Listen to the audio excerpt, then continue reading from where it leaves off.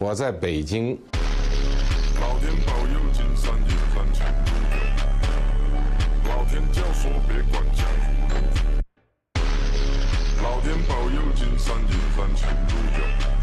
老天教唆别管江湖路。老天保佑，金山银山全都有。老天教唆别管江湖路。老天叮嘱这辈子我散不丢。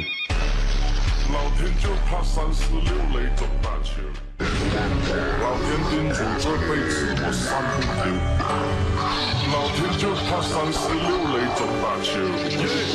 魑魅魍魉总出现在秋收后，刷张。魑魅魍魉总出现在秋收后，老天让我一棍铲除啮齿类，天数第二棍附魔我把。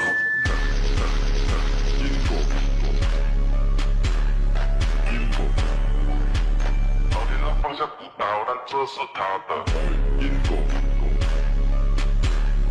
因果，要不要他听到？如果把角落潜伏恶鬼分分钟一半，如果你心中恶念超过3的话，没办法平，要还债。兵来将挡，因为我是个耐背铁，手腕上5路财神虚空战，挡一切来面刮大浪，要不要求算账？我不是干，我需要平衡阴阳，看懂这因果业障，看懂这因果业障。世界上条条框框，就好像打白鸡上，迟早会到你头上。谁不想打翻身仗？谁不想打翻身仗？总有人在卖歌唱，总有人想利用杀术。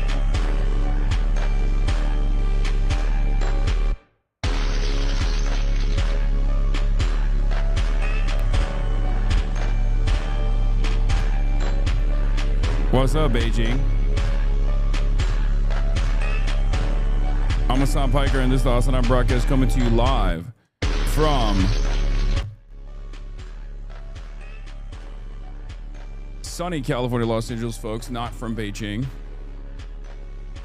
We're live and alive, and I hope all the boys, girls, and MBs are having a fantastic one because today's a beautiful day. Today's a wonderful day. Today is Newsday, Tuesday, ladies and gentlemen. Looking very Chinese today, King. Thank you, thank you, thank you so much.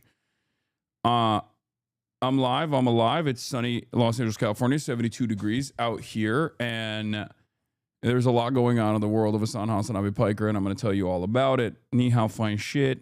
Shishie liao ber. Ni hao. Ni hao.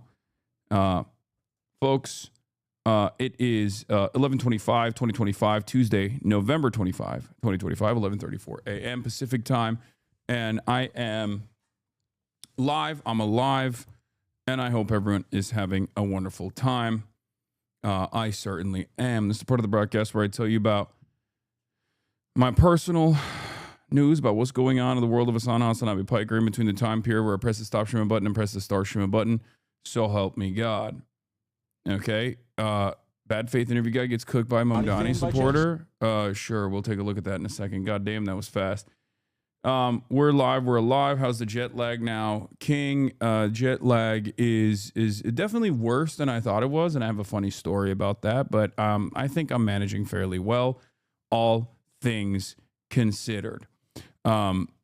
What do I mean by this? What do I mean by this? Well, what I mean by this is I ended the broadcast yesterday. Because I was tired after like 6 hours. And why aren't you getting groceries or cleaning like a good Chinese gentleman? Not Chinese at all? Well, I'm not from Chengdu. That's why. Or no, is it Chongqing? Or no, it's Chengdu. I told my Chinese wife, ni hao, fine shit, thinking I had the pass. I do not, in fact, have the pass. That's crazy. You off Thanksgiving or popping off even more than you do normally for a holiday? I'll be here. Will says, come to Japan now. Yo, I'm going to be honest. Like, I wish I did. But we're live. We're alive. And I hope everyone's, like I said, having a fantastic one.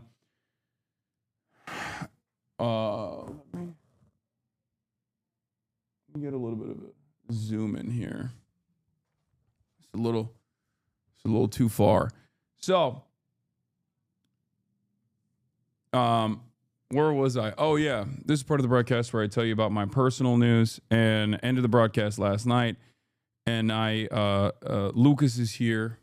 My buddy Lucas, also known as Squizzy, is visiting from France, and I was very excited to see him. He's here for Formula One, but apparently he got like, he was doing a little Los Angeles leg of the trip as well. And I was hanging out with them, and let me tell you, okay, I asked this guy, "Oh, do you want to go to dinner at 7?" Right? And he knows I'm like kind of jet lagged and stuff, so he's like, "Yeah, for sure, let's do it at 7." Right? And then I send him the screenshot of the reservation I got. So I go to the restaurant at like 7:06. I'm a little late, right? I'm like, oh yeah, I'm on my way. I'm walking there, right? No response from him. And then I sit there for like, 10 minutes. And I'm thinking, well, I thought I was going to be late, but it turns out he's late, And then I'm sitting there for 16 minutes, 20 minutes. I'm looking at my watch. I'm like, what's happening here? What the hell's going on? What the hell's happening here, right? And then I finally, at 7:30, I go, okay, dude, this is like a little bit rude at this point. What the hell is happening here? And I go, hey, are you coming? Like, what's happening? And he's like, yeah, of course. Of course, I'm coming at 8 p.m. It turns out I actually got a reservation for 8 p.m. I told him to show up at 8 p.m., but I thought in my mind that it was at 7 p.m. I was sitting there for 30 minutes. I told the restaurant I'm going to come back at 8. Left, came back at 8, had a wonderful time, had a wonderful dinner. Yeah, and that was my maybe jet lag is actually cooking me a little bit moment. Embarrassing. Okay? Embarrassing. And yeah, had a wonderful time. Went to bed, woke up early. Woke up at like 4 a.m. Was up for like an hour. Went back to sleep. And honestly, China lifted their whole population. Wait, what is this? This got 158,000 views on Bilibili video, and the comments have incredible analysis. Hell yeah. We'll look at this in a second. But yeah, as I was saying,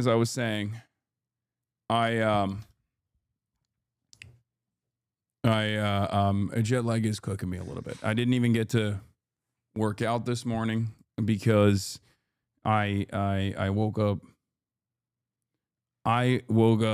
too late to go and work out, and I had a call with WAPO about China. So that's what was going on, and I didn't have time to actually get a good workout in, but it's all good. Chinese embassy reposted you on Twitter. I saw. Don't worry, I'm gonna talk about that. We got a lot to cover. GQ also is using me to sell their product. It seems. Subscribe for more pits. GQ magazine says. It's funny because that's the one time I didn't actually have a pit. I heard Bilibili likes gaming. Why are you lying to us again? What is this? If you actually believe there will be gaming later. Said that the bigger Joseph Goebbels, the Nazi propaganda minister, said that the bigger the lie, the faster it will spread. Well, somebody has fabricated a monstrous big lie. That's crazy. Using Benjamin Netanyahu to attack me is crazy. Everyone's posting the Kirk slop now. Yeah, Kirk slop is popping off, dude. Kirk slop is out of control. This is hilarious, bro. Not gonna lie. Oh yeah, no, I'll be talking about this. A little bit of tea for you guys. Have you ever considered switching it up and streaming first and then news later? What do you mean? Would you stream your gaming content on Bilibili? Potentially. There's like a whitelisting and server issues that we need to address, obviously, because like the Bilibili servers, they ping too much. And they ping around so much. Like to enter the Chinese internet, you have to go through a bunch of different things. And honestly, in order to accomplish that, it sometimes breaks my IRL process, like my IRL, like my true IRL server. It fries them. So there's definitely some issues there. I have to do some tests and stuff. It's not as easy on the back end. And remember, I'm one of the few content creators out there who actually handles his own back end stuff. So that's the reason why it gets a little bit extra complicated. Oh my God, Trump considers removing Kash Patel from FBI director role. How, holy moly, that is breaking news. Oh boy. But yeah. Hasan, have you fixed your cystic acne yet? No, I haven't. As you can see, it's still on my cheek, but it's gotten smaller. I am officially closer to white Chinese than I ever have been. I'm going to be talking about that as well. We also have the Blowback boys coming in, Brandon and Noah both. Okay. They're both going to be in the building. Noah will be here earlier. He's already in the house. I just am doing my own thing for a little bit, and then I'll have him on to do some talking. There's also the Trigonometry podcast that I did, and we'll go through the Trigonometry podcast in general. Chinese embassy tweeted about me. I know. Can you tell? Wait, what is this? Did you change your lighting? It looks really good. Thank you. Welcome home. Now my normal routine can resume. Yeah, my normal routine can resume as well. You sound low energy today. I don't think so, but in any case, let's get it twisted. Let's get it popping. I'm just going to go right into it. I'm going to blast off, and we're going to do the dang thing because honestly, there's a lot of news to cover and not a lot of time to cover said news to cover. But also, the reason why I want to get into it is because I will be gaming later, okay? I will be gaming later. I want you to know gaming will happen later. Yes, there's a Chad Vice happening on Saturday. I can't reveal the guests yet, but we're going to have some big names, okay? So get excited for that. Yeah. Yeah, Chad Vice coming back faster than you thought, okay? Joe Biden? Yeah, Joe Biden, dude. Yeah. Is Kash Patel being forced out?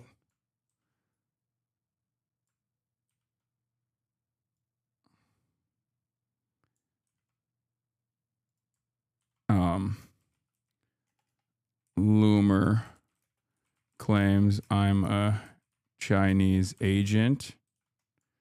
Gossie's for Trigonometry Pod. Brendan and Noah. Hold on. Brandon. No more jet for that bozo. Yeah, I think it's funny that that was like, if he gets pushed out, then and that is what did it. I find that to be very funny.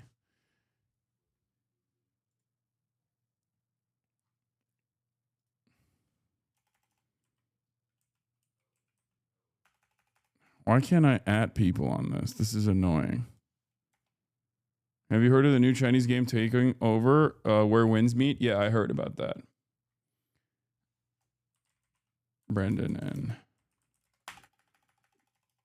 Trump on Chad Vice. Trump on Chad Vice. Brendan and Noah. On later. Dispatch later. Okay. New emote. What did you think? Oh, Truth Nuke? Yeah, I like it. Truke. If China and Japan go to war, whose side are you on? I'm anti-war.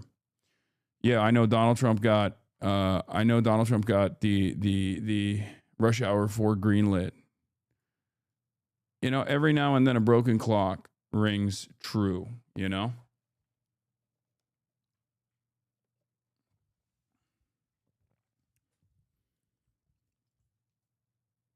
You are supposed to say Israel? Oh, my mistake.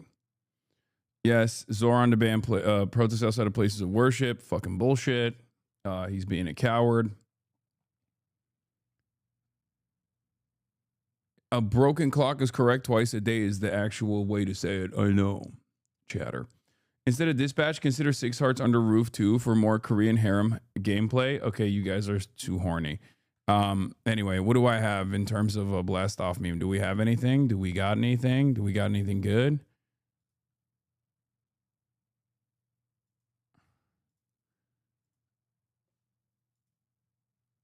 Oh yeah, affordability is a major issue for the record. That is also another thing. Affordability is still very much a major issue.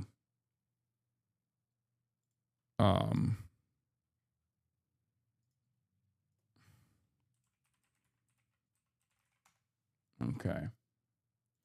Majority Report raid. Oh my God, Pog. Shouts out to the Majority Report. Hope you had a good stream. Majority Report. Fantastic stuff.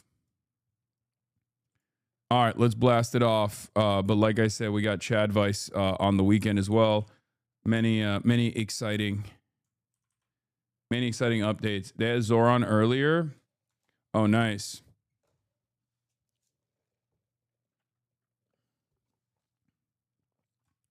That was insincere. What do you mean? I love Majority Report. I'm sorry that it came across as low energy. The podcasts in China were so good. Would y'all consider having Lady Kwan on the pod more often? Also, the suits were clean. Yeah, the suits were pretty clean. Thank you. Yeah, and as far as Lady Kwan goes, yeah, sure. You know, we love Lady Kwan. He had the leftist audio again. What do you mean? Who did? Uncle Sam did? Unc? I'm Unc and I just learned that Unc means uncool. No, it's not. Unc doesn't mean uncool. I'm still catching up on your China vids. Okay. Anyway, we're blasting. Alpha. Zoran had a 180 FPS camera. Unc doesn't mean uncool. I mean, it implies uncool, but it just means uncle. All right, we're blasting off already, and then we're getting into that chatter said he's catching up with my China vids. Well, it turns out Bilibili is also catching up with my China VODs as well. And many commenters need to understand that the American concept of homelessness is different from ours. In China, we might not be able to turn a true homeless person into a millionaire, but we can ensure they have enough to eat, wear, and arrange employment, and even provide them with a homestead in their hometown. If you tell an American that such a person is homeless, they absolutely won't believe you. American homeless people genuinely don't own property, often struggle to find food, and their very survival is uncertain. They don't lack understanding. They just don't want to understand. This is about me, I think, talking about absolute poverty. You can't expect a tourist trip to China to see actual homelessness.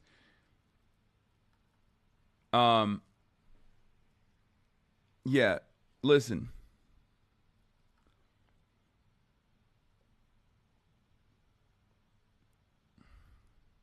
Damn, I was slow in the mornings. Holy shit. Yeah, it's a good filter.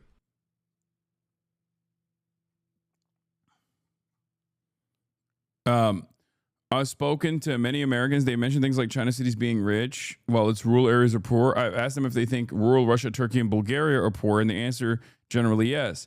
I told them that what they perceive as poverty is not the result of artificial suppression, but rather an inevitable manifestation of a country's current stage of development, unrelated to whether farmers' rights are artificially restricted. Evaluating a country's policies without considering its actual economic development is meaningless. Well, that's true. That's exactly the point. That is the point that I always try to push on people, where it's like you have to look at where a country was to understand what it became. You can't just simply go, oh, well, what is the comparison between like France and China, for example? Well, you're not factoring in hundreds of years of colonial exploitation into the development of Western countries. You're literally comparing entirely different starting points, right? You're comparing entirely different starting points. Log into Bilibili, bro. Holy fuck, please. No. Don't make promises you can't keep. Hasan, get dispatch out of your title. That's crazy.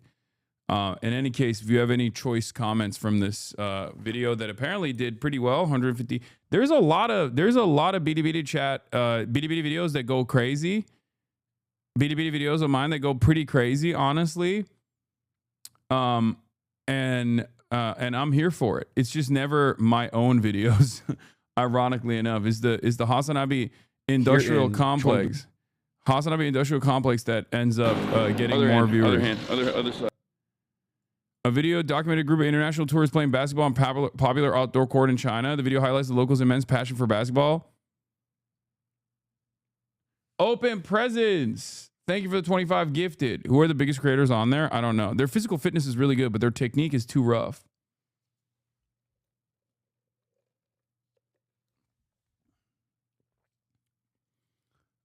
Where winds meet? Yeah, I saw that this is another Chinese game that came out.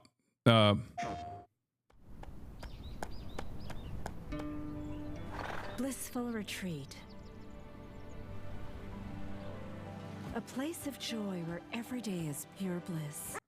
They said all you know is bully ball. Bitch, what do you mean? Have you seen the Chinese ballers?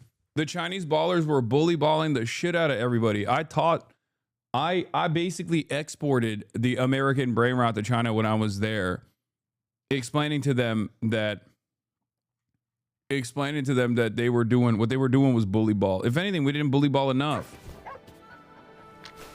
You grew up without parents. What the fuck is this? But hey, you had company. All those loving neighbors. Adorable little friends. Breathtaking views. But it's time to chase your dreams out there. Sekiro meets Elden Ring? Welcome to Kaifeng. Oh god, it's loud. Total madness. And you'll love every minute of it. Streets humming with crowds. Serene palaces towering above. And thousands of people with their own stories to tell. It's AI trash? What do you mean there's AI in it? Enjoy rousing live performance. Why are we rewatching your China VODs? Yeah, I lived this, bro. I lived this. This is my experience in China the whole time. I don't know why. I don't know why you're showing me this. Like, this was my life. I am Chinese. Okay, you know I'm Chinese. You want to know how fucking Chinese I am? The Chinese embassy in the United States reposted my fucking my interview. First, it was Liu Pengyu, the spokesperson for China in U.S. for the Chinese embassy on U.S., who posted this snippet from CGTN, and then the Chinese embassy in the U.S. reposted it with the eyeball emoji. Okay. And then Laura Loomer reposted the eyeball emoji and said, the Chinese embassy in the United States, which openly supports CCP, is not promoting Hassan Piker. Piker openly campaigned with Zahra Mamdani, another example of the red-green axis operating in real time. Okay, so I still haven't even gotten my 10-year work visa, okay? I only got a fucking single entry visa. They're out here calling me, you know what she's doing is illegal, right? What do you mean? The AI is literally single serving chatbots you can rizz up to get your relationship level up and get gifts in the mail. It's AI done right. It's crazy how stupid she is. Wait, I don't know why she would be illegally, like suggesting that someone is an agent of a foreign nation is not illegal. Okay.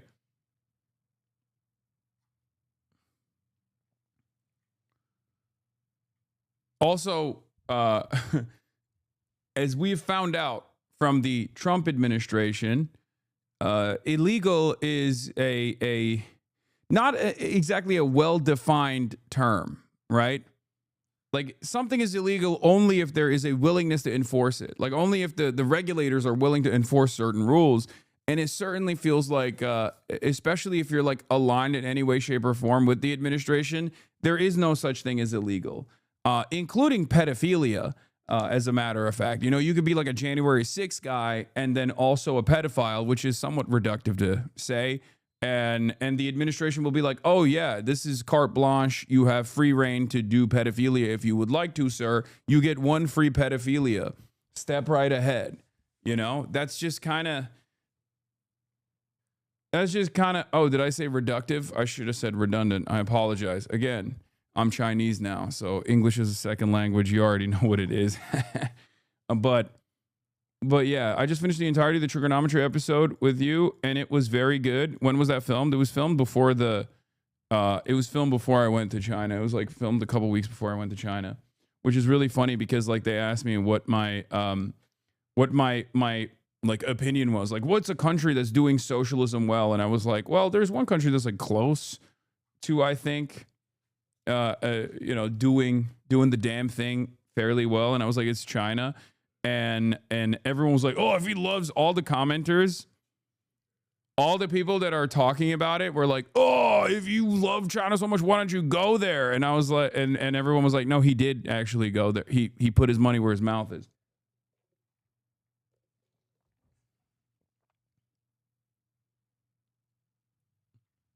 It was a great episode. Midway through it, it really picks up. Thank you. The comments are fucking wild. Yeah.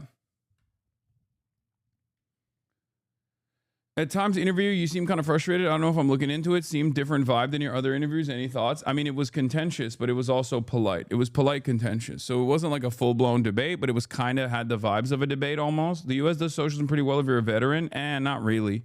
They could be doing a lot more, honestly, even on that front. But yeah, they titled it like with the most like bass boosted title you could have. I got no problem with communism. Hasan Piker. People who like communism are usually the ones who never lived under it. This was like listening to a child try to explain why Santa is 100% real. He calls Trump a fascist, but thinks China a role model. What a moron.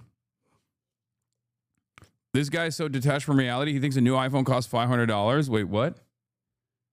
Did I even say that? Guy profits from capitalism. Guy complains about capitalism. Guy profits more from capitalism. Repeat. Rich boy promoting communism. He's the biggest grifter around. It's pretty funny. It's like all of you are broke boys and you're promoting capitalism. Why the fuck? Yes, you did. Thought the same.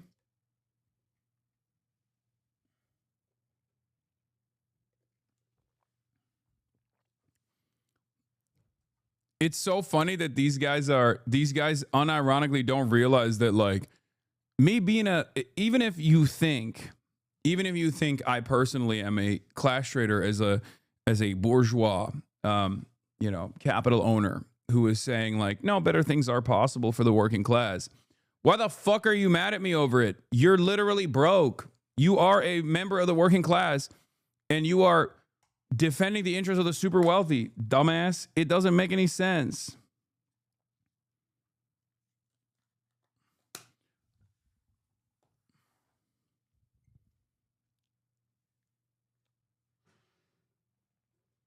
Yeah.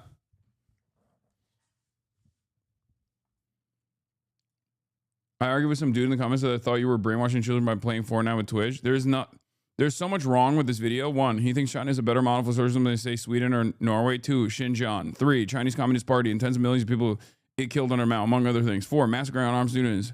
5, how much time do you have? Yeah, every single like China hawk is anytime you mention China in like in normal terms, they just lose their fucking minds.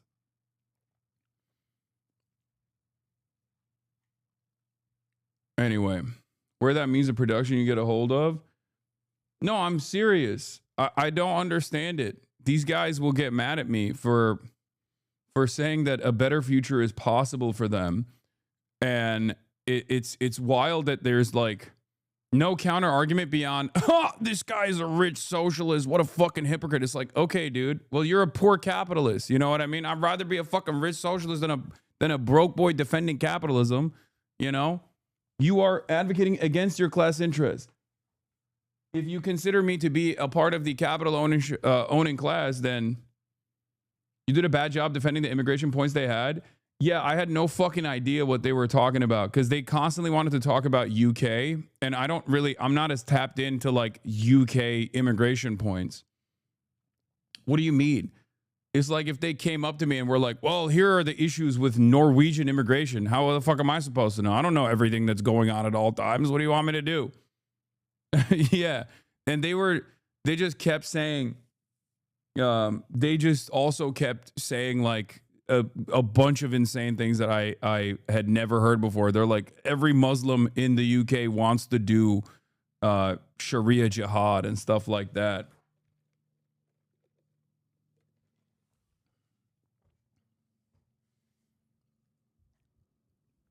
In any case, we'll take a look at it. I think I did a pretty decent job overall. I mean, it wasn't like super contentious. It wasn't like debate lordy. If that's what you're looking for, you're not going to get that. It was more so me just like describing my positions overall. Yeah, they just kept saying, explain what a meme is. That was the other thing that was annoying, like with the Luigi Mangione stuff.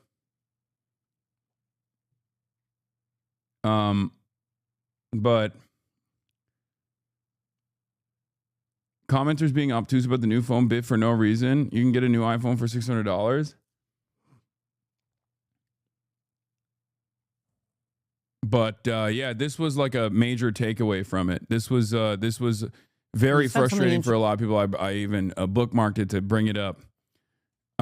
They like, you can't even say, hey, we can learn things from every country on the planet, right? We can learn positive lessons. We can have positive takeaways, and we can learn from like the faults and failures of other countries. And if you say that about China, they just lose their fucking minds. You can only say it about adversaries in a negative way. You can only say you can only learn about the failures of Chinese governance. Nothing positive to look at, you know? People would rather just plug their ears and shut off their eyes and go, la, la, la, la, la, I can't hear you. And get like incredibly antagonistic. The moment that you say, hey, like, you know, there's a lot of, it's funny how they never go to places they love so much. He was actually just there and the Chinese police shut down his live stream. It did not happen.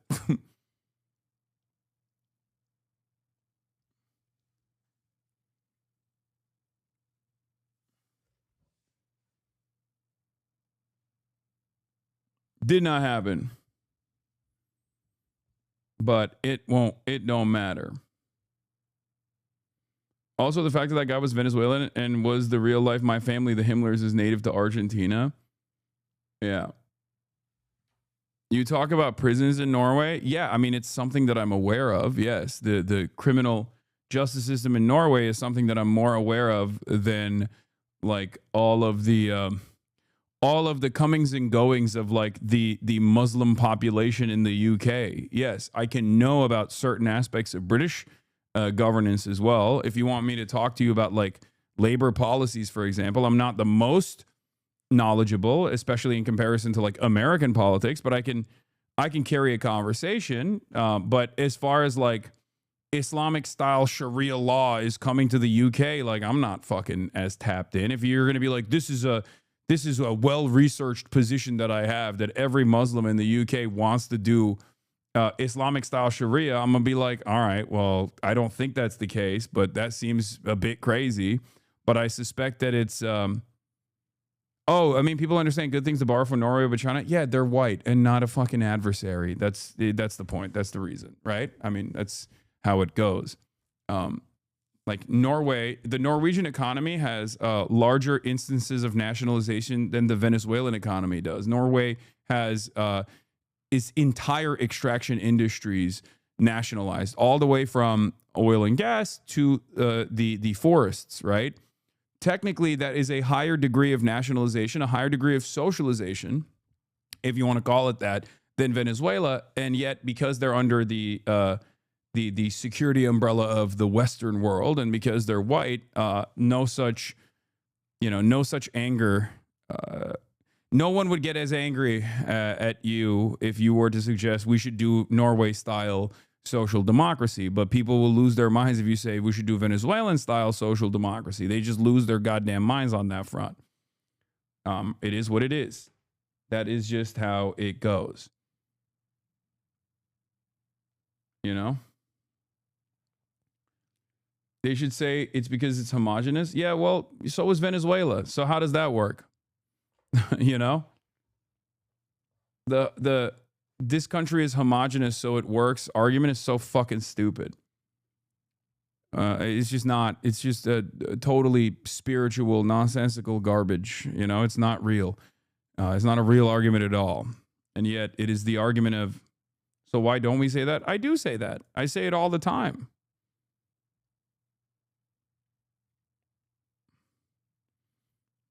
Vuvuzela isn't very homogenous. Yes, it is. You just mean that it's not as homogenous as Norway because it's not white people. That's it. Also, there are plenty of diverse countries that have, implemented nationalization successfully, even though it is in a state of dire disrepair, like the NHS. The UK is a very diverse country. The NHS is not falling apart because of the diversity in the country, but it's because of austerity and a refusal to fund. Refusal to fund these social safety nets, these programs. So that's, the major reason for why the NHS is falling apart. Anyway, but this was, I don't know if I want to dive into the trigonometry pod right now, but there was definitely some anger and resentment for the things that I was saying on there, because their audience is like it seems their audience is like very reactionary, like more reactionary than I thought. I thought they were like extreme centrists. That like their audience was more open-minded to different opinions than I previously thought it was. Because like usually people that build themselves as centrists will have some like liberals with right-wing tendencies. No, they were like, these guys they're massive D fans. What do you mean? Okay, but massive D fans in an environment like that would probably be more understanding of where I'm coming from. You know? No Shot, do you watch Trigonometry? They Love Israel. Guys. My point is, oftentimes when people build themselves as centrist instead of like far right, their audience is a little bit more open-minded. At least like in the margins, they have people that are a little bit more open-minded towards towards like, people making a affirmative case, a positive case in the direction of like better development and stuff like that. That's all I'm stating, and it wasn't the case. Like this was not the audience of like self-described centrists in my experience. This was the audience of like a right wing, very, very right wing. Trump announces Zelensky is not coming. Okay, never mind.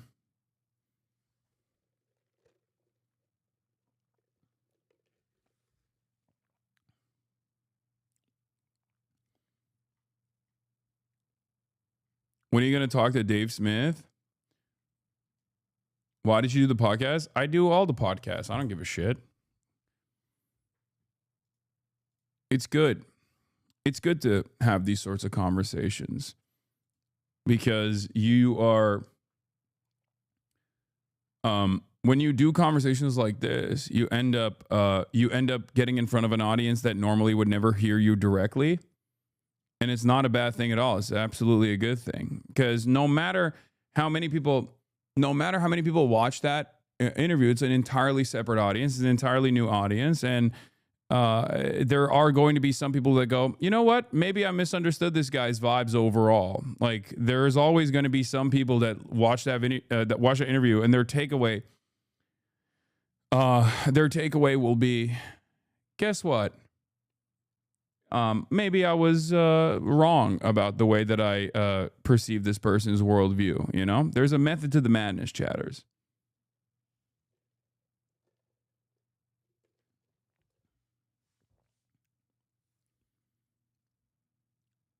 It's just going to make them hate the left more. I think that's a defeatist attitude to have.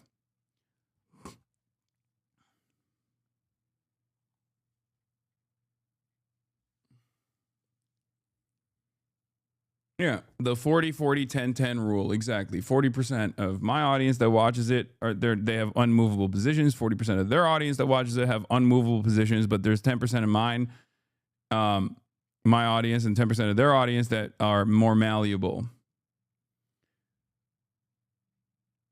Comments also aren't everything. Imagine the type of person who takes time to bring. No. I know. I'm telling you. I don't think it's a failure at all, and I will continue doing that. But in any case,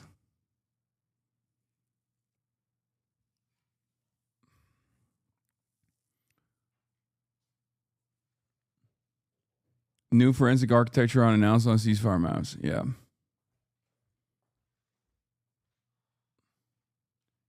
You need a wider bathtub? Well, that's the one I got. Okay. They almost got me. I almost turned conservative. Oh, you mean after watching this interview? Yeah. That was good you went on. I know lots of people that watch that podcast and are just in an information silo. It's good that they were exposed to you. Yeah. The thing is, even if someone wasn't, fond of my interaction with the Trigonometry Boys, the very fact that I attended, the very fact that I went on their podcast, and the very fact that I had a conversation with them makes people reconsider whether I'm like a dangerous terrorist or not. You know what I mean? So I will even take that. As a positive, right? Because when people go there and they see me interact with these guys in a contentious but respectful environment, they go, okay, maybe this guy isn't a fucking omega terrorist, you know?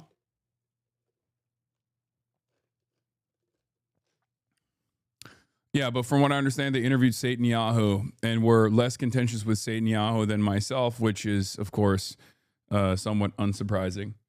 Anyway. But keep coping. Soon they'll find out you lie about gaming. My only criticism on your end is this, and I mean it with love. Sometimes you over-explain. I think it's important to over-explain my positions. My positions are not ones that people have encountered in the past.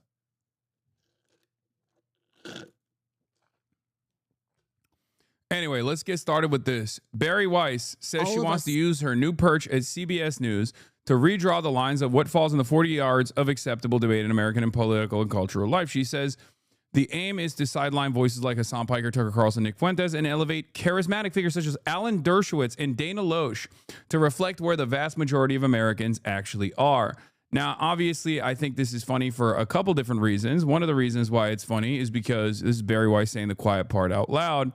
And another reason why is obviously because she's referring to Alan Dershowitz as a charismatic figure. Like, she's literally saying, look, whether you disagree with these people, with Tucker Carlson and Nick Fuentes, I certainly disagree with them, or not.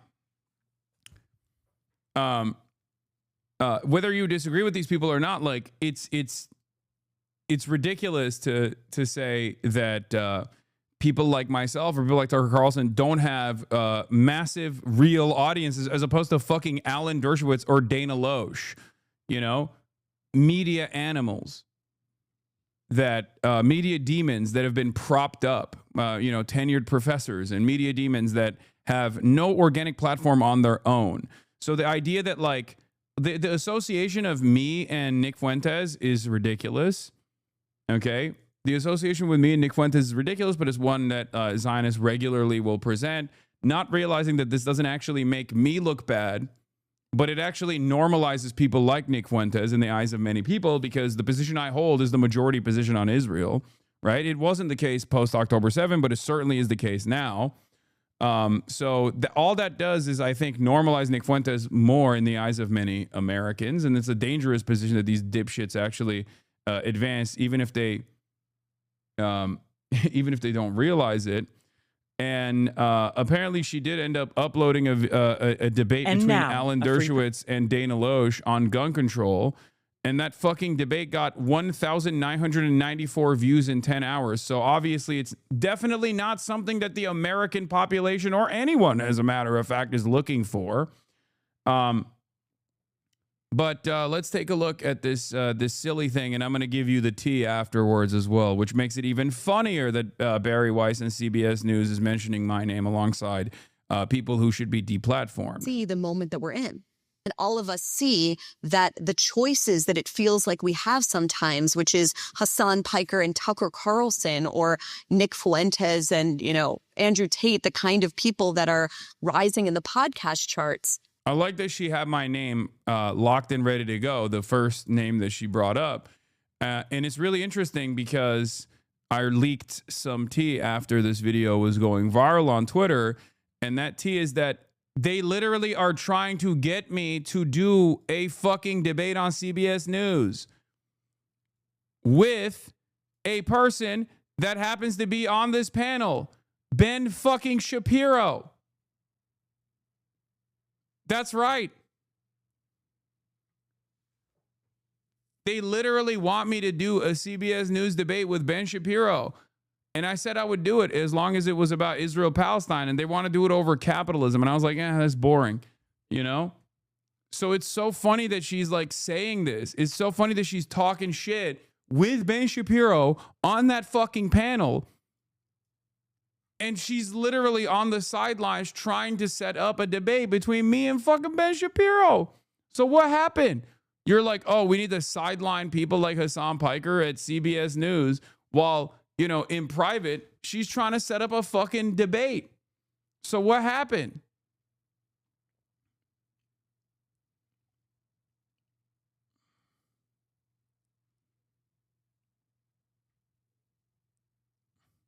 I said, what makes this funnier is that her outlet CBS News is currently trying to set up a debate with me. Yeah. Also, her bestie Olivia Reingold wanted to profile you. I know. So which one is it? Am I supposed to be a dangerous extremist voice that needs to be deplatformed, or am I actually a person with a fairly large audience that you want to actually, you know, bring over to CBS News, bring eyeballs over to CBS News? Interesting. Yes, but that'll be on the 30-yard line, so it's fine.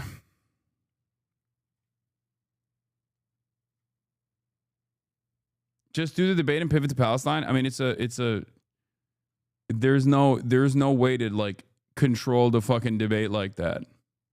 Those don't actually represent our values, and I don't think that they represent the values and the worldview of the vast majority of Americans. And so this is an opportunity to speak for the 75%, for the people that are on the center left and the center right that still believe in equality of opportunity, that still believe passionately in the American project, that still believe in all of the things that everyone in this room believes in, which is liberty and freedom and individual responsibility and in the most basic level, the right to know what is actually going on in the world. Not the world as propagandists and ideologues imagine it to be, but what's actually going on in the world and in your community, so you can make decisions about where to send your kids to school, about where to live, and about how to vote. That used to just be normal, and the goal of what we're trying to do at CBS is to get back to that normalcy. And I feel incredibly energized and enthusiastic because I think that is where the vast majority of Americans actually are. Well,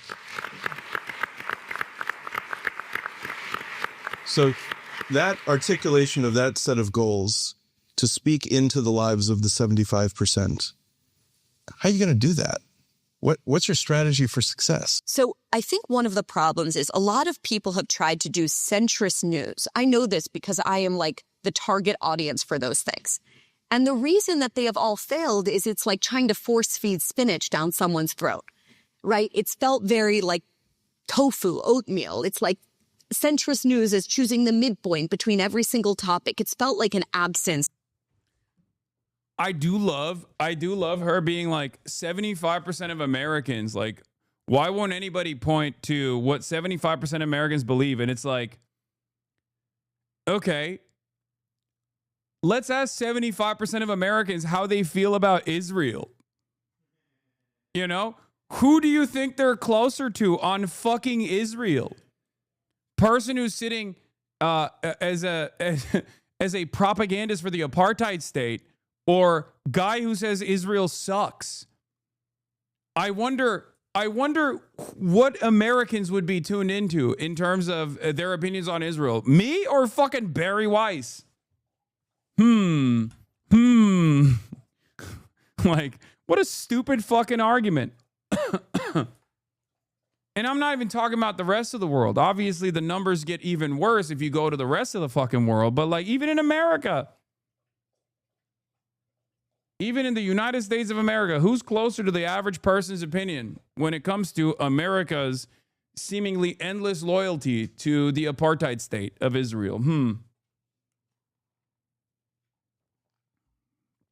it also doesn't make any sense because she goes, oh, it's broccoli. Centrist news is what 75% of the population demands, but it's also broccoli. It's also spinach. It's also boring. Okay, which one is it? Are people desperate for some centrism and some normalcy and some normal voices in media? Or is it actually boring and you're trying to manufacture consent? Where are we at on this? People have tried to do centrist news. I know this because I am like the target audience for those things. And the reason that they have all failed is it's like trying to force feed spinach down someone's throat, right? It's felt very like tofu, oatmeal. It's like centrist news is choosing the midpoint between every single topic. It's felt like an absence of charisma and identity. And yeah, that's why we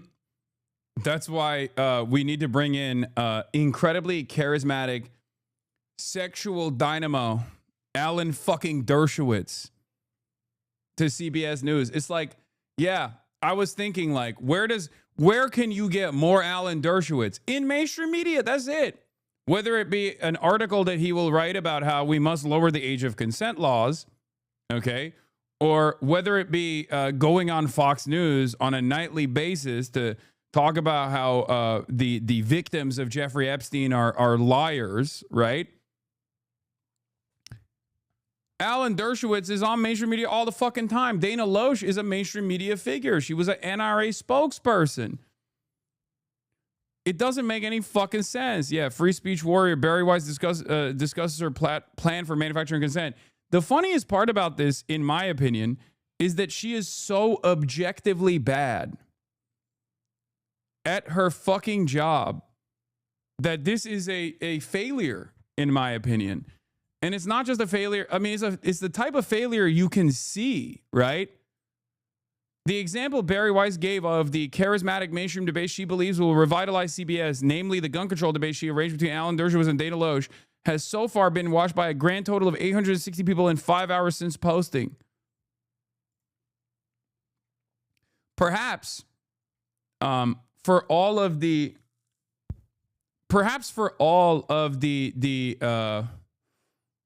anger and resentment that you might have towards independent media content creators who are not abiding by whatever norms existed in legacy publishers, norms, i.e., norms, for example, of demonstrating unconditional loyalty to Israel. Okay, whether you like it or not, it is obvious that people on the independent side of things have to actually carve out their own fucking audiences, and in an effort to do so, they have to be more entertaining. They have to be more charismatic than the people who get hundreds of thousands of dollars a year to sit on a fucking CNN panel or to sit on a CBS panel or to sit on a Fox News panel. Okay? This is not an issue that you can solve with money. Jay Caspian Kang says, so basically she's going to cancel everyone she disagrees with and elevate Alan Dershowitz. Also, if you're going to redraw lines to square up more with what 75% of Americans believe, how are you going to cover aid to Israel, which is widely unpopular amongst that 75%? Also, maybe I'm slow, but Hasan Fuentes and Tucker aren't on CBS this morning chopping it up with Nate Burleson. How are you going to cancel them from CBS News and Foreign Free Press? Is Coleman Hughes going to do an impassioned segment on 60 Minutes? It's like PS4 saying to PS5, you're canceled. It's just like, I'm not on CBS News. And not only am I not on CBS News wants me to be on CBS News. So what is this fucking conversation?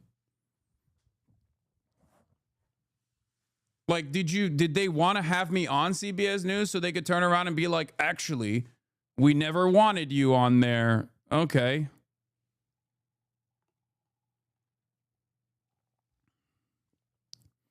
So every part about this is so funny.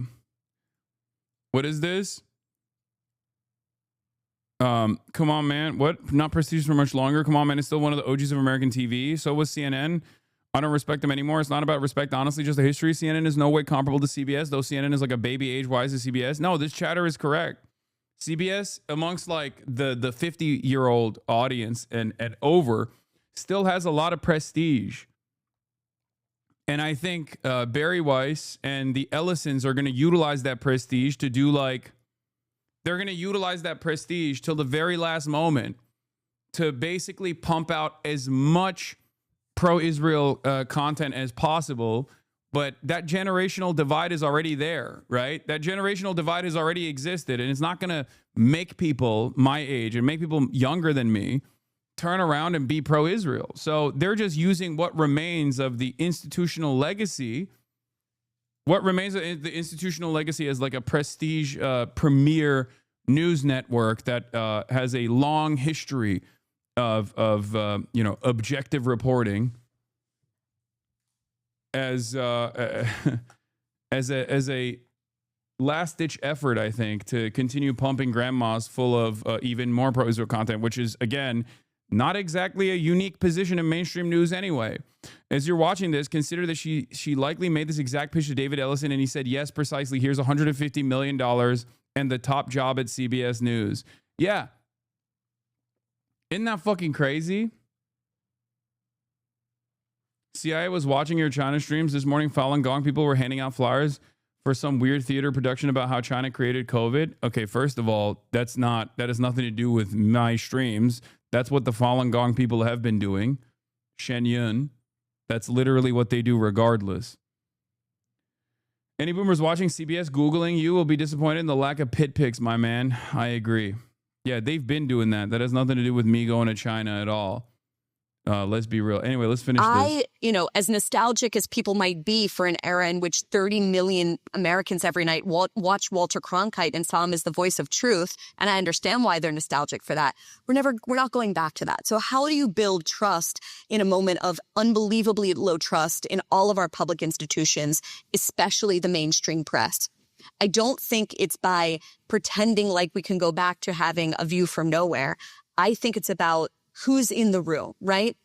I think it's about redrawing the lines of what falls in the 40-yard lines of acceptable debate and acceptable American politics and culture. And I don't mean that in like a censorious gatekeeping way. I mean having people that are... Okay. You don't mean it in a censorious gatekeeping way. It kind of feels like you mean that in a censorious gatekeeping way. Except the irony is, these guys are no longer the gatekeepers. That is the irony. CBS News no longer has the same level of relevance. And I say this as someone who gets a shit ton of mainstream press coverage. Okay? And in my own personal experience, going on the Theo Von podcast is infinitely better for boosting my profile than any number of different prestigious mainstream legacy newspapers writing profiles on me. Straight up. The Joe Rogan Experience is more of a real gatekeeper now than any number of different news articles. Okay? It's just the truth. And I say this as someone who obviously cares about mainstream press, who cares about good journalism, who defends good journalism all the fucking time.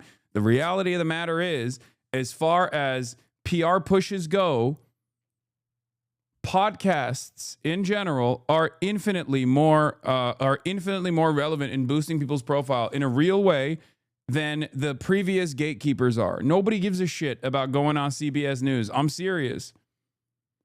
My grandma sent me an article that was just 30 sexy pictures of Hasan Piker. So you're doing good with the centrist Debras? Hell yeah. Let's go. That's what I'm talking about.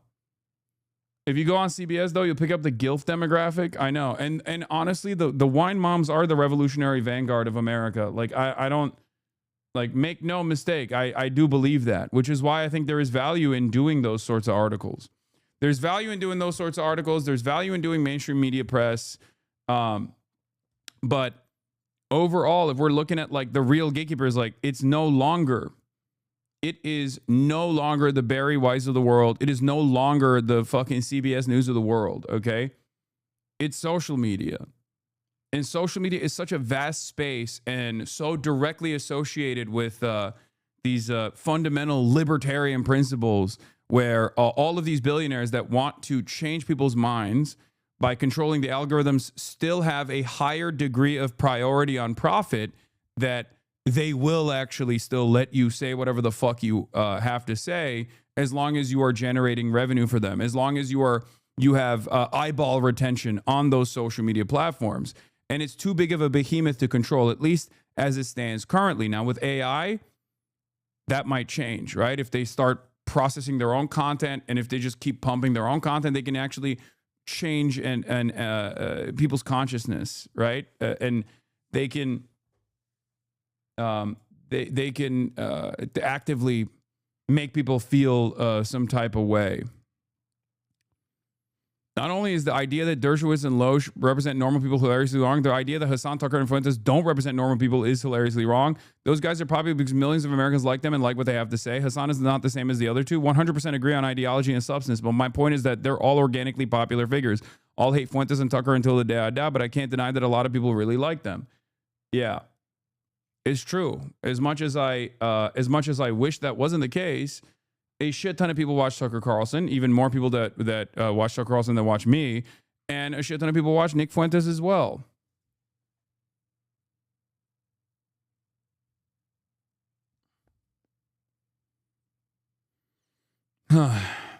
That are clearly, identifiably on the center left and on the center right in conversation with each other. And we've been doing so much of this at the Free Press. I was in, where was I? Chicago. Last week, I think, I've lost all track of time, where Dana Lash, former spokeswoman from the NRA, was debating Alan Dershowitz on guns. Now, these are people that have wildly different opinions on the Second Amendment, and yet showing that they can have good faith, very passionate, very charismatic disagreement and still like each other at the end of the day, we think it's important. And so it's, for me, I'm going to be honest with you, at least in the age of stupids, if you really want to tap into the collective consciousness and where they're at, you need to have like OnlyFans models going up against like misogyny podcasters, like misogyny merchants, you know? That's like, I think that has a shit ton more relevance in the minds of the average person, the 75% that we're talking about, than fucking Dana Loesch and Alan Dershowitz, or even someone like myself versus Ben Shapiro. Okay? That's it. Like, that's where the average person is. I'm gonna be honest. The average person's mentality is like they want to see the whatever podcast guys get fucking destroyed by like a feminist commentary person. That's what they want to see. And on the other side, they want to see like some of the most insecure men screeching at a bunch of women. That's what they want to see. The average normie is not invested in a meaningful debate between two parties that are knowledgeable on the issue. I'm not even saying that Dana Loesch and Alan Dershowitz are knowledgeable on the issue of gun control or even remotely entertaining or interesting. I'm simply saying that even if you were to get like two figures that are knowledgeable and can be somewhat entertaining to debate an issue that they have, they're not, most people are not invested in that at all. Okay, they're invested in this. This is what they want to see. Holy fuck, this lesbian absolutely bodied tradcon Andrew Wilson for marrying a woman with 3 baby daddies. Damn, I didn't know that till now. What a fucking poser, Lamau. I don't think I've ever seen a man this triggered in my life. That's it. That's the you lick sniz line from this fucking loser. Not only lives in my mind permanently, but I think I'm not alone in feeling like this was an incredible moment of weakness. I mean, we all know this guy's a fucking loser, okay? If you have made a career as like a 50-year-old man, constantly yelling at like teenagers, 19-year-old OnlyFans girls to say that they're whores and sluts and whatnot, you are the most pathetic worm-like loser on the fucking planet, okay? And the moment that you encounter... I assume people are saying she's a lesbian. I guess that's the case. Someone who is a competent communicator, not to say that like 19-year-olds are not capable of being competent communicators, but oftentimes they're like a little worried about how they're presenting themselves in a format like this. But the moment that you have someone like this go back against you and just say, hey, she's bi. Okay. They use they, them pronouns. Okay. Well, regardless, they just absolutely they just like push back a little bit, and all this person just fucking falls apart. It's just a house of cards. Look at this. I'll try to rephrase this. I'm gonna reframe, and I'm just gonna be totally honest with you. I will never be able to convince you of my worldview. You won't. I know, but the reason is not because I'm not a great. This guy used to go by Big Papa Fascist online. This is one of those things where it's like you don't see them as kids because you also goon and went to a brothel. Yeah, because they're kids, you don't see them as kids because you also goon and went to a brothel. That's a fucking insane. That's an insane statement. Okay, I'm a 34-year-old man. Okay, I do not goon to fucking teenagers. You pathetic fucking loser. The reason why you feel that way is because you have a outdated perspective on sex work and refuse to see the nuance in my conversation. And instead of entertaining the nuance and maybe even thinking about it a little bit further, because I'm not someone that actually turns around and says that this is an institution or an industry that has no fucking downsides whatsoever, but you have to immediately project as a 20-month fucking subscriber. Okay? What a time to just be tuning in to the stream. I know, this is like the weirdos. Okay, I'm a girl. Okay, well, you're a fucking weirdo. You can be a girl and also be a fucking weirdo. Project how? Oh my God. Oh, you're a girl. My bad, dude. My mistake. Oh shit. Believe all women, you fuck. Yeah, exactly.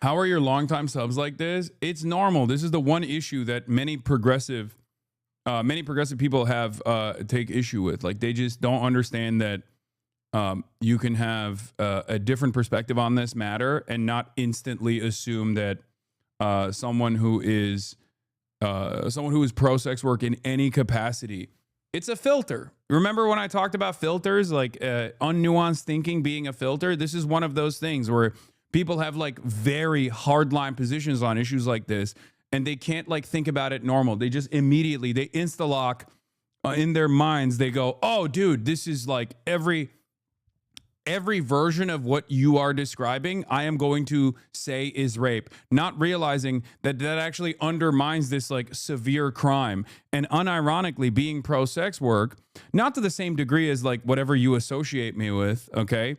But like being pro-sex work is first and foremost in defense of sex workers, okay?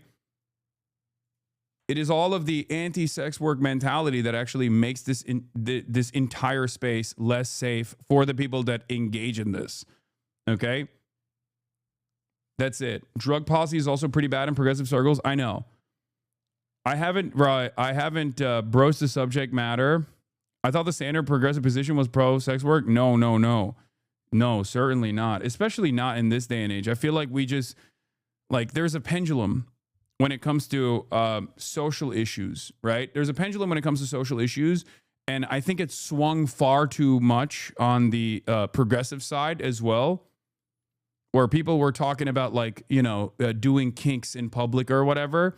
And I think the next generation developed a shit ton of stigma because of that reason. So then it swung back into the puritanical side.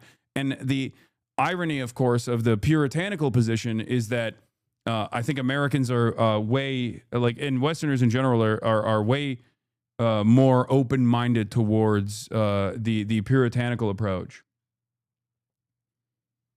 Yeah. The porn brain swing, exactly. And I think a lot of people don't realize that this actually erodes critical thinking in this kind of situation. And the more they're predisposed to the puritanical attitude on this, or take a reactionary approach on this issue, the more they are open-minded to other reactionary positions as well, which is why, like, that pipeline will oftentimes extend from sex work to, in many instances, like people talking about how porn destroyed their brain and made them gay, or porn destroyed their brain and hypnotized them into being trans, or, or they take on more and more inherently reactionary or inherently misogynistic positions across the board. This isn't to say that, like, the industry is devoid of any sort of problems. Of course, there is like a shit ton of issues. There are a shit ton of issues in sex work, just like there's a shit ton of issues in every industry. And of course, the component of sex makes it even more severe. But you know, people just automatically will turn around and be like, yeah, you fucking want people to be sex trafficked, and you know, that's what you're signing on. That's what you're signing off on, all this stuff. Ironically enough, that conversation being unnuanced is quite literally a big aspect of how, quite literally a major aspect as to how this industry gets less safe. It's not surprising that regressive culture affected some young people. Yes.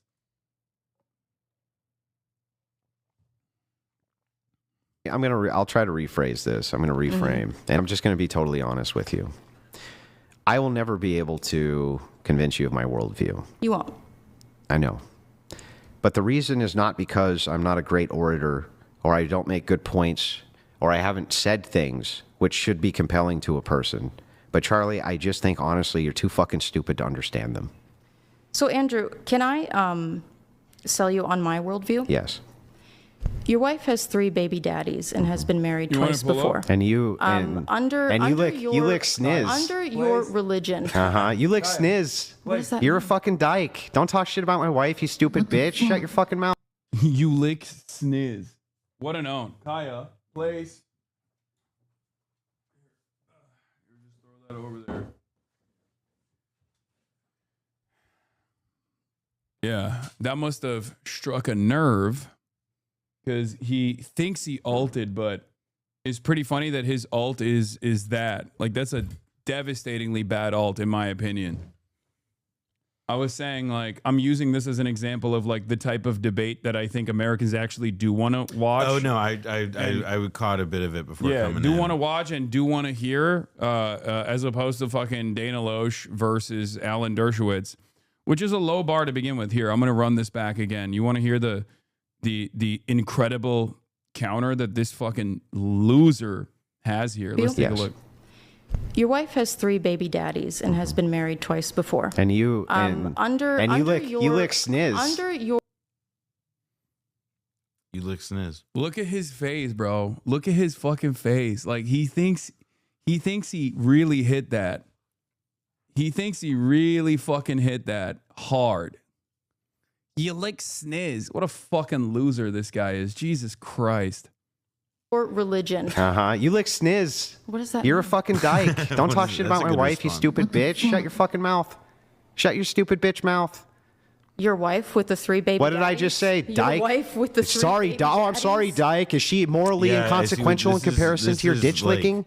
Do the men that you try to do the women that you try show to your hatred against do you the women that you try to that they shouldn't, you know, like, Charlie, did I bring women? Do they know Charlie, that did your I bring wife your is 5 family? years older? Did I bring any of your family into? This is one of those things where it's like, he is such a aggro, like, trad guy that it's like an own. But in most circumstances, like, who gives a shit? Is that why he dresses like a magician?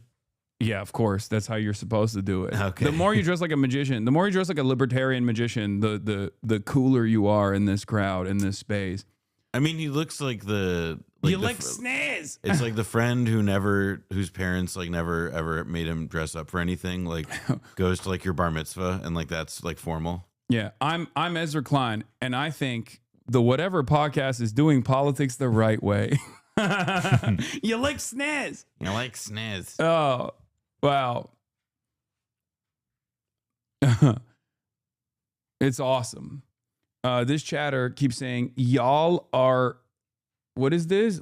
Y'all are literally porn brained. Lemfao. And then their big counter was, y'all are literally porn brained. Lemfao. This chat, by the way, lemao. And then their fucking incredible counter is a Twitter meme.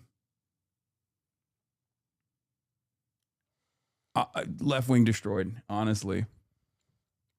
Yeah, thank you, chatter. You did it. You fucking destroyed. Who is the magician? Is he like a comedian or something? I don't know what the fuck. I think his previous username was Big Papa Fascist or something. Interesting. Yeah, Big Papa fascist. I did see that this has like a gazillion views. So I'm, yeah, you know, and even the moderator, who's also another one of these fucking losers, is, you know, even he liked that because he loves the controversy. I well, guess. I did like the cut to the react to him, like, oh, like, Yeah. But yeah, Charlie is a streamer as well. Enemy Charlie is their name.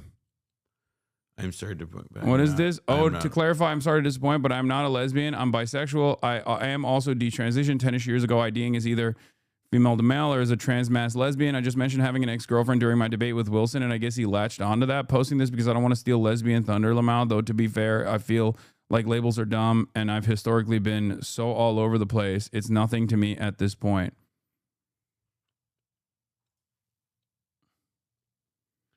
By the way, how is this unexpected for him? How does he not have a better comeback than that? Because he has a baby brain, and he's not exactly he's not exactly the most intelligent guy. Obviously, you can't be an intelligent person. He's a debate coach. Oh my fucking god! What? Of like kids? I don't fucking know. I saw another. They're not a fan of yours, allegedly, for your information, but I think they probably just haven't actually heard any of your real opinions, Lamau. I mean, I don't know.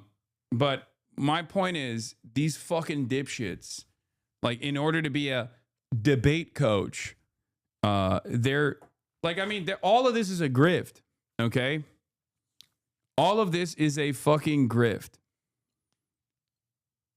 The entire thing is just about yelling at women and getting a bunch of insecure young men, and perhaps even sadder than insecure young men, insecure older men who have the mentality of insecure young men to feel more secure about their position in society by trying to shit on women.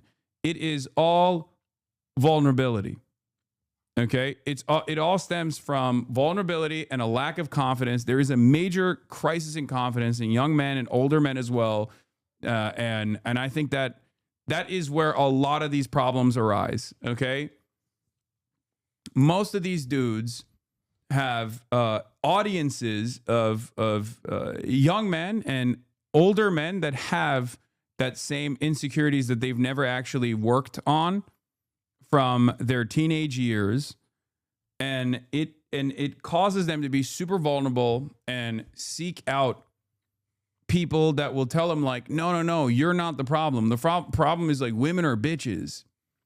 And it's ironic because like the real reason why a lot of young men, and I would say virtually all young men at some point experience this, especially if they don't have like positive role models, will find themselves looking for answers, right? They find themselves looking for answers about like how to talk to women, for example, how to present yourself, how to carry yourself. And it's very alluring to see guys, maybe not like him, but at least like Andrew Tate or all these other people that are like constantly around women, right? Like, and they start to think like, oh, well, this guy gets it. He figured something out. He's constantly surrounded by sexy babes and fast cars and whatever the fuck, right? They don't realize that this is just like a crafted persona of a bunch of people that have carefully manufactured this identity online and are actively trying to make up for their own personal shortcomings that they recognize. And it gets far worse than this. I think the bottom of the well is like that clavicular kid and the black pill side. His TikTok has basically normalized a shit ton of things that used to be relegated to the darkest corners of the internet, like the black pill subreddits and whatnot, the looks maxing community that I think is unimaginably damaging, right?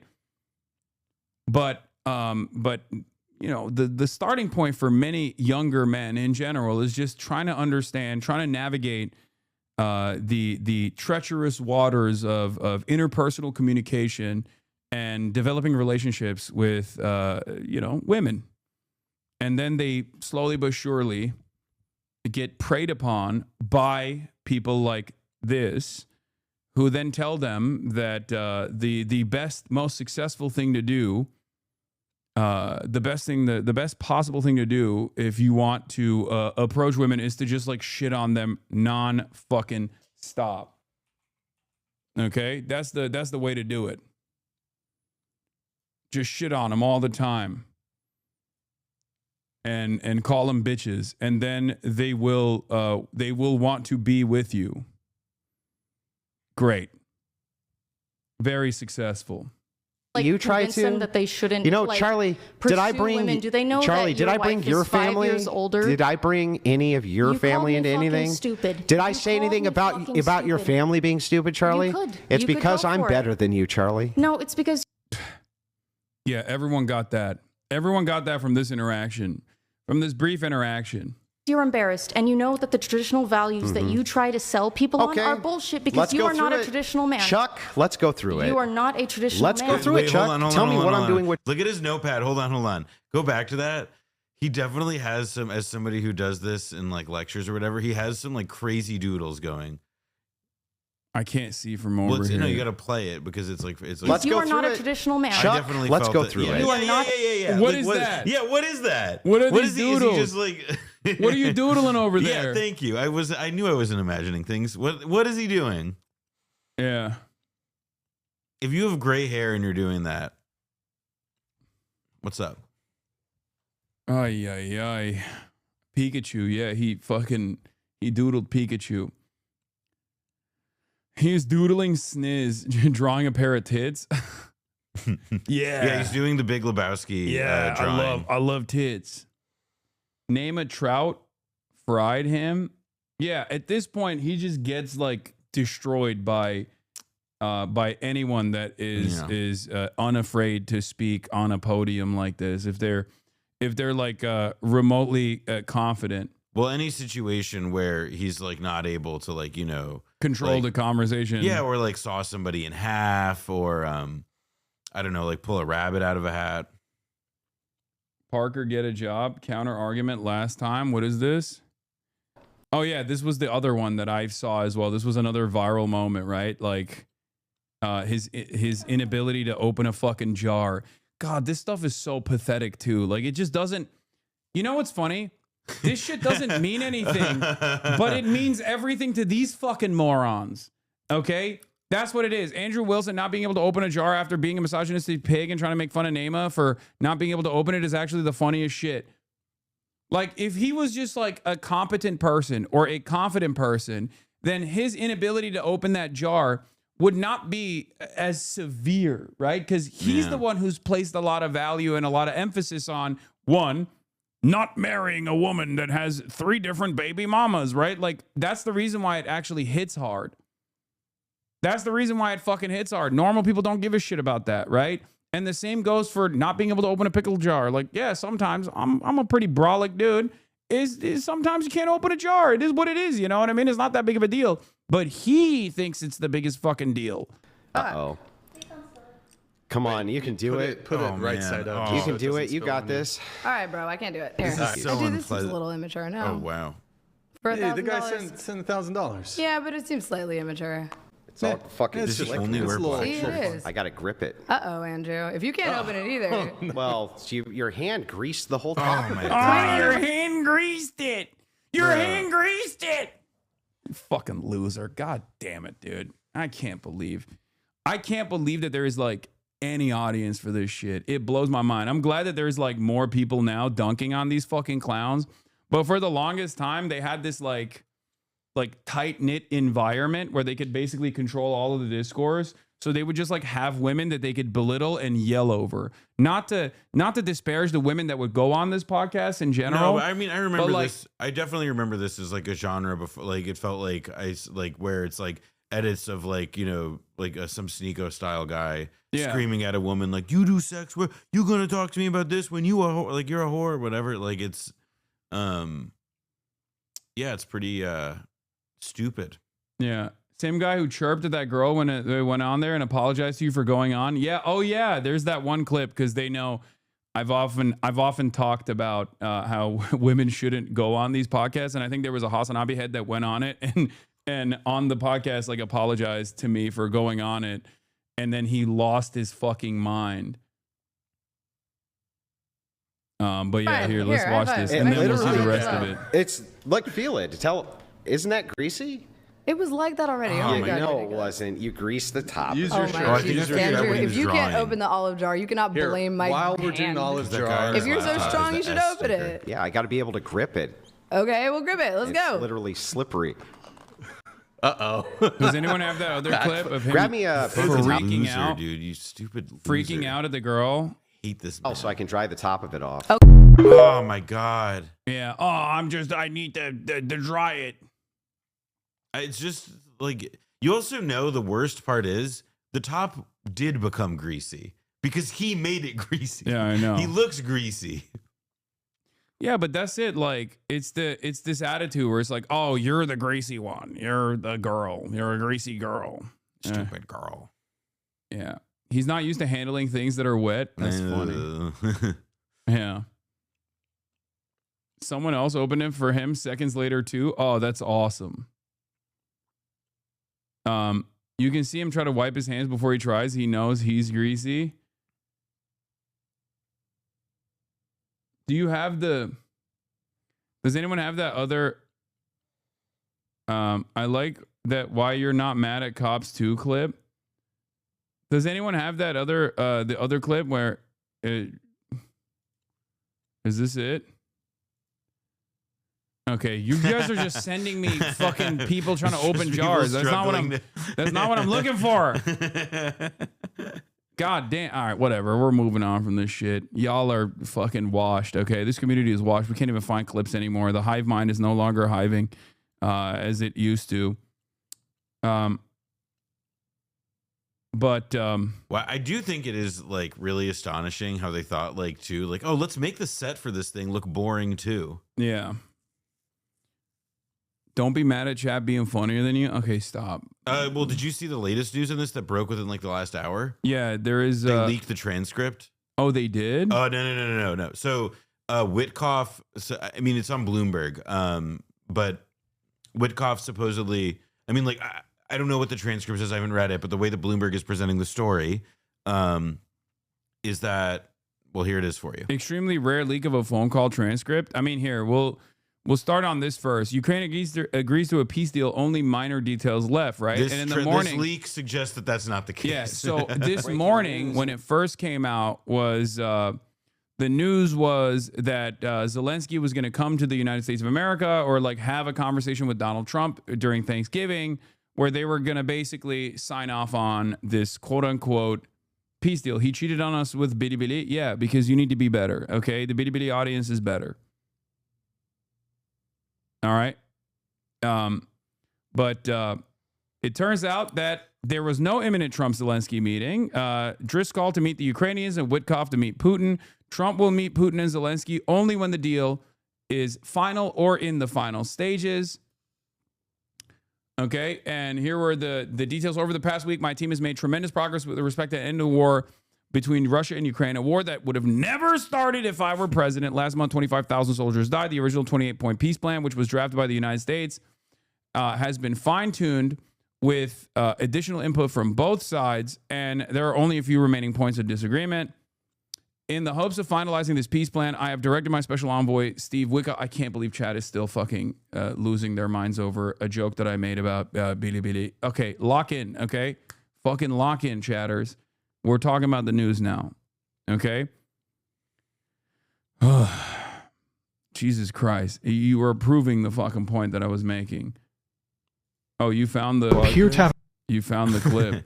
What is this filter? I don't, dude. I don't fucking know. I don't fucking know. Anyway, we're it's too late now. But thank you for finding it, chatter. So anyway, a few remaining points of disagreement. In the hopes of finalizing this peace plan, I have directed my special envoy Steve Witkoff to meet with the President Putin in Moscow, and at the same time, Secretary of Army Dan Driscoll will be meeting with the Ukrainians. I will be briefed on all progress made, along with Vice President J.D. Vance, Secretary of State Marco Rubio, Secretary of War Pete Hegseth, and White House Chief of Staff Susie Wiles. I look forward to hopefully meeting with President Zelensky and President Putin soon, but only when the deal to end this war is final or in its final stages. Thank you for your attention to this very important matter, and let's all hope that peace can be accomplished as soon as possible. It immediately destroyed that previous reporting that speculated that this deal was ready to be finalized. And Bloomberg had the exclusive transcript. Putin advisors discuss plans for dealing with Trump. Transcript. Okay. Senior foreign policy advisor, Russian President Yuri Yushakov. From left, economic advisors, the Russian President Kirill Dmitriev and U.S. Special Envoy Steve Witkoff arrived for talks with Russian President Vladimir Putin at the Kremlin in Moscow in an image supplied by Russian state media. This was back in April 25th, but the call is from October 29th. A phone call between Yuri Yushakov, Vladimir Putin's most senior foreign policy advisor, and Kirill Dmitriev, an economic advisor for the Russian president. The transcript was prepared after Bloomberg reviewed a recording of the call. The original Russian is included below for translation for reference. Okay? Ushakov, hello. Wait, why did they put hello? You could say hello. This is a transcript that has been, like, I guess they wanted to make it more Russian. Hello. I'll be Сука, блядь. Как дела? Как тебя зовут? Hello. Oh my God. Yuri Viktorovich. I'll be, yes, okay. Kirill Alexandrovich. Well, I've sent everything there. We'll talk tomorrow. Well, great.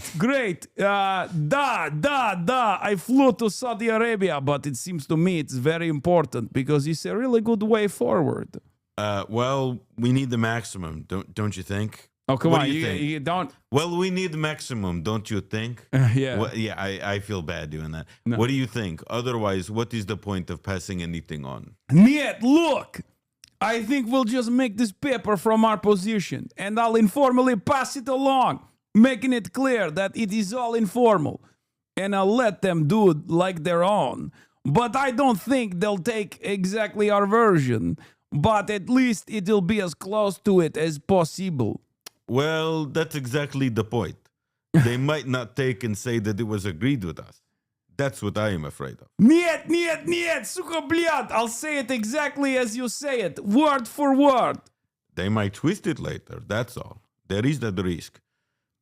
Well, all right, never mind. We'll see. Yeah, it seems to me you can talk later with Steve about this paper. We will do everything neatly. Thank you so much, Yuri Viktorovich. Thank you so much. Thank you. Goodbye. They're so much nicer. That's it. They have that's like so nice. Okay, so this is the big takeaway from this is what? Well, the idea, I think this is like supposed to be piece of evidence, but the whole idea is that the Russians like essentially claim, or it's what's being claimed is this. That Witkoff advised Russia on how to pitch Ukraine plan to Trump. Tell this or whatever. I'll be honest, I don't know. Like, I don't have an immediate opinion on like, oh well, this is overstepping the bounds of diplomacy. Although I imagine Bloomberg wouldn't be packaging it if they didn't think that like this, if they didn't think that the news would like change what's going on. So one of the judges said, "This is why CBS will never win." Yes. CBS. Oh, so we said the second call because the first call is one with Witkoff on it directly. So we did Boris and Natasha. Also notable that Bloomberg reviewed a second call involving Putin aide Yushakov. This time, instead speaking to Witkoff, Yushakov talks to Putin advisor Kirill Dmitriev. Interestingly, they are also concerned about the peace plan being viewed as the Russian position. So this is where it's Witkoff saying directly, "Oh, I like this." Hold on, I'll open the image in a new tab. Yeah, this is awesome. Okay, you can be Steve Witkoff because you're too concerned about doing the voice. Well, it's, I'm not an ethnic. All right, that's all I'll say. Yuri, here's what I would do. My recommendation. Please. I would make the call and just reiterate that you congratulate the president on this achievement, that you supported it, that you respect that he is a man of peace, and you're really glad to have seen it happen. So I would say that. I think from that, it's going to be a really good call. Keep going. Because let me tell you what I told the president. I told the president that the Russian Federation has always wanted a peace deal. That's my belief. I told the president I believe that. And I believe the issue is that we have two nations that are having a hard time coming to a compromise. And when we do, we're going to have a peace deal. I'm even thinking that maybe we set out like a 20-point peace proposal, just like we did in Gaza. We put a 20-point Trump plan together that was 20 points for peace. And I'm thinking maybe we do the same thing with you. My point is this. Okay, my friend. I think that very point our leaders could discuss. Hey, Steve, I agree with you that he will congratulate. He will say that Mr. Trump is a real peace man and so. That he will say. But here's what I think would be amazing. Okay. What if, hear me out. I will discuss that with my boss, and then I come back to you, okay? Yeah, but because listen to what I'm saying. I want you to say, maybe just to say this to President Putin, because I have the deepest respect for President Putin. Da. Maybe he says to President Trump, Steve and Yuri discussed a very similar 20-point plan to peace, and that could be something that we think might move the needle a little bit. We're open to those sorts of things, to explore what it's going to take to get a peace deal done. Now, okay, you're getting progressively more Jewish accented with the Steve Witkoff. Well, one of these things I'm more comfortable with. Can you guess why? Okay, keep going. Now, it's also like, can we make a deal? Now, me to you, I know what it's going to take to get a peace deal done.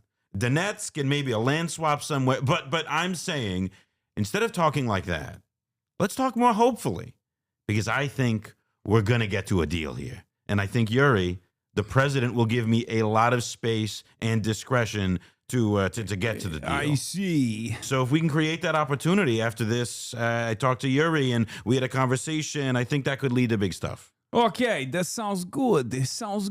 And here's one more thing. Zelensky is coming to the White House on Friday. I know that. I will go to that meeting because they want me there.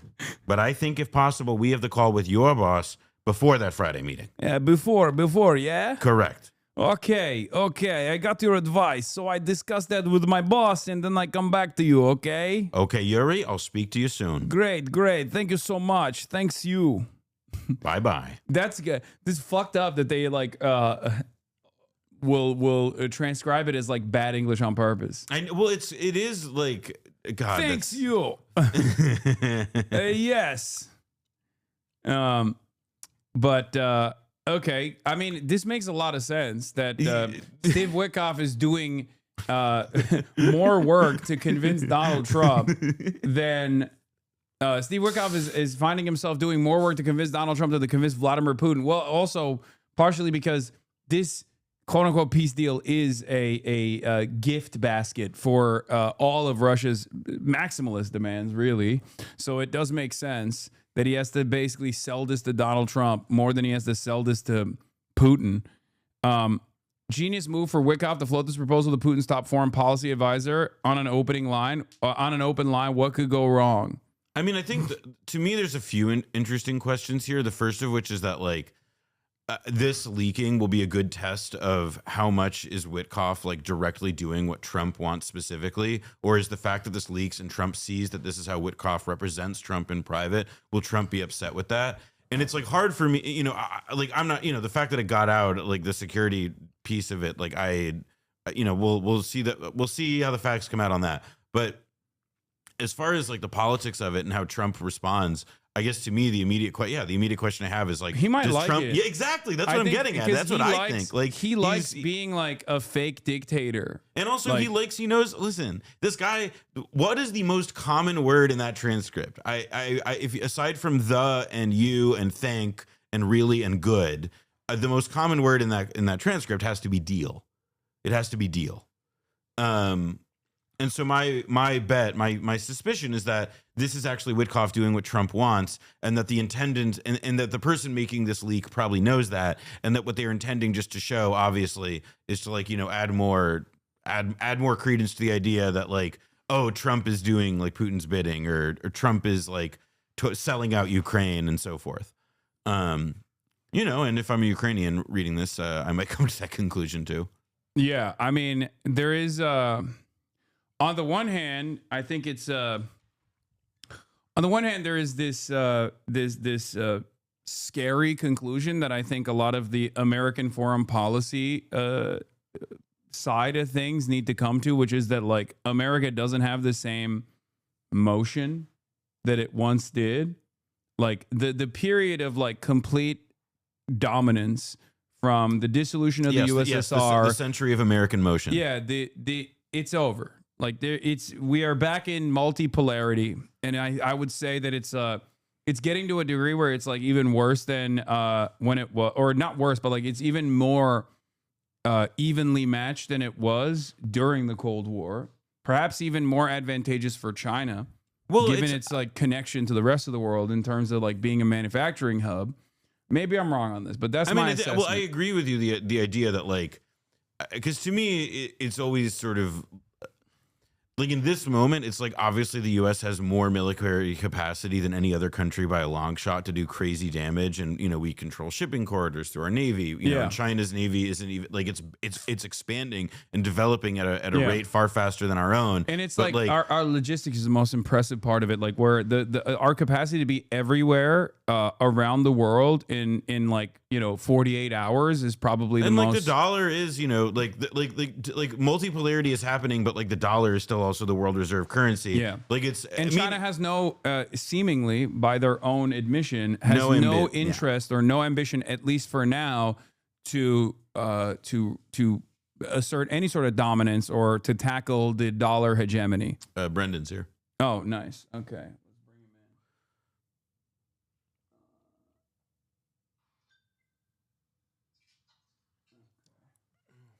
in. I think the door's open. Let me. No, Hannah will get it. But yeah, we need another chair here. Pull that out. Pull that microphone out. Oh my God, Farley. Yeah, Brendan Fraser, everybody. Yeah. Here, It's a baby gate. you take the green one. The mic, I meant. Yeah.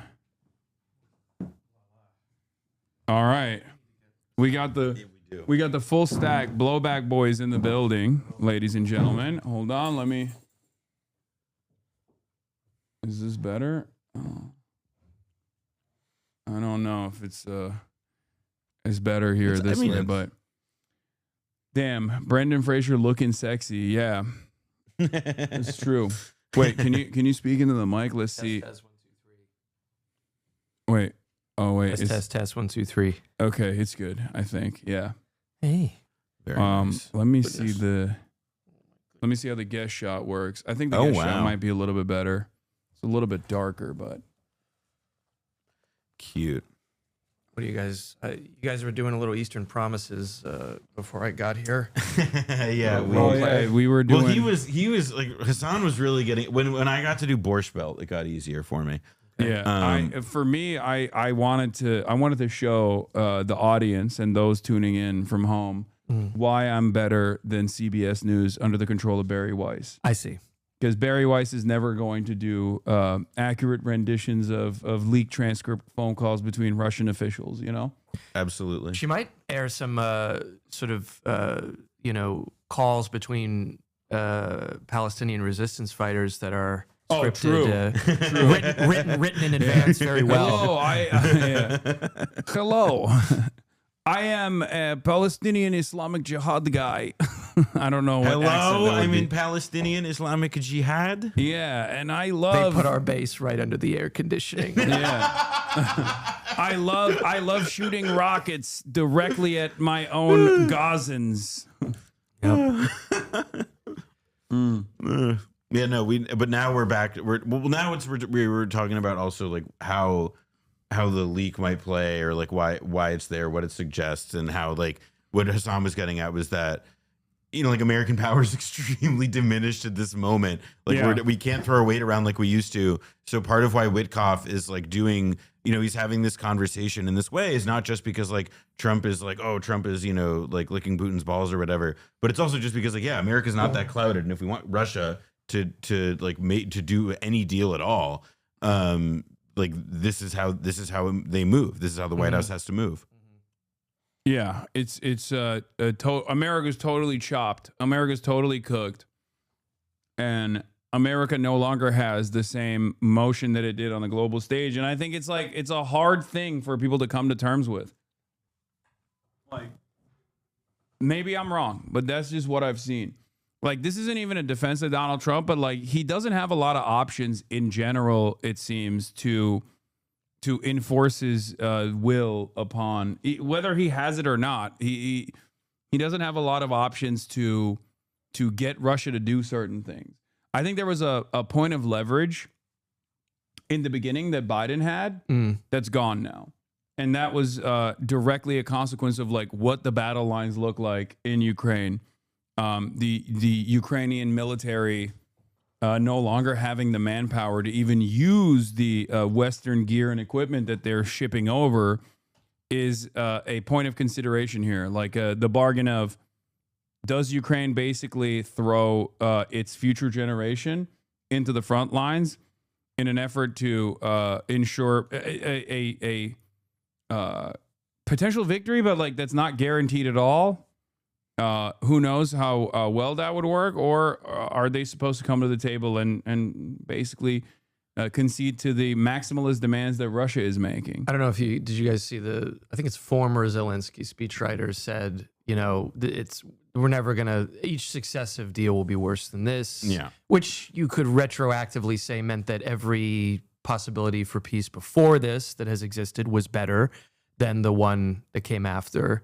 And yeah, probably years ago, this should have been something that and it would also then follow that all of the money that we've spent and all of the aid and all of the political will that we've, worked on whipping up to make sure that we could support Ukraine was for naught, because at the end of spending all of these resources, they have even less than they would have had, I guess, like 2 years ago. Indeed. People keep saying like Russia still has higher casualties than Ukraine. Yes, but Russia is also like 3 times the size of you. Russia's a bigger country, okay? Like, and especially the way that they have waged war thus far means that if you're the bigger country, you have more people to fucking throw into the meat grinder. Like, I don't understand how people look at the situation and go, well, Russia's losing more people. Okay, but the battle lines have not moved. So it clearly doesn't matter that Russia is losing more people, at least from their perspective, because the battle line, actually, it's not even true to say the battle lines haven't moved. They've only moved further and further into Ukraine. Yep. Correct.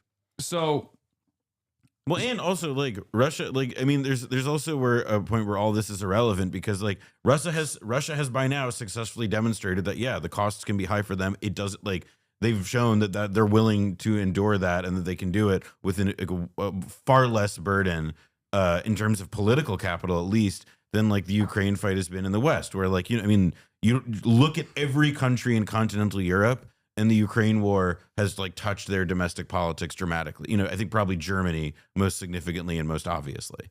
It's just kind of crazy to look at this and still point to like, well, we did to take the Brzezinski attitude of like, well, we bled the Russians a lot. Like, to what end? yeah, I mean, that's like, sure, that's the position of, if you're an American who is invested in the American military-industrial complex, then yeah, this is like, who gives a shit how many Ukrainians die, right? Like, that's the Lindsey Graham position. For 5% of our military budget, we've been able to wither away a foreign adversary's troops without a single American active duty service member dying in the process. Like, I'd say that's a good bargain. Those are the words of Lindsey Graham. That is the official position of the American, like, that's the NatSec position, right?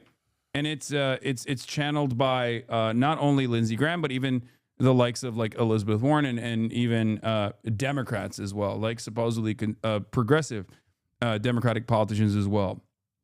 That is the NatSec position. It's bipartisan. But ultimately, if you're invested in preserving the nation state of Ukraine, if you're invested in like having Ukraine as a country, as a sovereign nation, at a certain point, there needs to be a cessation of hostilities, right? So what are you going to do in this day and age, with the set of circumstances that we have? America does not have the capacity, I think, to really punish Russia. And at most, what they could do potentially is try to sever Russia's ties with India, but then India is a bulwark against China, and India actually benefits greatly from being the mediator of like Russian oil and gas into European markets. So they're not going to give up on the on the leverage position that they have between the United States of America and China. So how much could you force India to basically try and punish Russia, aside from the sanctions that we've already implemented on Russia, which the Russian government has clearly positioned against, knowing full well that this could possibly happen? You had a little bit more of an ability, like I think of we did a whole season on Afghanistan and the U.S. covert and somewhat overt attempt to sabotage Russia's war, or the Soviet Union's war in Afghanistan. But in, as they say, the more multipolar situation we have now, it's a lot harder to whip people into one overwhelming, web of obstacles for a years-long war. And the Soviets also controlled most of Afghanistan. They occupied Afghanistan for the most part, unlike Ukraine, where, swaths of the country, you're not, it's not Gaza. And so you really, it's quite a piecemeal attempt to do what I think we used to be able to do a lot more easily in the Cold War. Absolutely. And there's the geopolitics of it, right? Like what Brendan was describing in terms of this newer multipolar environment where, we can't pressure our allies into doing the things that we used to be able to get our allies to do. Because there's an alternative out there. So that absolutely. And, there's also like, even if the alternative isn't there yet, a lot of these countries are not willing to, for example, like foreclose strong relationships with China simply because like the U.S. is trying to bully them into doing it now. I think Argentina is probably the funniest example of that because we literally bailed out Milei, and then Argentina now they now export all their soybeans to China. And so China buys their soybeans instead of ours because of the trade war. So Argentina is helping out China, and it's like it's like the math of this is not as simple as it was before. Yeah, but I also think Besant's friend has his Argentinian debt secured. Like his big gamble is going to pay off eventually. Well, they won't default. I'm sure. Listen. At least for the time being. If there's one thing you can say about the Argentinian economy, it's that it will never again go off a cliff. Yeah. The other thing though is that the geopolitics of it, I totally like that totally registers. The other thing I would add is the technological piece of it, which is that in the days of the Afghanistan war, right, the Soviet Union had to commit huge numbers of troops. The war incurred its reputation as Soviet Union's Vietnam, not because it's analogous to the Vietnam War as itself, but it's because of the impact it had on veterans and returning people. Like it exacted this incredibly high social cost. And the idea that it was a quagmire without the quag precisely. But there is also now, like in the Ukraine and Russia war, we've seen like drones and all of these other ways of having like war being waged technologically, where you can deal damage to human targets and to human beings and to enemy soldiers as well as civilians. But you also like use way fewer, you can expend fewer resources in doing that. And so the whole the drone aspect of this and the other pieces of remote warfare that are now just tolerated it's totally like up to the stakes in terms of blood, and limited our ability to, I think, it's like winning a war like that is just a lot fucking harder of a task than it was before. You are incredibly invested in having Ukraine giving up. This war is not decided, and the U.S. have little leverage to force a complete surrender of Ukraine as a sovereign state. Russia has spent its Soviet stocks of armor and artillery, and the destruction of its oil and gas sector is adding to a recessionary yet inflationary economy. If you want a more nuanced view of what is going on, then watch Perun on YouTube. Okay. I was reading that. That was just, it was funny seeing some of these comments. I don't understand how much people just like lean into their pre-established positions.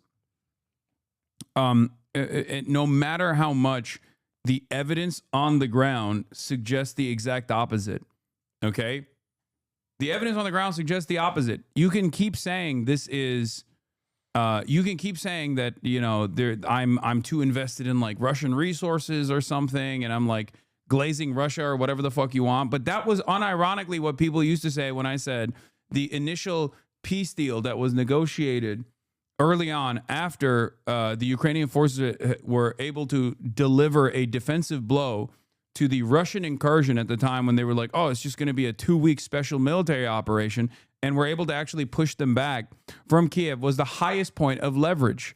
Okay. And at the time, people were saying that I was wrong to say this, that I was actually fucking so invested in, I was a Russian op. I was so invested in Vladimir Putin's success or anything like that. But it was like, it turns out years later, when you look at it in the fucking rearview mirror, it does actually come across like it was a sound analysis back then. But instead of people actually looking at this with a critical lens, they just keep going along. The counteroffensive is going to succeed, and then it doesn't. And all it does is it kills more Ukrainian people, and it leads to Russia basically digging in harder and harder to the positions that they've taken. Neither side is winning the ground war. You can't say that if you look at the fucking battle lines, chatter. Like, that's it. You can't say that neither side is winning the ground war if Russia has militarily occupied a significant percentage of Ukrainian territory, right? If you like, have that's just literally every map that you can look at right now on BBC, on American news, when they show like the red Russian invasion of Ukraine. Okay. If you were to say Russia will demand more and more territory, I'm with you, right? I understand that. I understand where you're coming from with that. Like, I think it's a reasonable suspicion to have. Okay. But ultimately, there is not, bro, it took Russia 2 years to take over 1%. It feels like sports fame. I mean, like coping with a fucking team that's losing. Like, okay, look. Like, I get it, but like he averaged a triple-double. No, I look, I think that it's Chris Paul cuts away at a 43-point lead with a key three-pointer, you know? I think yes, because exactly, it's like, oh, it's stalemated. It's stalemated solidly inside Ukraine. Yeah. I don't know what to tell you. And not only that, but the real significant problem here isn't that like Russia has hardened its positions and dug into Ukrainian territory, which is just the truth. But beyond that, there is a problem, significant problem with desertions. There's a significant problem with like re-upping the front lines with manpower, right? And that is reflected even in the polls inside of Ukraine, where people are basically saying, we don't think there's going to be a reasonable solution to this that is good for Ukrainians in general, but we do want the end to the hostilities. Do you see what I mean? Look, I live a lot closer to the war, so obviously it matters to me than more than to you. Dude, as an American citizen, I'm the most, technically my government's the most invested in continuing this. The fuck are you talking about? That's the reason why I started off by saying like, hey, this is a huge, this is European analysis on this issue, like the bulwark against Russian Soviet era fears, okay? The notion that like Europeans are terrified of Russian incursion. I get it. Okay. I understand. But you know who's the fucking closest to this? Ukrainians. They're the ones who are actually the closest to this. They're the ones who have the most investment because they're Ukrainian. They're the ones who are getting killed. They're the ones whose friends and family members are getting slaughtered. They're the ones whose homes are getting blown up. Okay. You are expanding on it without a guest or anyone that disagrees with you on it. Okay. Well, sorry, I should bring Drew Pavlov on so he can fucking teach me what's what. Or what's his face? What was it? The fucking Russia must be balkanized guy? Gunther. Gunther, yeah. We need Gunther. We need Gunther. You actually should get him on. Yeah. You don't have to talk to him about this, but just get him on the show. This is no different than Hamas wanting to cease a cessation of hostilities and people being against it because Israel should be punished. Exactly. And my position on this is consistent, where I was, I'm saying that this is good. Like the ceasefire is good, even if it's like short-lived. But I find it rich to claim that what? Brother, I'm saying that the United States' ambition here is not the emancipatory needs of Ukrainians being advanced, but instead simply to funnel as many of our old refurbished gear, our surplus military equipment to Ukraine at a price point that actually the military industrial complex is totally excited by. That's it. That's the American. America is on the right side of this morally, but for the wrong reasons.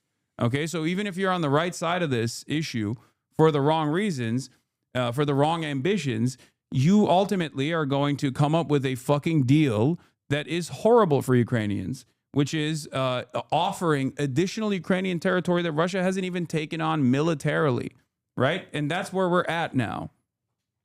That's where we're at. I don't think it's an appropriate deal. I don't think it's a just deal at all. I don't think you understand. Not gonna lie, Ukraine since the start has been your weakest topic. I know it is. I'm sorry that I'm not giving you. You actually get the worst marks in Ukraine. Yeah, I know. People always yell at me over this, and then slowly but surely, but quietly, they turn around and go, "Okay, maybe this was a better time to fucking use maximum leverage." It's don't worry, Trump's negotiation power is being used for the best things. What is this? Oh, this is about the news of the day. Oh, yeah. Well, I mean, that is actually a W. I mean, it's listen, if pervy Hollywood executives can make a comeback, who can't? Yeah. Read Levin Anatol on the actual reality of the Ukraine ceasefire deal absurdly being labeled as capitulation. Note in particular the point about the future limit to Ukraine's standing army. These details don't matter to those opposing. They simply want the war to continue. What is this? You interviewed that guy, right? Yeah. Anatol Levin. He's a blowback guest. Yeah. I don't remember if we included it, but he's a Quincy Institute. He's a Quincy Institute guy. It's a bonus episode. Season 4 bonus episode. Since much of the Western media has absurdly described this as a capitulation of Russia's maximalist demands, it is necessary to point out the ways in which the plan also represents Russian concessions. These are evident in comparison to Putin's aims when he launched the invasion, but also relative to the Russian demands set out in June 2024, which still officially represent Russia's position. Crucially, the plan secures Russia's formal recognition of Ukraine's right to join the European Union, the key issue behind the Maidan revolt in 2013-2014. If Ukraine and the EU can make this a reality, it would anchor Ukraine in the West far more firmly than a NATO membership alone could.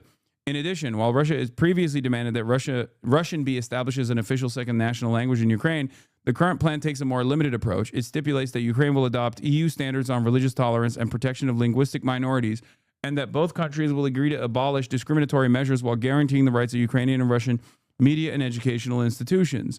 This is a very significant concession because my Russian sources told me only last month that given EU's total failure to protect Russian minority rights in the Baltic states, no EU guarantees could be taken seriously. In the plan, Russia also abandons its previous demand that Ukraine cede to the entirety of the Kherson and Zaporizhia provinces and receives only de facto recognition of its control over Crimea and the Donbass. Instead of the immediate suspension of sanctions, Russia receives only the vague promise that sanctions relief will be discussed and agreed upon in phases on a case-by-case basis. The provision for amnesty for both sides has been portrayed as a concession to Russia in order to get case against Russian leaders at the International Criminal Court dropped. However, Wall Street Journal reports that a senior U.S. official said that Ukraine significantly changed one of the 28 points in the version that appeared online. In an apparent move to expose alleged corruption, the draft had called for an audit of all international aid Ukraine had received. The language was changed to say all parties will receive full amnesty for their actions during the war. Take that deal. I'll take that deal. The Ukrainian standing armed forces are to be limited to 600,000 men, but far from being real concessions, this looks like a device to save Putin's face. Ukraine cannot possibly sustain a peacetime standing army of 600,000 men. In any future war, it would call up reserves. Moreover, in the Istanbul talks in March 2022, Ukraine was proposing a limit of 250,000 men. Okay, that I didn't know. That actually is a significantly larger concession on the Russian front, especially considering how much more leverage Ukraine had at that time. But I don't know if that's the correct number or not. I mean, it's also like it's a burden on Ukraine as well to just take that many people out of the prime working force because to have this larger standing army. Well, also it seems like they're not actually going to have it. Like, yeah, like it's very. They're already scooping people up in the streets and throwing them into the back. That's what I mean. Exactly. Like it's like they've already like poisoned the trust of generations in terms of like that. Like it just seems like it's less of a like the numbers are big for sure, but. On the Ukrainian side, the biggest and most difficult concession by far is agreeing to withdraw from approximately 14% of the Donbass region that Ukraine still holds. Ukrainians have described this to me as completely impossible and said that it would risk a mutiny against it in the army.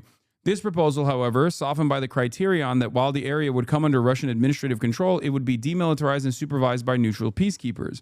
And above all, the Ukrainian military must ask whether it is destined to lose this territory if the war drags on and whether it is truly worth asking U.S. support and tens of thousands of lives in a futile attempt to risking U.S. support and tens of thousands of lives in a futile attempt to hold it. Other alleged concessions by Ukraine and Europe are not real concessions at all. It has long been obvious that the promise of NATO membership for Ukraine is empty. Yeah, that's not even a concession. That's just never not happening. Yeah, people got real mad about that and Crimea, and I was like, those aren't real concessions. Those are literally things that Zelensky was, even in the Turkey plan peace negotiation. Zelensky had already conceded to that. And he said, oh, we'll have a referendum 15 years in the future. You're doing that because you want to not immediately concede that it's like, bygone territory. But you're doing that because you want to, full well that it's not going to ever, is not ever going to be discussed, especially given the battle lines currently. And that you want to deal with it. You want to neutralize that point of contention without having Ukrainians assassinate you, right? That was the reason why he was saying that. So, so those aren't even necessarily concessions. And the rest of this is a concession though. The Donbass region is the most like ridiculous part of it, and on the Ukrainian part, that's the most aggressive concession that you are forcing Ukrainians to hold on to.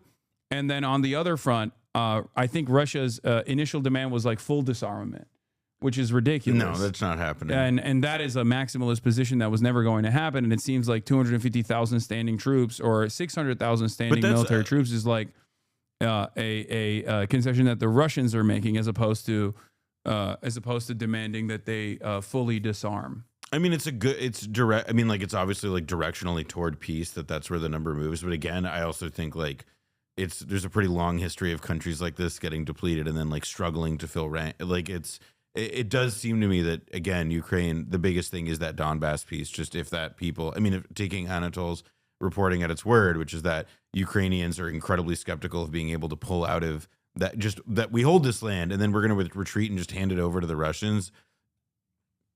I mean, they'll have to come up with some elaborate or unconventional carrot to make it work. Yeah. Other alleged concessions by Ukraine and Europe are not real concessions at all. As long been obvious, the promise of NATO membership for Ukraine is empty, since all NATO governments have made it clear they will never go to war to defend Ukraine.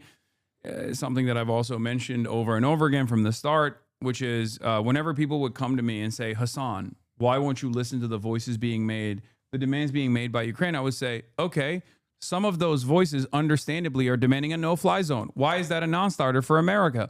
They're also demanding that Ukraine be defended by NATO military members. Why is that a non-starter for Western countries?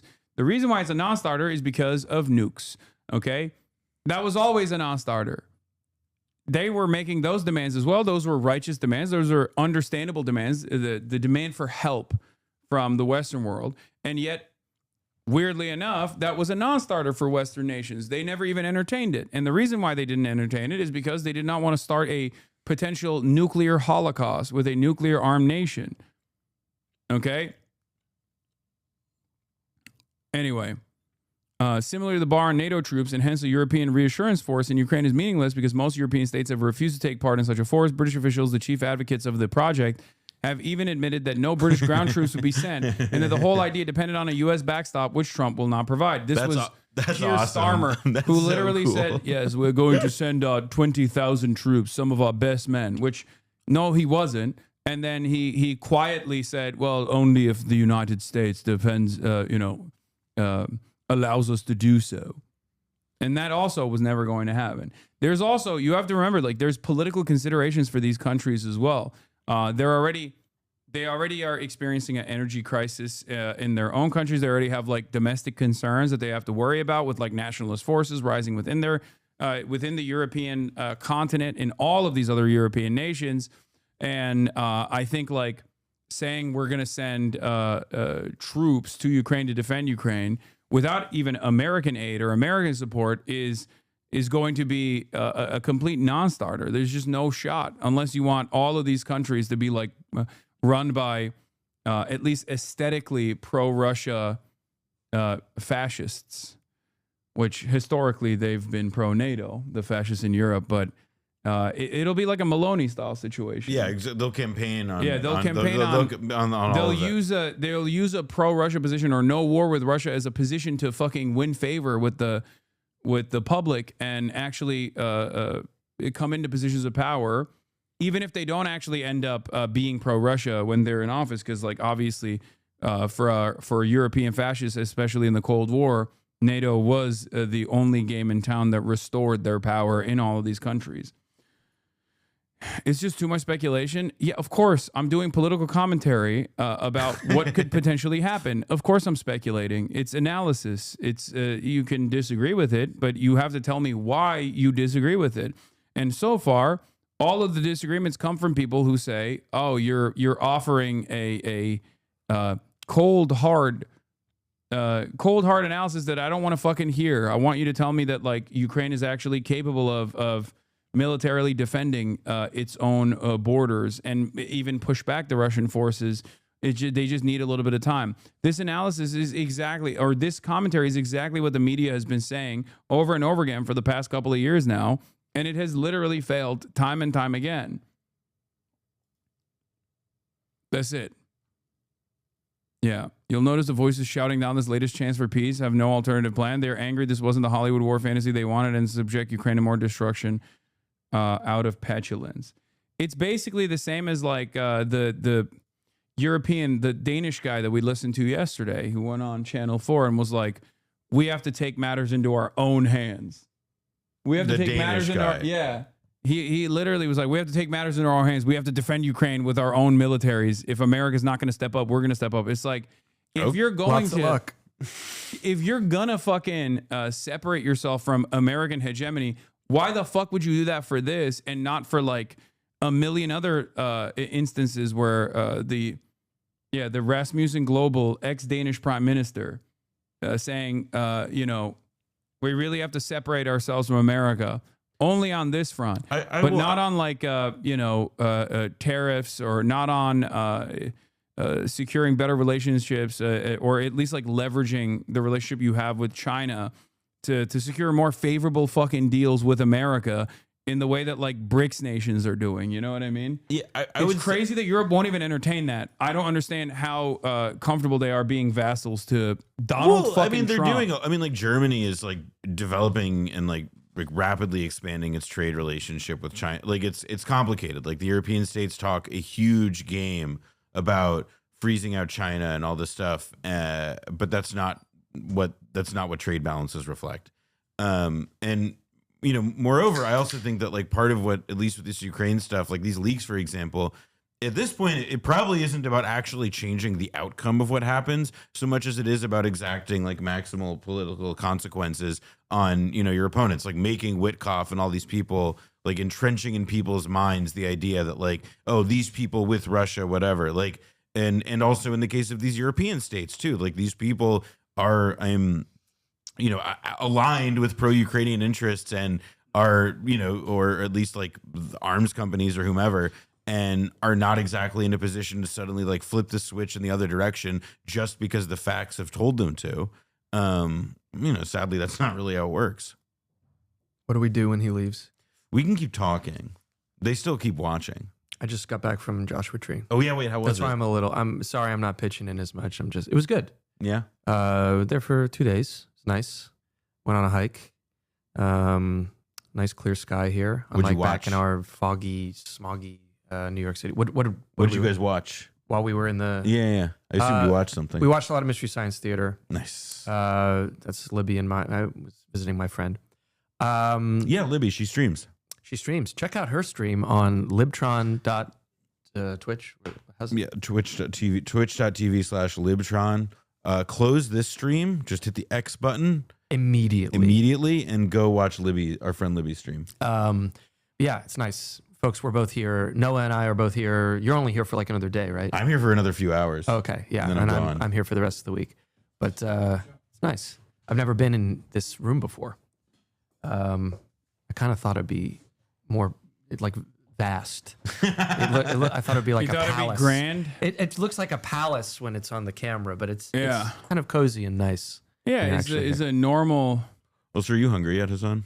Wait, what is this? Raid her? What is happening? Oh no, our friend Libby we were talking about. Oh, they're like, I didn't mean to. yeah, cause you have to raid her right now. She's not even live. No, she's not even going to be on this week. Sorry. Yeah, what the fuck? The words "raid her" are chatters are so funny. They're like, yeah, end the broadcast, end the broadcast right now. Yeah.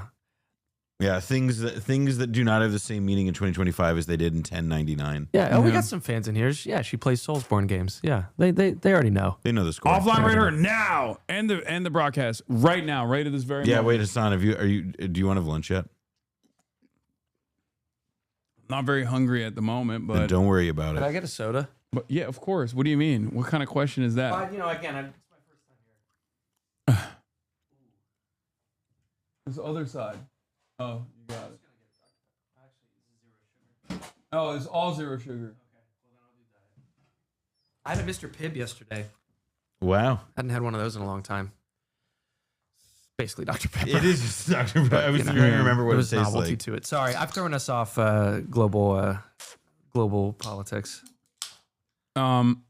Anyway, but as far as like Ukraine goes, what I'm trying to explain here is that I don't even think that America has enough political power to force Ukraine, or not force Ukraine necessarily, sorry, to force Russia to concede to whatever the fuck they want Russia to concede to. I don't even know if they want Russia to concede. And if you're talking about like whether or not they're sincere, only time will tell, especially because Russia has shown that they're insincere in their ceasefire demands in the past. The last time that Vladimir Putin was basically dangling a ceasefire deal in front of Donald Trump only to basically turn around, right? Like it was... Yeah, I mean, like if you recall, the last time there was even talks about a ceasefire negotiation, that was simply for Russia to continue advancing its position and then getting Donald Trump to undermine Ukraine on the global stage, and even at different points, get the American forces to retreat, like with their surveillance tech. Like there was a cutoff of like arms trade. Our arms deals for a brief moment for Ukraine. And that was very clearly Russia maneuvering around Donald Trump's inability to deal with the situation and the confidence that he had in his own, I guess, relationship with Vladimir Putin to undermine the Ukrainian position further. Well, it's reflective of where obviously the Trump administration is, but therefore where the American state is, that there was this assumption, I think, that a personal relationship, an individual like tete-a-tete, is going to be the difference between war and no war, rather than the, network and like just the tendrils creeping over every single aspect of the global economy, American economy, that are, there are deeper reasons for this kind of thing. And obviously day one, he did not negotiate an end to the war. We talked about this with the Israel stuff. You do, from this angle, look like the cop from Weapons. I've said that. Alden Ehrenreich? Yeah. I'll take that. He's a good-looking man. You look like Frankenstein. God, fuck.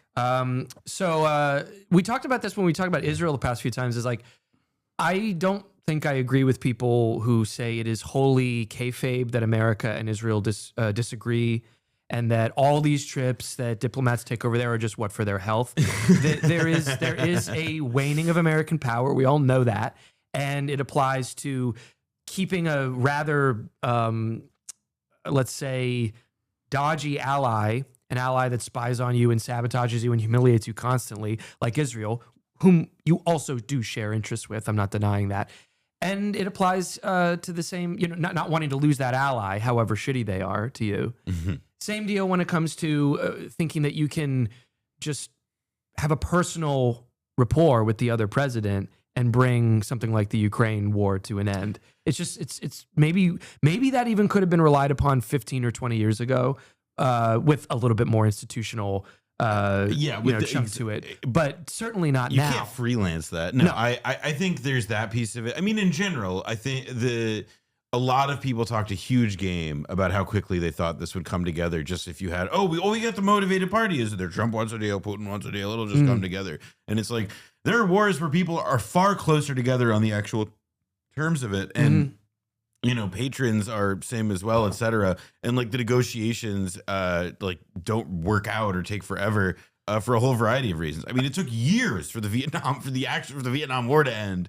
And Americans were at the negotiating table for the better part of a decade. I mean, I remember when libs were saying, "Oh no, the Ukraine war will end because Trump is so tight with Putin." Like that's what I mean. It's not just the Trump administration. There was a collective idea at this stage of America's, rot that everyone kind of agreed that it would be hashed out between two.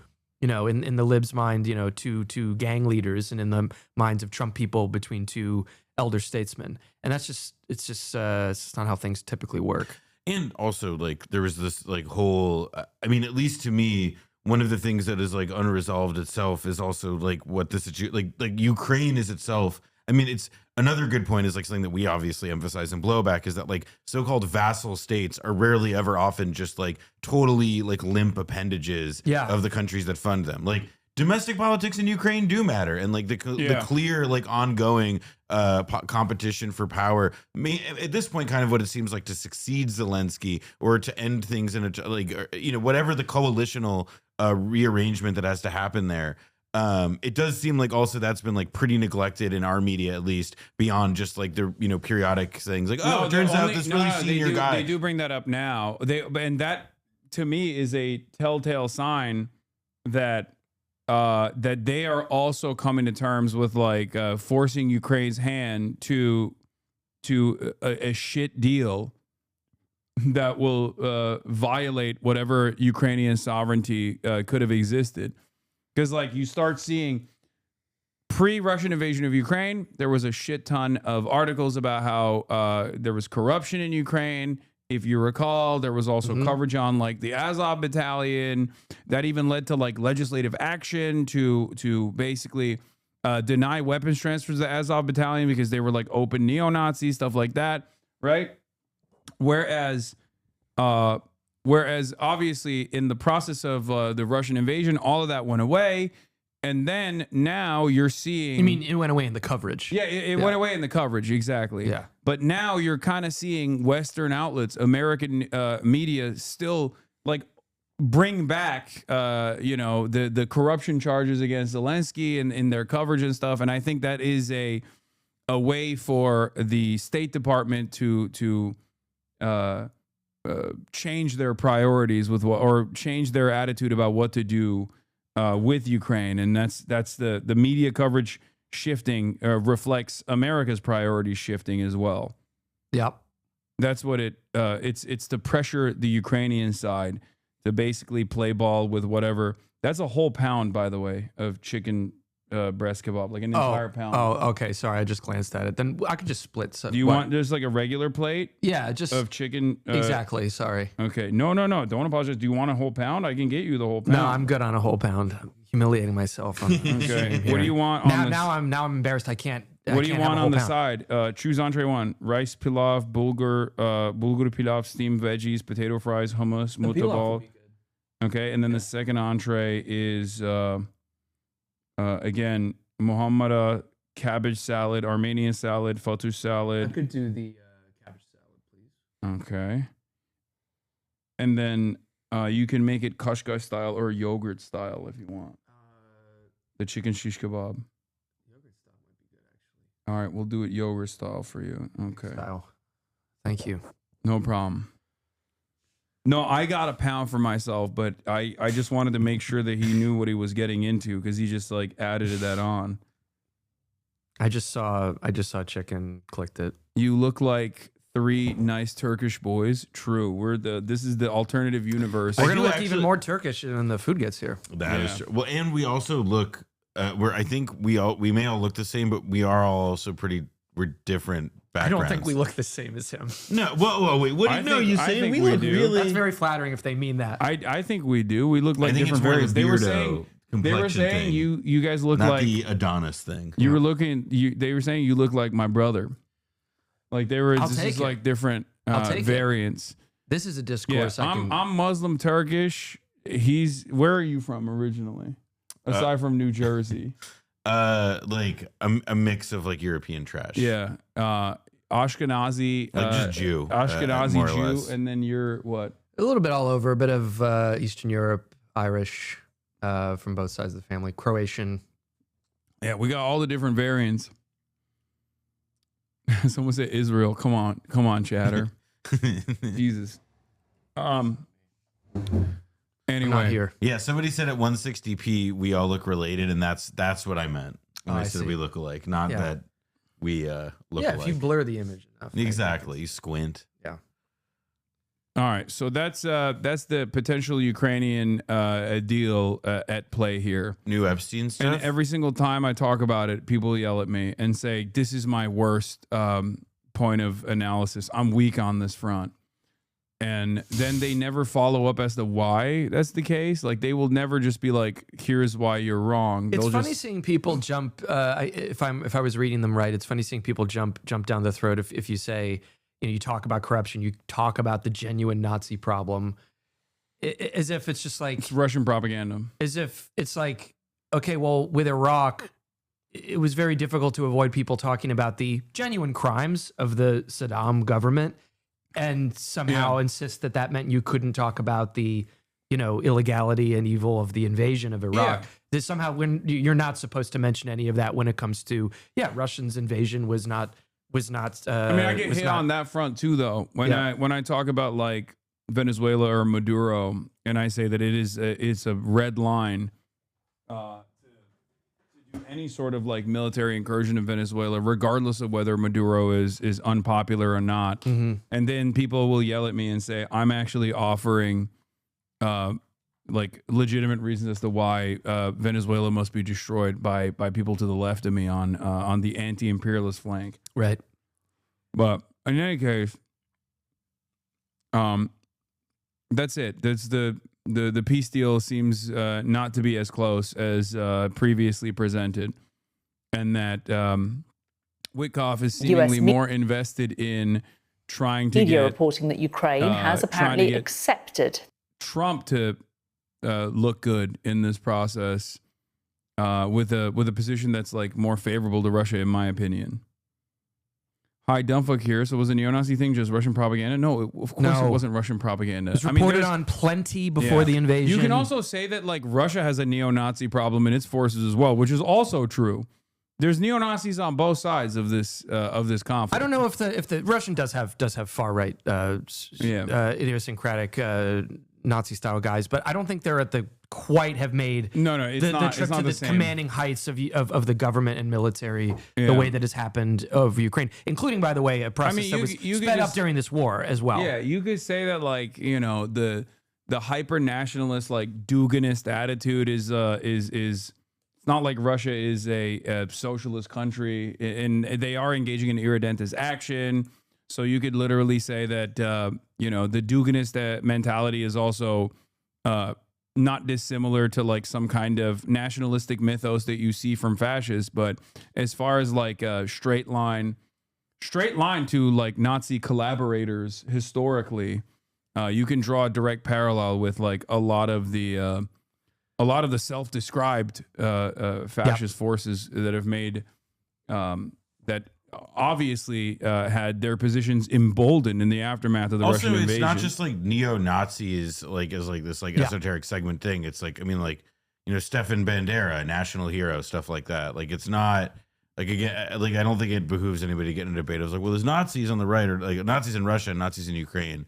It's more that like, well, one, which government is funded by my tax dollars? No. Yeah. And also to the idea that like, yeah, there is like a particular cultural heritage. I mean, it's not. Again, like Russia is historically also Russia is historically also the site of a lot of anti-Semitic violence. I'm not going to look at the chat anymore. My disagreement with you on Ukraine is that, in my opinion, you do not consider any of the levers of the pro-Ukraine alliance has to improve their negotiating position. Of course, it will end with concessions and a deal, but you seem to resign yourself to whatever the current deal someone puts out is. I just don't think that even the current deal that we have is going to be implemented. I'm a much more cynical person on this front because I think I see that America does not have any kind of fucking levers to pull any longer, and that we are at the mercy of whatever Russia chooses to do. That's how I see it. That's it. I think it's a sober assessment on the things that have happened so far. Bandera is a anagram for Brendan, by the way. I just realized that. Yeah. There's actually we have three main levers: high range weapons, intelligence sharing, and cutting off oil and gas. Okay, high range weapons we have shipped over. That doesn't actually change the battle lines, though. It just makes that's awesome. You just kill more. Remember the Podesta plan, the 3-part plan to defeat ISIS? Yeah, it's giving that. You got high range weapons, right? High range weapons. Then you have intelligence sharing, which we're already doing. Let's say we do more, right? We do more high range weapon sharing, more intelligence sharing. As far as cutting off oil and gas goes, that's the most consequential one beyond like punishing. Hey, Europe, want a depression? Beyond punishing Russia.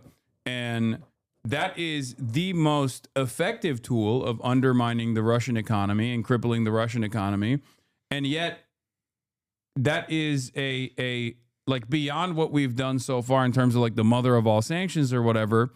There's a reason why they haven't been able to move past that point, because all of the other allies, all the other countries that are that have leveraged positions with Russia and the United States of America, or even with China, are not going to take that on. I just have to. India being the main one that I'm talking about, like or Kazakhstan, India, like these are entry points into the Russian economy, and they're benefiting greatly being mediators in this process. We have also not engaged with India. I think you're wrong. If you think that we haven't engaged with India, you're wrong. And as far as not engaging with China, I agree with you. I think that has always been at least my perspective, which is to offer China certain things so that they will come to the negotiating table as a senior partner in this coalition. Maybe you guys will disagree with me on this, even though it's an advantageous position for China to just basically kick back and trade max, as long as you can offer them certain things. Like as long as the American government can offer them like sanctions relief or any number of different things that China prioritizes, I think they would be willing to play ball and also force Russia's hand into coming to terms with like a ceasefire negotiation that's more manageable, that they actually will follow through on. It's unclear. I mean, China, as you say, has been. I think in the very beginning, they issued some kind of vague support for Russia, knowing that there would be backlash against the invasion. They did like a strategic embrace, like right after the invasion, there was like a big, like it wasn't like it was a way of saying, we're on your side, but we're not like jumping in to support you like in this particular. But the further it got from that initial starting point, the more they just basically, essentially withdrew any kind of actual possible support for Russia, even though things got worse in certain moments. I mean, we're all yapping here. I just find that the idea, it's like, well, we haven't tried, and then name 3 things we've tried. Yeah, we have done that. And then also cutting off oil and gas. It's like cutting off, I mean, like as if that is not, you're talking about this like as you flip a switch and then you throw off, one of the major sources of energy for the world, and most notably Europe. And that was an advantageous position. That was an advantageous position for American gas providers. Like they already... Yeah, LNG. They already started supplying LNG from America to the best of their ability. But what you fail to consider is the political what you are not looking at is the political considerations, both on the European side, but even on the American side as well.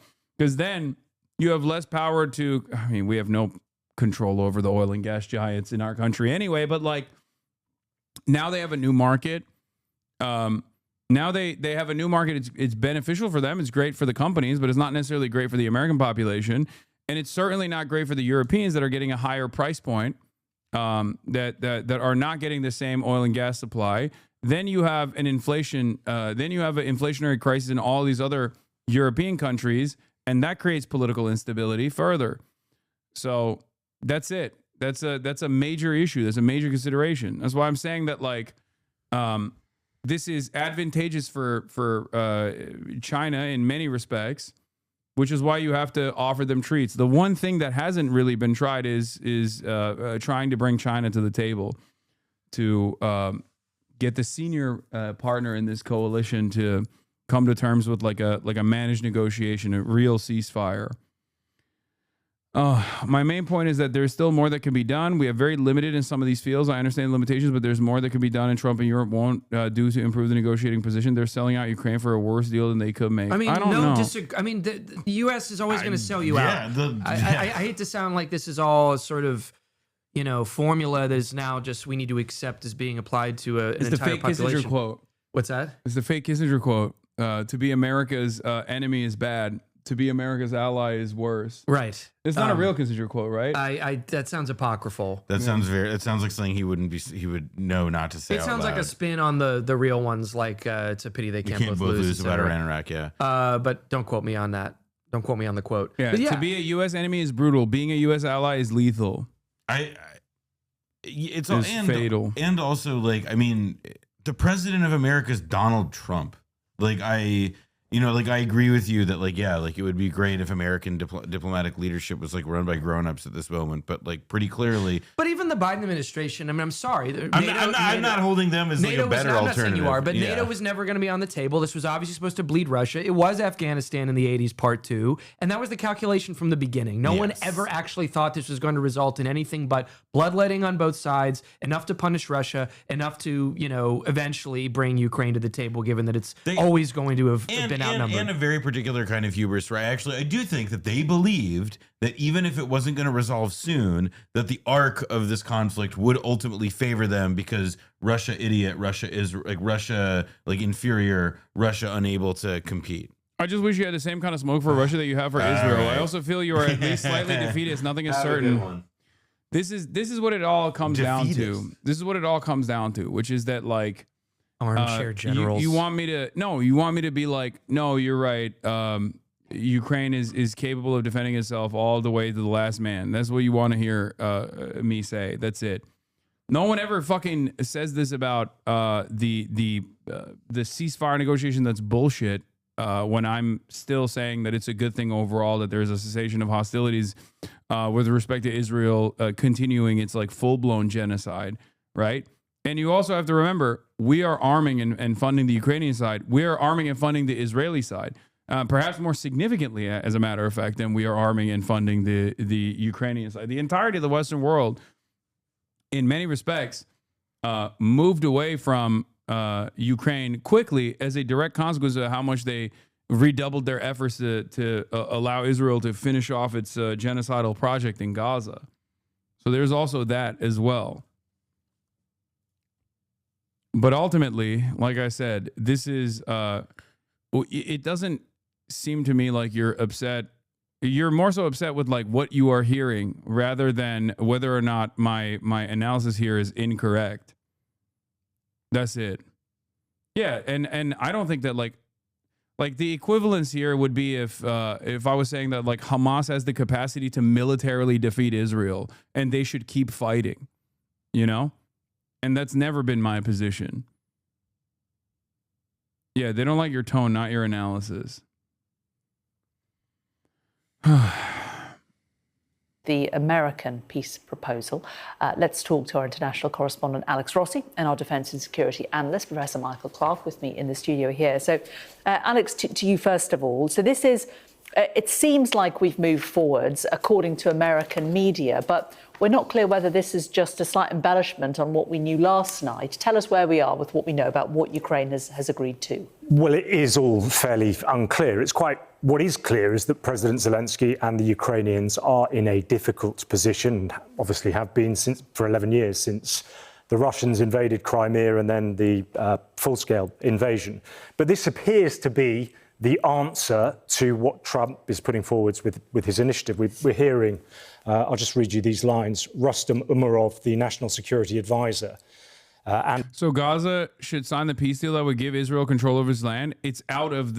It's already out of the hands of the Palestinians. That's the point. That's my sober analysis on that, is that, like, there's not more that the Palestinians can do. Also, as I have repeated over and over again, what will happen in Donbass and in other regions of Ukraine is not dissimilar to what, like, Hamas is doing as an insurgency against the domineering occupational forces.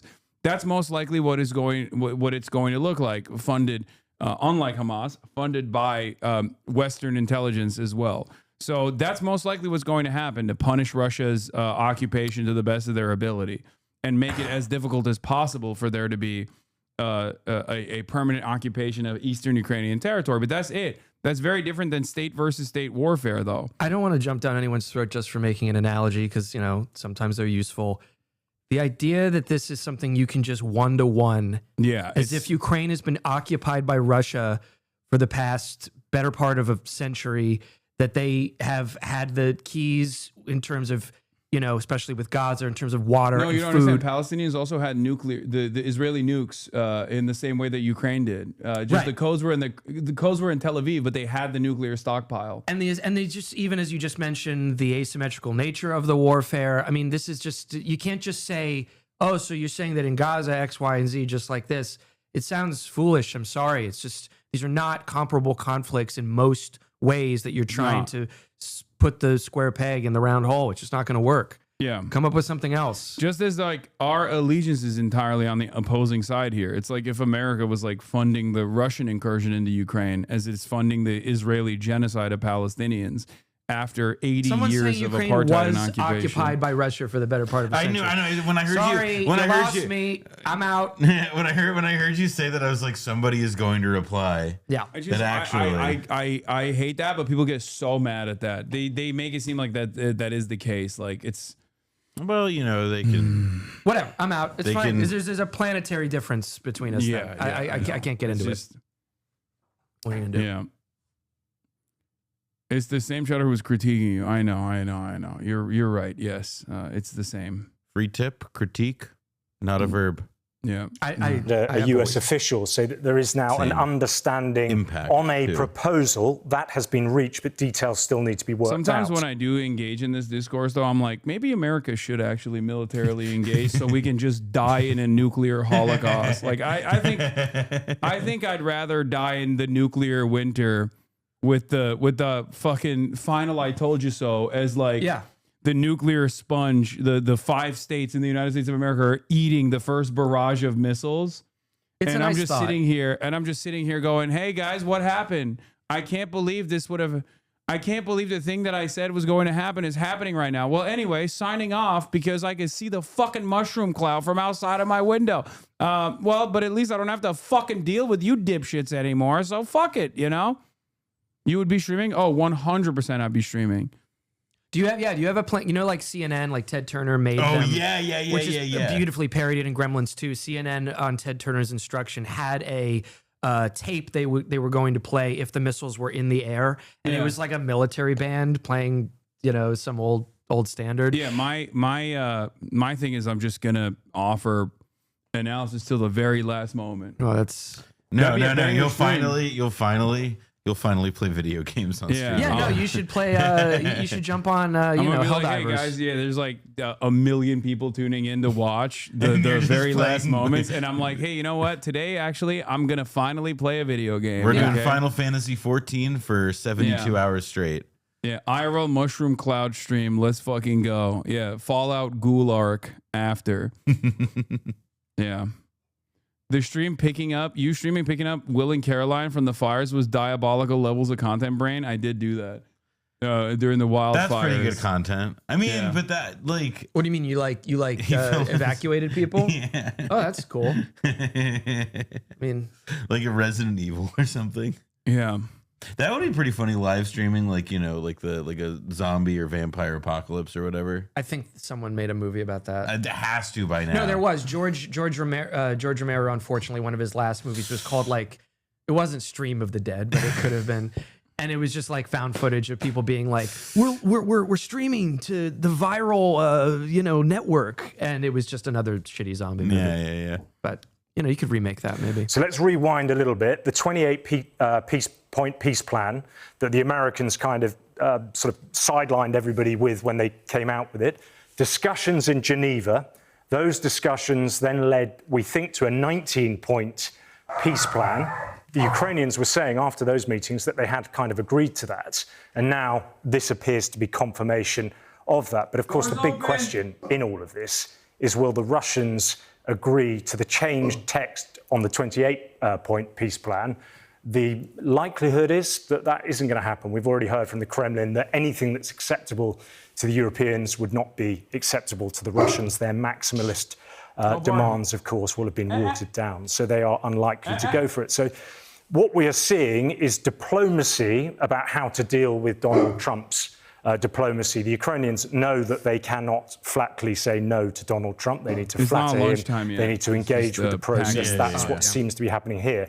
They, of course, will hope that the Russians will reject this. That, again, though, is unlikely because Vladimir Putin knows the man that is Donald Trump very well, and he will know how to engage and how to deal with this ball when it comes back. He will likely say, it's a very complex situation. We need more time. We need further discussions. But yes, in theory, we are willing to go ahead with this. So that's where we stand at the moment. Michael, do you concur with this, that although we haven't got to this stage before in terms of a peace proposal on the table, it is following the same pattern that we have seen in the negotiations where Ukraine agrees to stuff, but then when it goes back to Russia, it all seems to get thrown into the long grass. Square bracket. Yeah, that's the real point to consider here, is that like Russia could once again dangle a potential ceasefire to just simply continue whatever the fuck its military objectives are, while trying to actively undermine how Russians are exploiting American naivete is the other side of this equation, which is like what they've done so far. They keep coming to the table to be like, oh yeah, we want a ceasefire, only to not do the ceasefire at all, to be like, oh, it's just not right now, not the right time for us, you know? Yeah. Sorry. And that is the very real consequence of this potentially, but we'll see. We'll see where it goes. And that's part of the reason why I keep saying the best meaningful solution here. Like, oh, someone said, Zelensky's rumored to be preparing a speech about free buses and rent freeze in Kyiv. That's really good. That's the other big Z. Yeah. Aubrey gets a Red Bull. Okay, citizen of Romania here. I see my government and media here prepping the propaganda to justify ours and EU's active involvement in the war. What the hell's going on? I don't think it's going to happen, but then again, I'm not making any predictions on this one, okay? Because this is the one where I famously got it wrong when I said Russia is bad, not mad. They will not invade Ukraine. And everybody loves bringing that up, even though all the subsequent analysis that I engaged in was correct, even down to the fact as to why this would be a massive failure, a spectacular failure for all the parties involved, except for the American military-industrial complex, which is, you know, that they made out like bandits here. Taking the $52 billion hole in their budget from Afghanistan and directly putting it into Ukraine was fantastic for them. It was a pretty nice move. Yeah. Yeah. Anyway. All right, we're moving on from this. Hey, Judge, throughout it. Another one on the map. And start going. Gotta. Yeah, cases dismissed against James Comey and Letitia James in major defeat for the Trump administration. Oh yeah, this is funny. This is a hilarious. This is they like whenever I see these sentences, I'm like, yes, Trump's new Camelot. Like, it's just the biggest fucking geniuses in the world. Is the argument here that nobody will / can ever stand firmly against Russia in perpetuity? Oh, yeah, scroll up. This person's posted this a few times. Because they will just freak out and nuke everyone if that ever happens. In such a world, when will Russia ever feasibly stop its territorial expansion? Yeah. I mean, the same argument is made against America as well. And that's just the name of the game for a nuclear world, unfortunately. That's why all of the post-World War II battles have been proxy battles between nuclear armed states, one with direct intervention and the other one with like direct like logistical intervention. They're not even in Kyiv. They're not even in Kyiv. And they originally, by the way, could have tried to occupy Kyiv and they chose not to. What is this like map? I'm picturing like one of those things in the Cold War where like the map bleeds red. The whole globe is fucking enveloped by this by the hammer and sickle. It's just a never-ending territorial expansion. You got to get a grip here. I mean, it's just not. It's. I mean, I don't. You can also you can also say that, do they even have the capacity to permanently, fully occupy the entirety of Ukraine? Probably not. No. Yeah, it's too vast. It's too large. And in the words of Trump, it's too flat. When a bullet is fired on Ukrainian land, all it does is hit a body and nothing else. Someone's Too giving me shit. flat. Chose not to. Yeah, they opted not to try that. I don't know what you want me to say. Like, just get It's too flat. Ukraine is too flat. get a little real about this stuff. Yeah. You're talking about it like it's sports. so much. I will say so much so that it actually got the previous position of like handshake neutrality between Sweden and Finland to change, because they realized that like Russia is not as big as a threat, in my opinion, because not only did they show that they entertain how Russia is engaging in like incursion beyond what they previously thought was not going to happen, but they also showed that they were not capable of also taking over the entirety of Ukraine, and therefore it gave more confidence to the Finlandization of NATO understanders and appreciators. This is my last comment. Is this idea that they drove all the way up to choose not to occupy Ukraine? I don't know if you guys are history buffs, but you can actually try to occupy the entire country, or certainly the capital. We did that in Iraq, Afghanistan, a couple other places, and then it cannot go well. So you can try to assess whether or not that would be possible but stupid, and then decide whether or not to go all in. And they chose not to do that. The NATOization of Finland. Anyway. Sorry. Also, there's like, I mean, far be it from me. It just seems also very obvious that it's like, oh, the Russian territorial expansionism, like rhetoric too, is like, yeah, they've taken a lot of territory up until now, but it's also like, there is clearly a larger point to why they're doing it. Not saying that it's good, not saying that it's right, not saying that it's historically just saying that like they've clearly and like they've made a lot of fucking noise about why they view this as like a geopolitical like strategy that isn't just about like gobbling up like European nations. There is more to it. Yeah. All right. Indictments against fired FBI Director James Comey and New York State Attorney General Letitia James, saying the acting U.S. attorney who filed those charges was not properly appointed. The charges can be refiled, and the Justice Department is looking for a way to do that. Scott McFarlane is with us from Washington. Yeah, they He's following shouldn't give up on this. They should keep doing that. No, I want them to. I think it'll be really funny. They should find new ways of properly filing this. It's also extra cool when the president openly says like, we want to do lawfare. Like, please go after my enemies now, and then fire the previous prosecutor who failed to do so, only to bring in this like incompetent loyalist who also failed, even though they tried at least to drum up charges against Trump's political enemies. His revenge tour. I love that. It's fucking awesome. Good morning. Hey, Tony, James Comey and Letitia James did not have the opportunity to defend themselves on the merits of these controversial charges. These cases were ended, at least for the time being, over a procedural matter. But the ruling is a major defeat for the Trump administration. This morning, James Comey and Letitia James are no longer criminal defendants. A federal judge ruled Monday the prosecutor who filed the cases, former Trump White House aide Lindsey Halligan, was unlawfully serving in the post. The ruling says the White House exceeded its power, installing Halligan as an acting federal prosecutor without necessary approval from Congress or the courts. U.S. Attorney General Pam Bondi stood behind Halligan Monday. We believe we will be successful on appeal. Lindsey Halligan is an excellent U.S. attorney and shame. Sorry to bother you. Logs, please. Yeah, the logs, I already looked. It's stupid, okay? Hot take here, but I doubt that the Kremlin's going to launch a nuclear first strike against NATO countries. Okay, that's too fucking big of a bargain for either party. You're just describing like Cold War politics and saying, well, they won't do it. What an insane fucking standard. Why the fuck do these countries have nukes if they're not going to use them? You also have to consider that like the entire reason for stockpiling a nuclear arsenal is so that if the threat ever exists, they will use them. So yes, it is a hot take, okay? It's an insanely hot take. And whenever I hear this insanely hot take, I think nuclear take. Yeah, I wish that the hot take will be implemented so I can fucking finally no longer have to read these hot takes. Oh my God.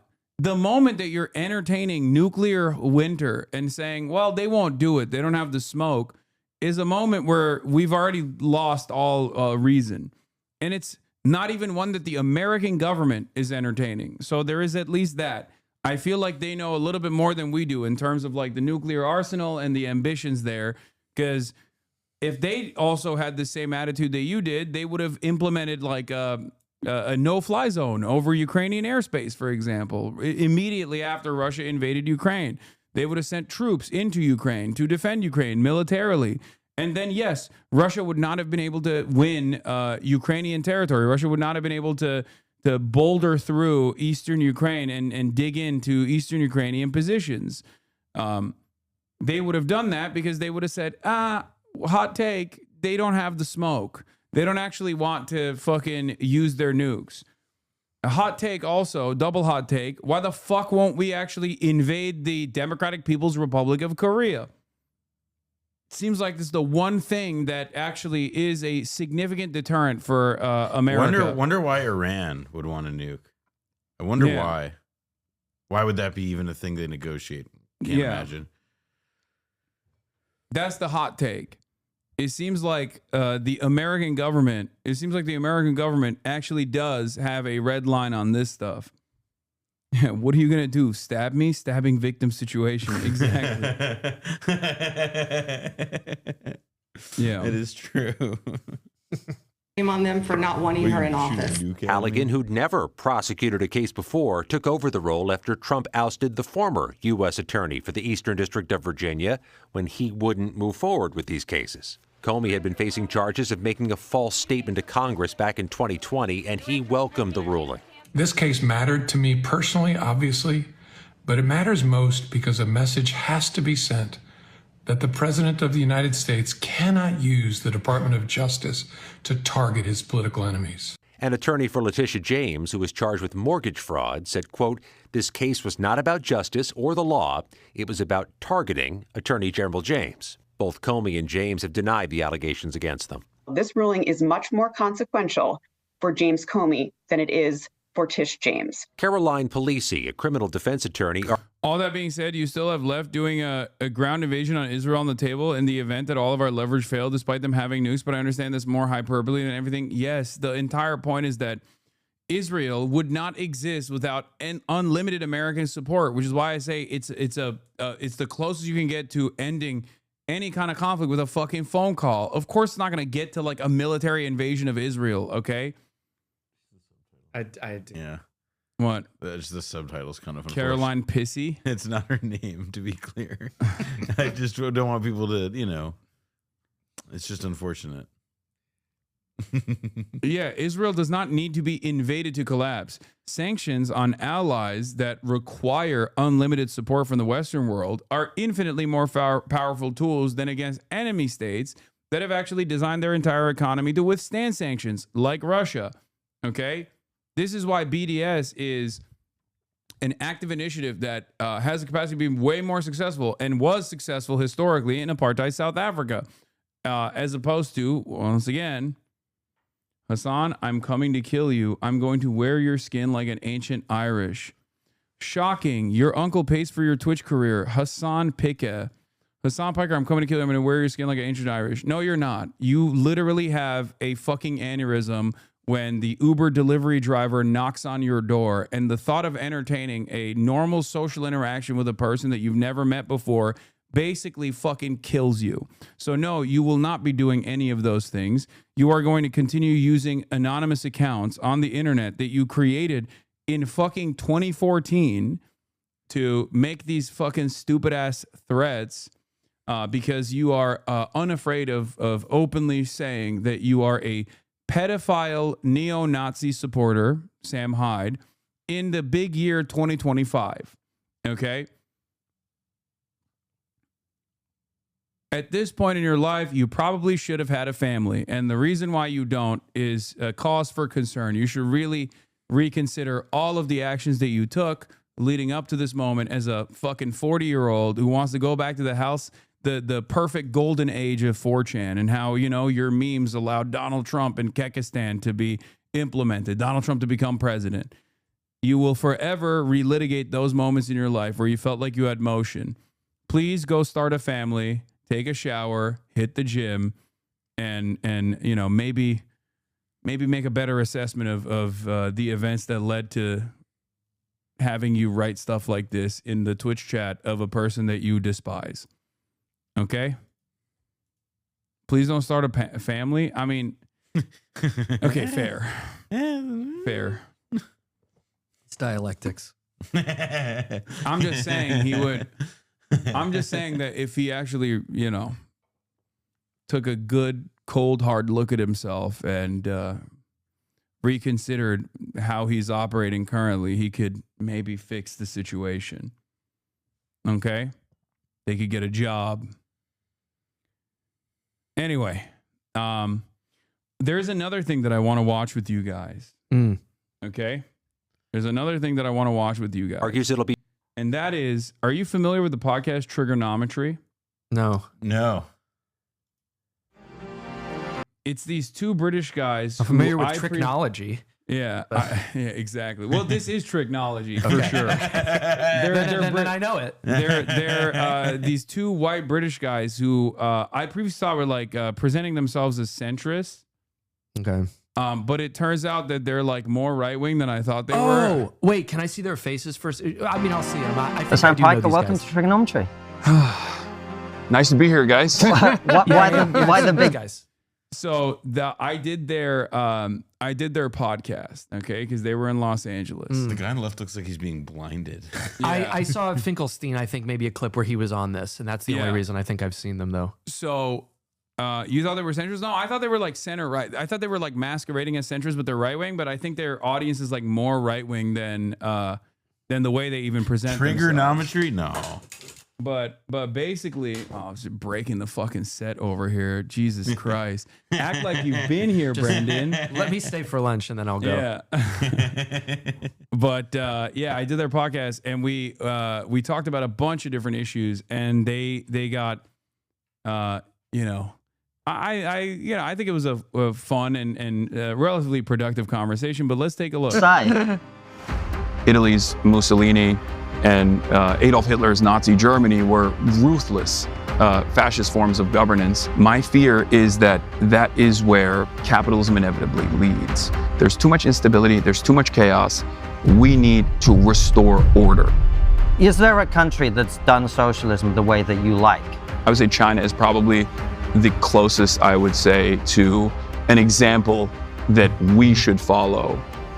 This was very frustrating for a lot of right-wing accounts on Twitter. I can imagine. Which did not actually provide any sort of like counter narratives or whatever, but instead simply presented it and then got mad. New streamer Hasan Piker says communist China is the best example of a country that the United States should learn from and model after.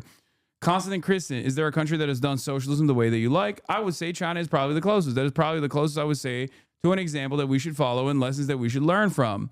And all of the counters are basically Cernovich talking about it's okay to platform again. Wait, the police shut down his live stream. Yeah, it's so funny how they never go to places they love so much. He was actually just there, and the Chinese police shut down his live stream. Again, a thing that didn't happen. Okay, China is no longer purely communist. Its commie government has allowed capitalism to flourish in China. Yeah, heard about that. Comrade Piker. Autism Capital. Yeah, Familiar with Autism his Capital. Comrade Piker is me and she's wife. Mm-hmm. And then there's a Congrats on that, by the way. Yeah, that was very cool. I just wanted to know if there's anyone who doesn't agree with what Hasan says. You just have to stop and see the enormous progress that China has made. Young people have a house before the age of 29, and 90% of people have a house. In the United States, you have a house at the age of 38, and it's a very low percentage. And then people yelling at him. I love all these blue check replies. They're just so well written. But unpopular opinion, this was my favorite though. Unpopular opinion is that Hasan is right on this. I'm pretty sure China's had a low level to qualify for. Wait, what? Oh, never mind.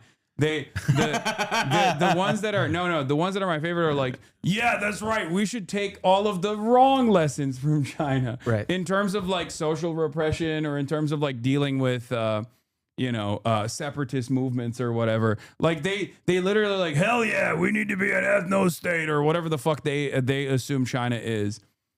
Their post game, they wish they'd gone harder on you. Oh damn, really interesting. We also sat. Wow.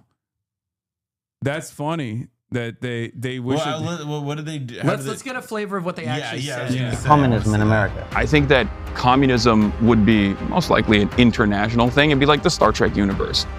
You think Reform Party? I think Reform Party, as it stands currently, is a nascent fascist parliamentary group that hasn't reached its full potential yet.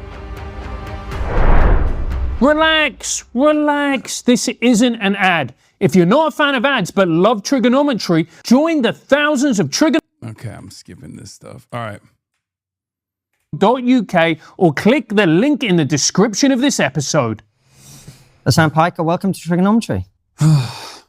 Nice to be here, guys. why the big sigh? We'll see. We'll see how this goes. Yeah. I'm getting cooked right now. Yeah. For those of you at home watching. And this has got to be extra weird for you guys because you're British, and this is what the sun looks like normally. Yeah, no, it's nice to know. We are enjoying it. I'm sorry about the sun. This is not deliberate. We're not trying to cook you, literally. But welcome to the show. It's hot as fuck, dude. We were in the morning. It was like 80 degrees. Whose idea was it to shoot on the fucking surface of the planet from pitch black? I don't know. They're British. This is like a very interesting opportunity for them to see the sunlight, I think. Tell us a little bit about you. Like you obviously have got a massive Twitch channel. You're very successful streaming. Twitch is a gaming platform, but you talk on there, and that's what people follow you for. How did you get there? What's been your journey through life? I started my professional media career, I guess, as a nepotism recipient at my uncle's 26-person YouTube startup media network. I feel like calling it a media network is interesting because, like, at that time, at that point, it was smaller than like a mid-tier podcast, you know? But I started there because I just wanted to not live in New Jersey. I wanted to live in LA. And that's where the Young Turks headquarters were.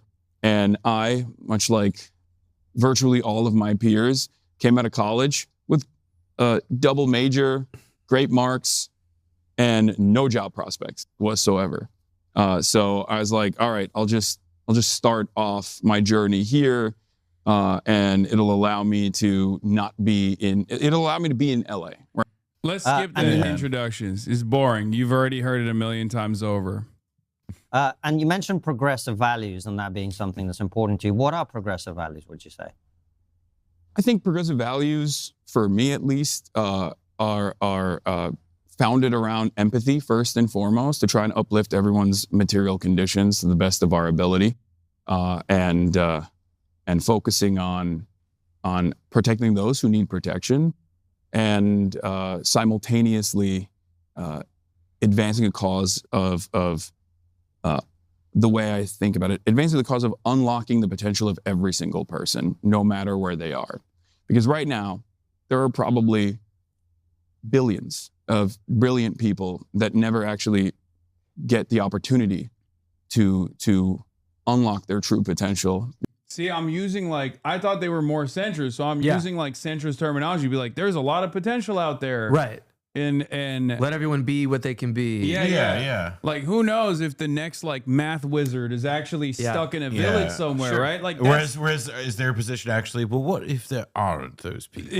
But what if humanity? I can't is not speak to worthy? their perspective, but I can say that their audience does not believe that there's unlimited potential in the third world at all. The audience was like, "Oh, you're a fucking idiot." Do they start mixing it up with you, or is it kind a of little this bit? weird Yeah. tension? No, it goes from me just expanding on my position. Yeah.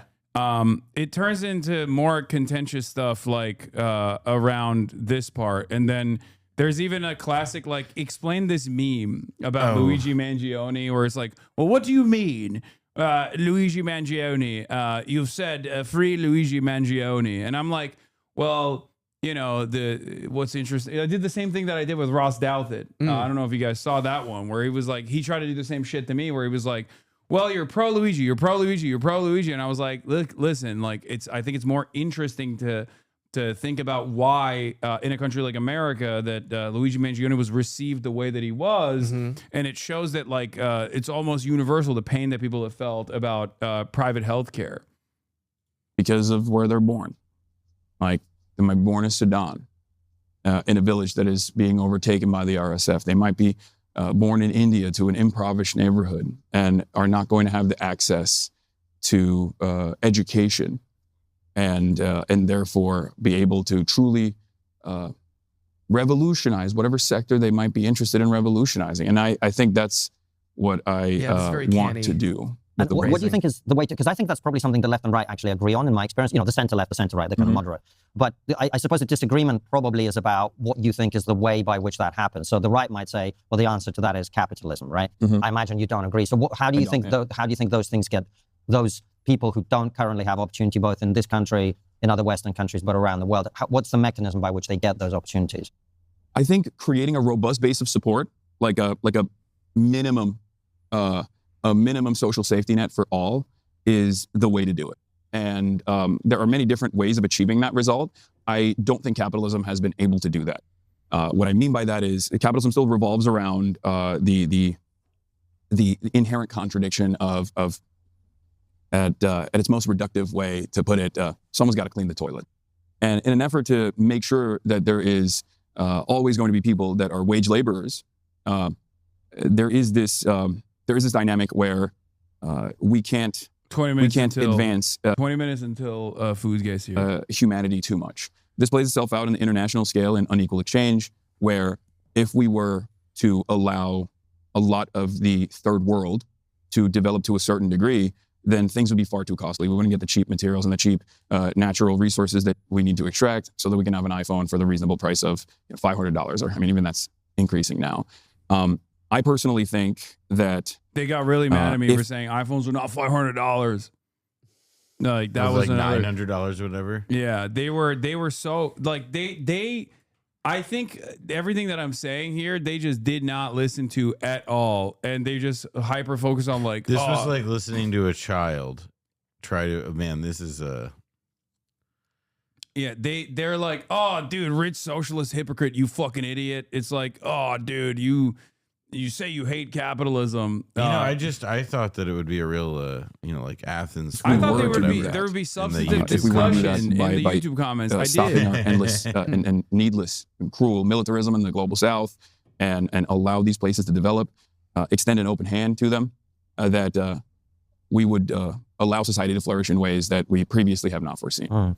I guess your point about cleaning toilets is interesting, because something we've addressed a lot on this trip with guests right, left, center, etc., is the incredible wealth inequality and the speed at which the gap is, that's growing. There's a big problem. People on the right don't want to admit it, and it's true.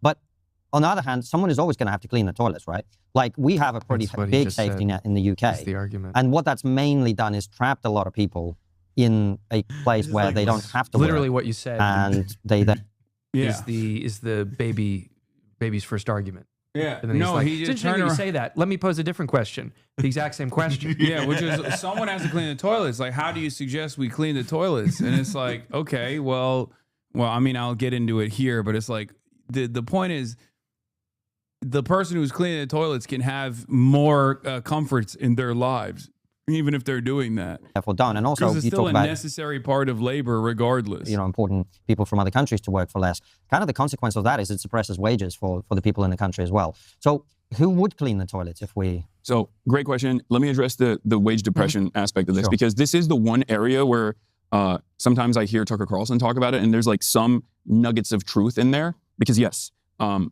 importing labor into the country will always depress wages in the absence of good regulation. And good regulation in that format would be demanding wage parity, and also not creating any other external factors that actually cause you to have a more servile labor force. What I mean by this is, I want to use the example of H-1B visas. The reason why H-1B visa system exists on paper is because there are certain highly skilled positions that as it stands, our American companies are unable to fulfill. They're not able to fill those roles with the domestic labor force, right? That's the on paper. In practice, of course, it creates a more pliable labor force that you're bringing in, oftentimes from highly skilled countries that are still desperate, even if there is higher wages on average on the H-1B visa program, because if you lose your job, you get deported. Nobody wants to get deported, so they will do everything in their power to stay and work as hard as they physically possibly can. So this creates an environment where I think our bosses, our capital owners in America are like, why would I get an American worker who is in comparison to an Indian worker that's coming into the country that is desperate to keep this job? Why would I hire the American worker? I can pay the same fee to the Indian worker, or even a higher fee, as a matter of fact, to the Indian worker, because I know that he is going to work harder than the American labor force. So there is this competition. The way to solve that competition is through regulation. If the workers that were coming in from poorer countries were coming in with the knowledge that they are not going to be immediately deported, for example, and they have wage parity with the domestic labor force, this would actually make American companies think twice before hiring someone just as a replacement for the American worker, because they wouldn't get any additional benefits as a boss. They wouldn't get the additional benefit of like, I'm going to work you to the bone, right? Because I know if I fire you, you're gone. You're gone out of the country and you want to be here. So that is a regulatory mechanism that we never implement in this country, because our capital owners actually enjoy the two-tiered labor structure that we have here. And come back to the who cleans the toilets, even when there's a social welfare system. I think that ultimately there's going to be people that fulfill these roles no matter what. And increasingly with automation and with AI, we're getting to a point where the route tasks are already being delegated to robots to begin with. So the way I see it is there's always going to be someone that is tasked with either overseeing it, if it's a robot doing it, or directly doing it. But since it's an important factor in the commodity production, because someone has to engage in sanitation, I think it's much more valuable to ensure that they have a sense of autonomy and that those positions are hired and have enough. They have enough replacement labor force so that they do less hours in general and still get a decent amount of pay, and so that they can still feel human and have some sense of autonomy in the labor force, where they can do that job and still make an honest living and be able to feed their family, and also have some free time on the side to pursue whatever hobbies they want to pursue. So the way to achieve that would be like what, a really high minimum wage, or like what's the way to get there? Like, because I agree with the idea that people who are working every kind of job should have free time and make a good living. The question is, how do you do that? Because in a market economy, what you are paid is a function of what you produce, right? Yeah. Well, I think in a market economy, what you are paid should be what you produce. I don't think that that's how it works in the market economy. I think in the market economy, your replaceability is what determines your wages, especially if you are I'm like walking him through the steps of, this is supposed to be his, like, their bread and butter, right? Like, they're pro-capitalist and they're like, oh, you're in a market economy, your wages are determined by what you produce. No, that's not how that works at all. I mean, that's kind of the problem. It sounds like he's about to bust out the guns and butter on you. You know, like, it's just like, it's so like limp 101 stuff. I mean, it's a little, I mean, it is kind of fun that they gave you the space just to make this pitch. Is it roughly this cordial? No. Is that the thing? Oh, okay. No. There is more back and forth. Because I'm curious what they said after the fact when they were like responding to their commenters. There is really not much pushback on this stuff, honestly. Right. And I think it's because there's not really, I don't leave a lot of room to breathe with the argument that I present. So that's they how it just works in the kind of market move economy. on from Replaceable by a non-domestic labor force, for example, that depresses your wages even further on the domestic front for the citizen labor force. So I think you're right, though. In the market economy, your output should be the determining factor. That's actually a socialist position, ironically enough. Not all socialists are against the market, and I would say that the output is the most consequential factor in that regard. I agree. What that means, however, is that if the company is actually, for example, increasing its output and therefore generating more revenue overall, then everyone down to the most replaceable aspect of labor, which would be sanitation in this regard, should still get paid a just wage, like fair compensation. Minimum wages is one way of doing it as a Band-Aid solution. I mean, but there are Nordic countries, for example, where there is no minimum wage, because the minimum wage would ironically be a depressing factor on the overall average wages that people get. How have they achieved this, though? They've achieved this through sectoral bargaining. They've achieved this through robust unions and labor participation in these wage negotiations. And that is the reason why they don't need to have a minimum wage. The minimum wage in and of itself is a big point of contention in the United States of America and a lot of other Western countries, only because our labor union participation in the United States is at less than 10% right now, which is unimaginably low. It's lower than countries that we have dominated, like Chile, where we rewrote their constitution basically and wanted to unleash a wave of neoliberalism. Okay.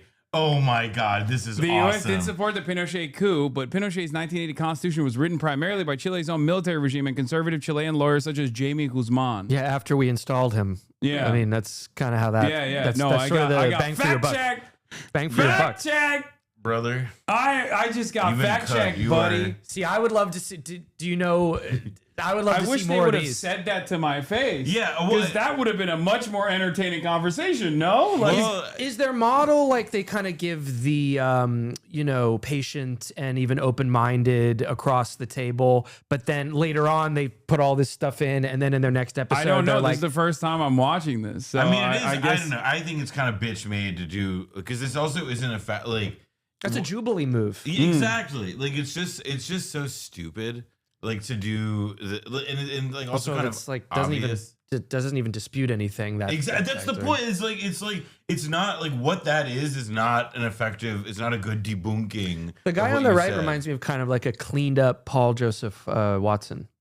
You know what I mean? this guy? Yeah. He looks like if was that his name? The guy you said, imagine Paul my Joseph surprise. I get Gary V, but Oh, okay. Well, there could be a lot going on. the hands of a dictator like Pinochet. Even in that country, there's still John Oliver's 15% labor union participation. So it's still higher than the United States of America, which is crazy to me. If you've been fresh story ground, what I mean? outlets empathy, ground We should do this more in our show. Positions, particularly when we talk about low-skilled labour. So for context, my mother is a Venezuelan immigrant to the UK. When she was in the UK, she was a childminder. There was no minimum wage. My mum, roughly, I remember earning £2.20 an hour. There were no pension rights. So thankfully, I help my parents out. My dad helps my mum out, so she's not destitute. But that's what my mum's position would be if she didn't have me or my father. As somebody who is from Venezuela, I worry when people mention socialism because I've seen what's happened to my country. How would you assuage the fears of people like me or people who come from a Cuban background who've seen the socialist dream, as it were, descend into authoritarianism? I'm much nicer than I normally would be. First and foremost, I would say that all countries, to varying degrees, engage in authoritarianism in general. It's just something that it's a function of the government. It obviously has the capacity to get out of hand due to external factors in many instances, like combating much more powerful forces that want to cause instability in your country. It's not a justice. This also frustrates liberals when you say that. Like, it's just every country is like here in America, the rules that we have around age of consent is very authoritarian for Ellen Dershowitz, right? If you want to fuck kids and the rules in the rule book say you can't fuck kids, that's authoritarian. It's just justifiable, right? If you don't want to fucking pay taxes and the IRS says you're going to jail, that's technically authoritarian for a person who doesn't want to fucking pay taxes. And recently, when I was doing that show with Felix, he said he once spoke to it was a writer who someone kind of asked them what their politics were.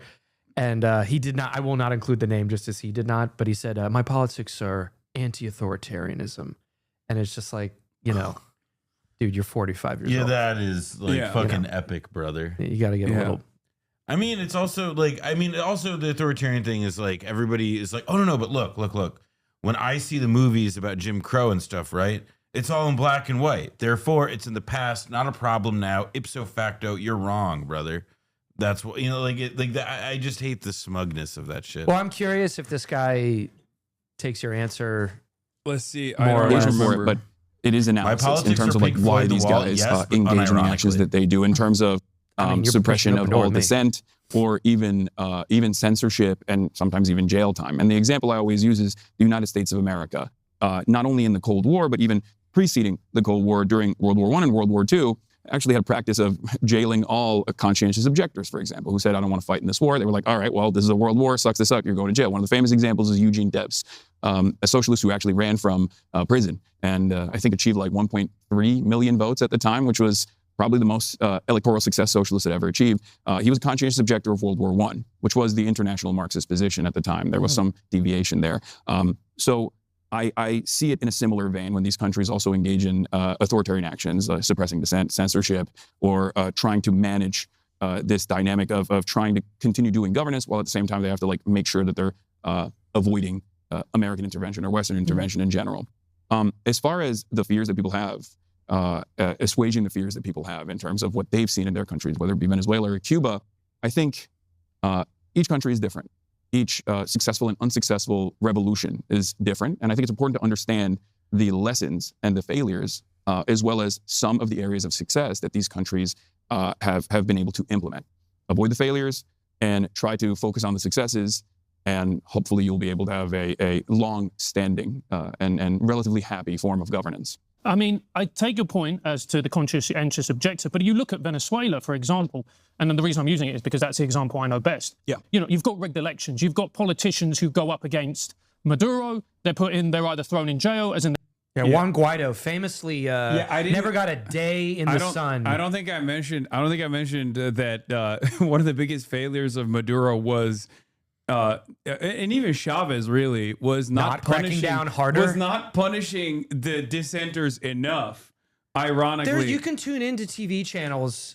At least back when I knew people who lived there, and there's people bashing the government, they bash Chavez. Yeah, they bash as Maduro. a matter of fact, big problem with all the fucking grocery store chain owners and the Chamber of Commerce they have in Venezuela that ended up actually overthrowing Chavez, once upon a time.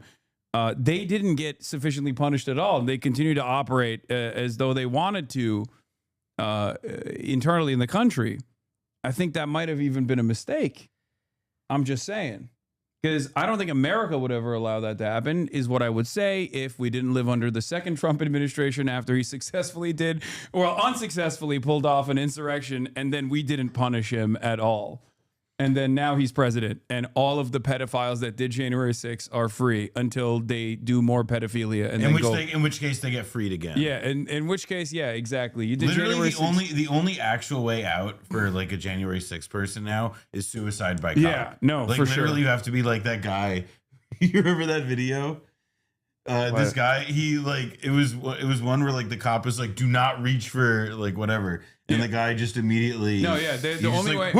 The only way they see punishment is when they reach for an officer's service weapon. Exactly. Like it's so like it's like that is the only way that you can like suffer a negative consequence anymore. Yeah. The case of Leopoldo Lopez, solitary confinement for 2 years, or you have, I think it's Corina Machado, who got nominated for a Nobel Peace Prize, but she is currently in hiding in her own country because she knows the moment that her whereabouts are known, she's going to get. That's bad governance. How come she's literally like there is She's no only world calling for an invasion of her own country. And saying it's great that like they're lasering fucking boats off the coastline. Like you can't do that anywhere. You know what I mean? She's calling for an invasion of her own country by the most powerful country on the planet that has all the ambition and has tried to do coups in the country that she's a part of. It's fucking crazy. You know what I loved when they announced that she got the Nobel Peace Prize, and the immediate reaction from the White House was, "Fuck this bitch! I cannot believe the DEI Nobel Prize." Yeah. Like not, I guess, realizing didn't give it to Daddy. Yeah. Okay. They were really pissed. It was so like Stephen Chung, the like White House press secretary, whose job is to like send edgy tweets. Yeah. He was like bugging out. He's not the only one. Machado was asking Israel to invade Venezuela. Israel, please save me.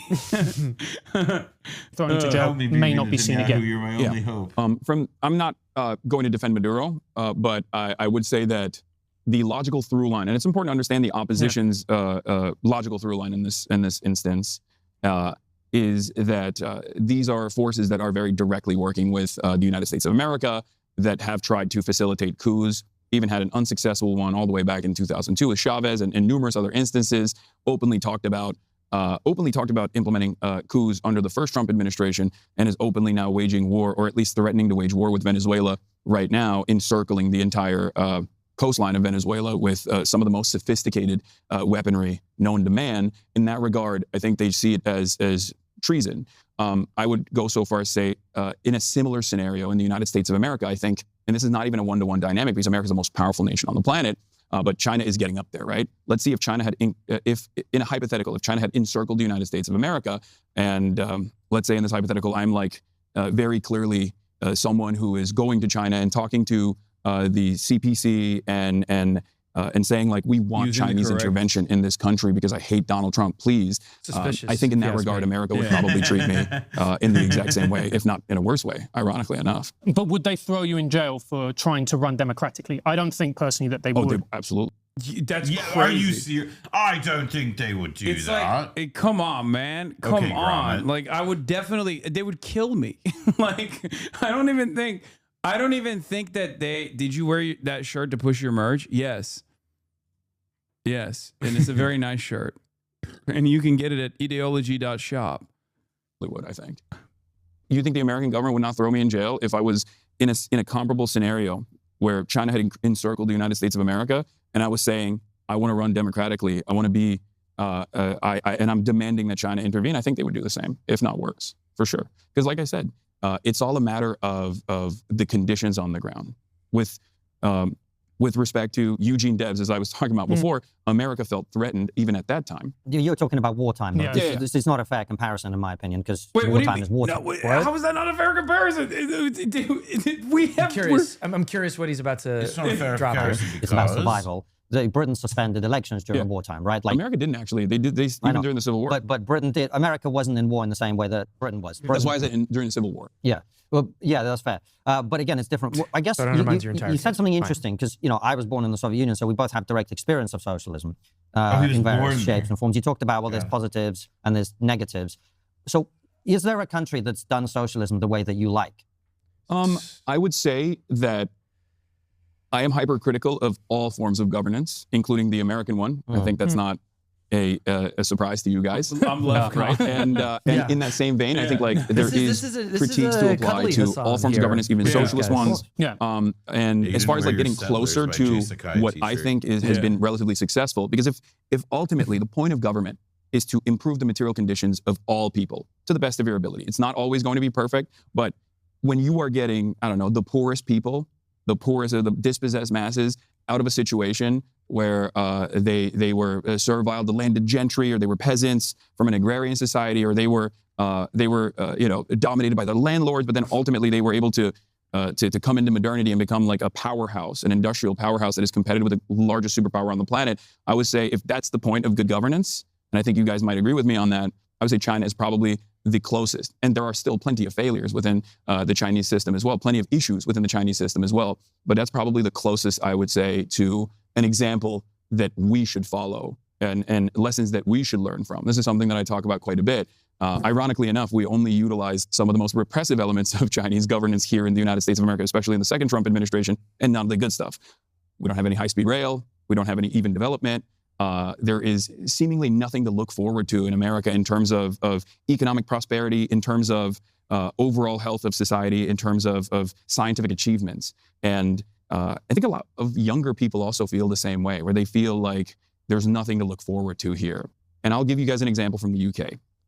I remember seeing this TikTok of this guy that goes around and is like asking young British people, would they serve in the British military? And I am not even remotely nationalistic by any measure. I don't care about those sorts of things.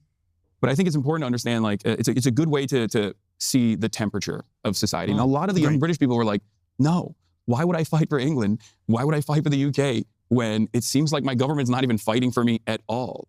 And see, the reason a lot of them will say that, though, is it's not so much about that we're not like China in terms I just realized I'm the one who brought up UK, which was a major mistake, because as soon as UK gets mentioned, they turn the conversation to, well, they don't want to fight for the UK because of Musliman. Where let me see what they where this guy Islamic goes. Sharia is the reason. Okay. of building high-speed rail, although that is a big issue in the UK. Yes. I agree with you.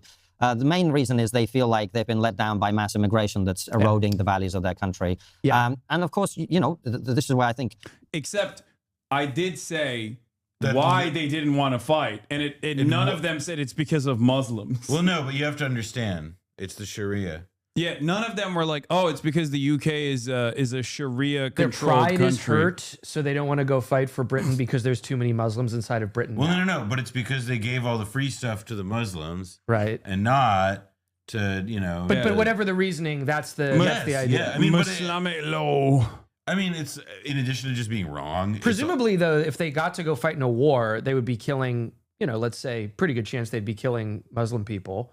Yeah. And that would wouldn't animate that be, them if they hated Muslim people so much. Yeah, I didn't even think about it like that. You're like right. they'd be defending Britain from the encroaching hordes. I from would have. elsewhere. I would love to see this guy respond to that logic. Yeah, I should have brought that up. Damn, that's a good take. People on the right are very blind to this issue that we already raised, which is wealth inequality and opportunity. Right? I'm sure there are some people who feel that way, of course, but well, think about this, Hasan. But Right? even Let me just finish the go point. ahead. Like stereotypically speaking, is it left of center people or right of center people that are going to go and fight for their country? Typically, it's going to be right of center people because of the mindset that they have. Right? I think when push comes to All shove, right, I'm everybody gonna be fights for honest, their country. when most people go to fight for their country because it's the experience of how most people are pushed to fight for their country, they're not volunteering.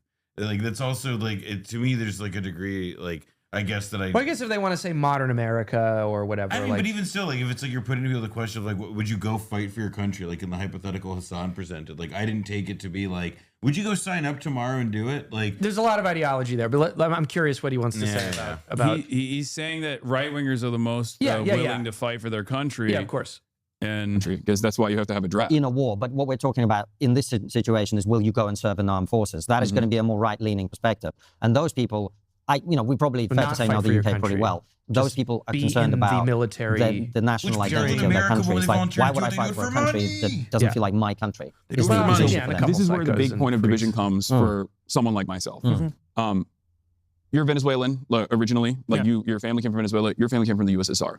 You guys are the most British people I've ever encountered. I have a very British face. Yes. You're correct. Yeah, exactly. You're British to the bone. Argument. Yeah. And yet, that's a point. Yeah, that's a point for me. They backed away from that. They were like, "Yes, you're right. I am very." He said, "I have a very British face." That was the Jubilee prompt that we were hoping came together. Yeah, I don't know why there's no trigonometry fact check there. Most British people. Yeah, Hasan Piker is correct. We are very British looking. From countries that were somewhat far away from England, right? Yeah. And I'm Turkish. I grew up in Turkey. My whole family lives in Turkey still, with some exceptions. And I would say I'm pretty assimilated to American culture. I grew up being fascinated by American culture. I grew up consuming American pop culture, as do many people all around the world. And what I always find interesting is when people focus on the newcomers, to say that this is actually destroying the social fabric or social cohesion, not realizing that there are a ton of polls conducted on this stuff. I can just speak for America, especially. Yeah, what the fuck? What the fuck? Bro, what is happening? Dude, they're about to do gay stuff in the bathroom, chat. They're about to literally kiss one another. They're kissing one another off camera right now. Oh, like blowback. Yeah, blowback comes from blowing each other's backs out. Fuck. They just got up at the same time. That's sus, dude. Well, your house is so large that I just show them where the bathroom sus, is. dude. That's sus, brother. Where by the second generation, assimilation is almost complete. And by the third one, it's like virtually impossible to distinguish in terms of performance, educational output, and job performance in general. It's just like everyone becomes American. That's not true in the UK, though, unfortunately. So if you look at, for example, Islamist radicalization, second and third generation Muslims are much more radical than first generation. Yeah, so we're not.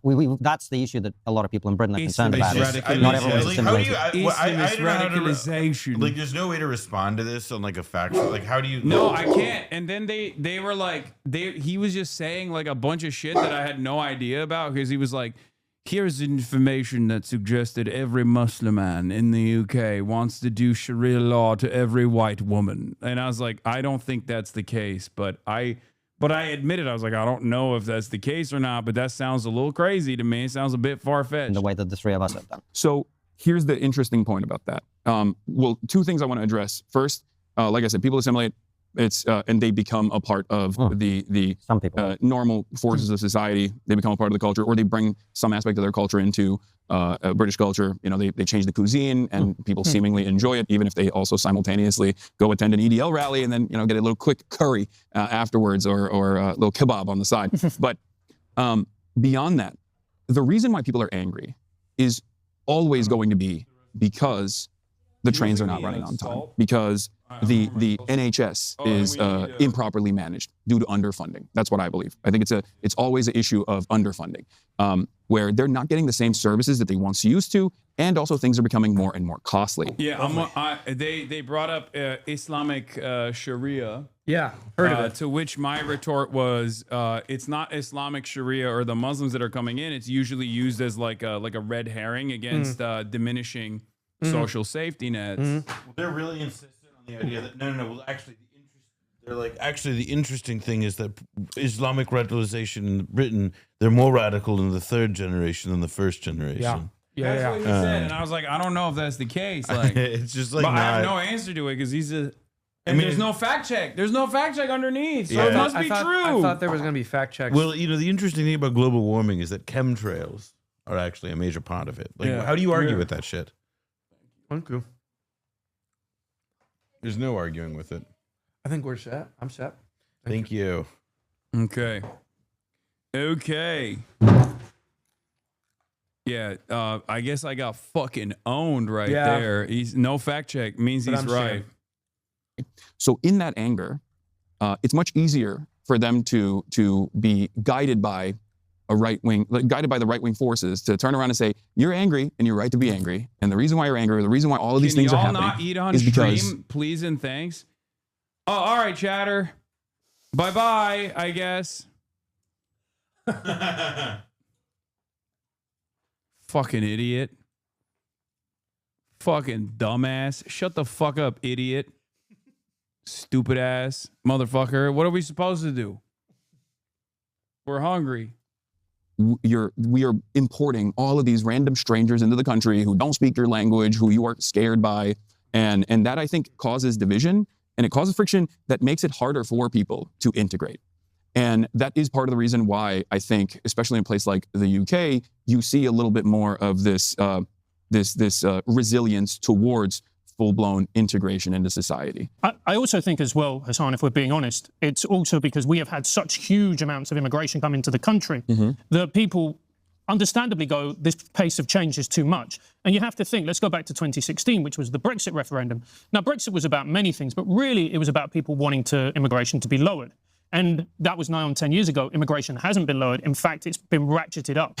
So people are, people voted to lower immigration. Worse. And these motherfuckers were like, we don't want the Polish in the country. Yeah. And then instead they got, I guess, more immigration from non-Polish parts and non-European immigration. Much to consider. For instance, I voted Remain. People voted Brexit. I'm like, well, that's democracy. We get on. We're going to make the best of it. I do believe that when you ignore people's wishes at the ballot box and people explicitly vote for something and you ignore them for the best part of a decade, that does generate a lot of anger, and understandably so. Yeah, I think in that same time frame, if there was enough appetite by the government to address the financial harm that people were experiencing, the economic struggles that people were experiencing, there would still be a lot of people who say, I don't want a brown person, I don't want a black person around in my neighborhood, but ultimately those numbers would be far smaller. And that's what I always go back to. I'm a leftist. I believe in economic improvements, and I believe that a lot of the reactionary forces actually take advantage of that instability, the economic volatility that exists, in an effort to shift the attention away to people who have the same exact interests as you and I do. Because ultimately, I don't believe that anyone is coming into the United States of America or the UK, as a matter of fact, because they want to bring about a Salafist-style Islamic caliphate in London. I know you won't agree with me on this. It's not about whether I agree; it's about whether the facts agree with you. I don't think that's the case. Hold on. I think let me just give you some facts then. If we have a terrorist attack on a monthly basis by an Islamist, effectively, we just had 2 in the space of the last month as we're recording this.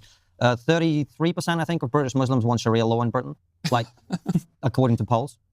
More than half want to ban. I want to see the data. I need to see the data. Source and description. All right, what's the source? Ending Christianity's traditional role by removing the church? Do you feel that the implementation of the following in the UK in the next 20 years will be desirable? I have no idea where this is coming from, but... You said it's in the description.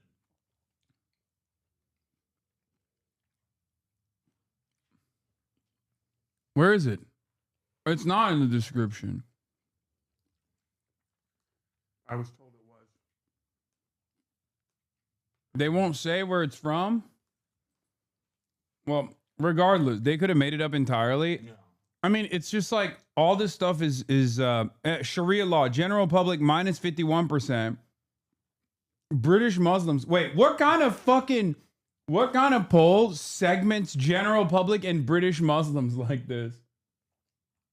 And also, even then, also it's just not amongst true. British Muslims, it's like, yeah, somewhat desirable or very desirable is at like 17% and 15%. Look up the stat. It's probably some crazy thing. Well, no, there's neither desirable nor undesirable and don't know. Which I guess they're... Yeah, these are some bad Muslims, bro. They don't even want to do fifth column style integration well enough.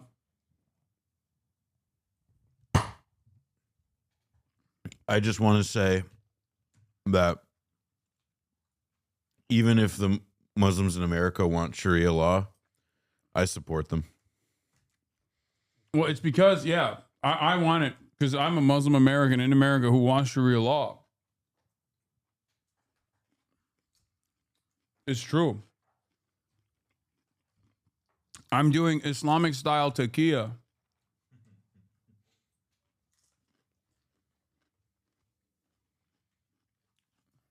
Like, according to polls.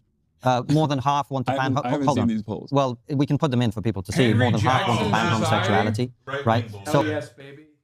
Right-wing bullshit. Ignore. Yeah, half of all British Muslims think homosexuality should be illegal. Poll finds.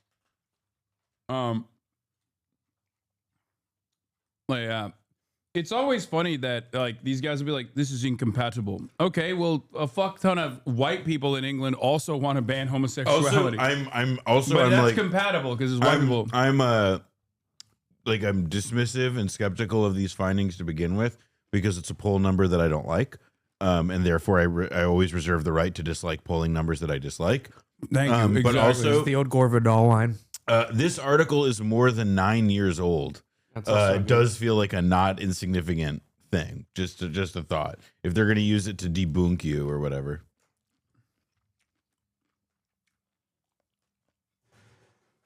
so when you say people aren't coming in to introduce an Islamist stuff, well, some of them want to if they're in a position to do so. We have 5 MPs who are effectively elected on a sectarian ticket, like as in we are Muslims, vote for us because you're a Muslim.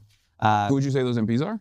The 5 independent MPs, they're called the GAZA MPs or whatever way you want to call them. Right? Are you talking about like Zara Sultana? I don't know if she's one of them. I think one of them is called Adnan Hussein. There's 5 of them. We can look them up. We can put them in for people to see. Right. So the Islamist MP Jeremy Corbyn. Why didn't they mention that to me when I was talking to them? You're being corrected. You're being debunked. I would have had a very good laugh about the Islamist Jeremy Corbyn. We're Muslim. Vote for us. It's and like it's like 4 Lions. The white Islamist is always the most. He's the head of it all. Yeah, Johnny Jihad. Yeah, Jeremy Corbyn, or as I like to call him, Johnny Jihad. Yeah. Islam. I think it should be said that the overwhelming majority of British Muslims. Yeah, jizya, more like jizya, which is the tax that we will implement on the non-believer kuffars. Let's go. Don't want Sharia law. But if 33% of them do, you can see why a lot of people who don't want Sharia law might be concerned about that, right? Sure. I don't know what I haven't seen these polls, and I also don't know what British Muslims or the 33% that are saying they want Sharia law, like what they're talking about. If you want smart, fearless commentary on the craziest things happening in media, politics, and online culture, you'll love the Brad versus Everyone podcast. What's this portrait in the hosted by back? Brad Palumbo, an independent journalist who calls it like it is. The podcast covers viral. That is an on-cinema character if I've ever seen Brad one. Palumbo. Spotify, or wherever Looks you like some listen. kind of World War I. The counterexample always is, Brad I mean, there's Penumbra. plenty of right-wing forces in the country that also want to ban homosexuality. Or trans people in general, right? No, like no one wants to ban trans people in Britain. No. Yeah. Okay, well, that's not what I have seen so far, but maybe I'm wrong on this. What do you mean? But I feel like there's a lot of this is a point of contention for you guys as well. But it's like when you want to ban trans people altogether, when you want to remove access to medication for trans people to transition and conform their own gender identity, you don't start off by saying we want to altogether ban trans people. You start off by trying to find the most successful approach that the broadest majority of the masses would be in tune with, would be in agreement with, and then you slowly but surely expand on it. Wouldn't that be like me saying? Wouldn't that be like me saying, well, you say you want socialism, but actually you're a communist because you just want to edge your way towards communism step by step? I mean, that seems like an unfair way of looking at it. No, my retort to that would be that while I don't call myself a communist, I don't have an issue with an end goal of communism. I don't think it's like I just think that it's probably not likely to happen, a stateless, moneyless, borderless society. But moving towards that end goal, I don't have any real... You'd like communism in America? I think that communism would be most likely an international thing. It'd be like the Star Trek universe. And it feels, especially at this point, it feels far too utopian to achieve. So while I think that the concept in and of itself is not one that I disagree with, and I don't think you would either. Don't you think it would be nicer? I grew up in a communist country. I very strongly disagree with the concept of communism. The USSR was, as you know as well, trying to implement communism. They never actually were able to successfully implement communism. How do you mean? Well, it wasn't a borderless, moneyless, classless society, right? That was it never the goal of communism. It was never to be a borderless, moneyless society. No, that is what communism is. Well, that's not how the communists in Russia defined it. Well, there was a big debate within communism quite early on. Am I wrong on this? Lecture coming in. It's a transitional socialist state. Like, that's the whole point. Just like with China, right? There were whole Soviet policies that were describing what stage and in what, parts of society had begun to get closer to communism. But then you get the whole thing of capital C communism versus, the idea that, as you're describing, a classless, borderless society. It gets a little muddled. I don't necessarily blame someone who, not this guy, but I don't necessarily blame someone who was living in like Brezhnev era Soviet Union to think like communism did mean what the socioeconomic system they lived in, that was the definition. But if you're supposed to be a debate guy and you want to dance and do semantic arguments like this, then you kind of do have to acknowledge the difference between the utopian or Marxist idea of what a future communist society is and what the Soviet Union actually called themselves and how they thought of communism as an aspirational, the road to communism rather than just what existed. Here's my counter. Communism is when I want to describe a foreign adversary's failures. Yeah. And capitalism is when I want to describe a foreign adversary's successes. How about that? That works pretty well. It's called the China dynamic. Yeah, absolutely. Yeah. China, Genghis the Great, Deng the Great Reformer, the Omega capitalist, created capitalism in China, and that's why it's good. But it's also a scary country in the periphery that we must destroy because it's communist. Their parades are scary and better. Yeah. Genghis Khan. Yeah. Global Yes. state of communism. Frost versus Stalin. I'm very familiar. Right, but for our audience, this might be worth explaining. Yeah. Some of them they basically recognize the only way you might ever get to a communist society is if everyone in the world gets it. Otherwise, there will always be a capitalist system to which people would be keen to defect. Or, this is the Stalin option that they ended up going for, is you pursue communism within the realm of one country. And in order to do that, they took the wealth away from people who had it. They tried to distribute it to everybody else. They tried to create a state of equality, uplift the poor, as you were talking about. And actually, if you take those measures alone, they were very successful at it. The only problem is they ended up putting millions of people in camps. Yeah. Well, he's no Stephen Kotkin, folks. In order to do that, creating a tyrannical regime with a secret police that murdered people. And that is the reason communism, in my opinion, doesn't work. You know where there's no tyrannical regime with secret police is good old Chile, where they made their own constitution, by the way, with no fuss, no muss. Yeah, I mean, and also, yes, communism is when the government has secret police. Yep. And the more secret police you have, the more communist the government becomes. Yep. Which is why America's a communist dictatorship as well. Well, the thing I'm really thinking about is how, for most of the lifetime of the Soviet Union, the guy who is there was a secret police in the United States. It was called the FBI, and the guy who ran it was called J. Edgar Hoover. And even like all the liberals who buried that guy would have said pretty much the same fucking thing. Like that one isn't a particularly persuasive bit of evidence. Yeah. COINTELPRO, which is how America implemented state communism through our secret police and the assassination of dissidents. To achieve that goal of equality, and basically you're making everybody equally poor as the end result, you actually have to use a lot of force, right? So that was communism, what we had in the USSR. Well, that the end goal was never successfully achieved in the USSR in terms of establishing what I'm talking about, though. And that's why I'm saying it's important to understand and recognize the failures of this implementation in the aftermath of a socialist revolution and choose not to repeat those mistakes. So how would you do it differently? Well, that's the reason why I pointed to China. China is run by the Communist Party of China. It bills itself as communist. China is not a communist country. Would you say China is a communist country? It's a mixed country. It has some elements of communism, but it's also got a lot of capitalism going on. Yeah, right? so it's a mixed market economy, Big is what you're brain. saying, Look right? at the big brain on But so is the Brad. United States of America, if you look at it from that perspective. Because America also I has said, some. so is a mixed market economy. So is America. I mean, it is like I mean, there is like a good lesson in that, like, you know, like looking at where it is that our systems like do resemble each other. But I'm like, I got to admit, I am like pretty fascinated by it. The way his brain works. Well, I mean, it's like, why have two thoughts when you could only have one? You know. So what? I'm curious what they said about you after you left. Do you know what Apparently, they there's said? a video. Yeah, we'll look at it. Oh yeah, I do want to see their shit. It was like, well, they said they were too cordial to me. Yeah. Yes, you see, we were blind. I agree. We were blinded by his handsomeness and the fact that we chose the Chronicles of Riddick as the inspiration for our set. That's such a great reference. It has to be blinding. Yeah, they got the British buff, or not the British buff. They got nerfed as Brits in the sunlight.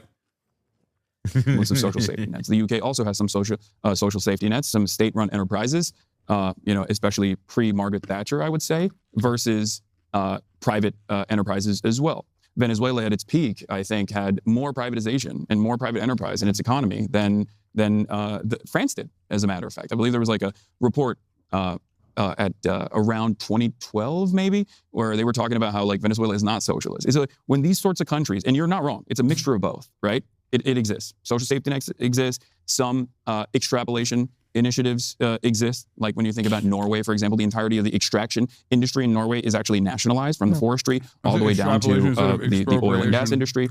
But then there's also the private market as well. This is just embarrassing. Private enterprise. Luckily, they don't know anything that I'm talking about. That is a nice perk. Hey, that actually is. I forget. You know, maybe that's part of why like people are incentivized to like do podcasts with like, you know, people who like get scared at like reading or whatever, because it is like when you fuck up or whatever, like no one catches it.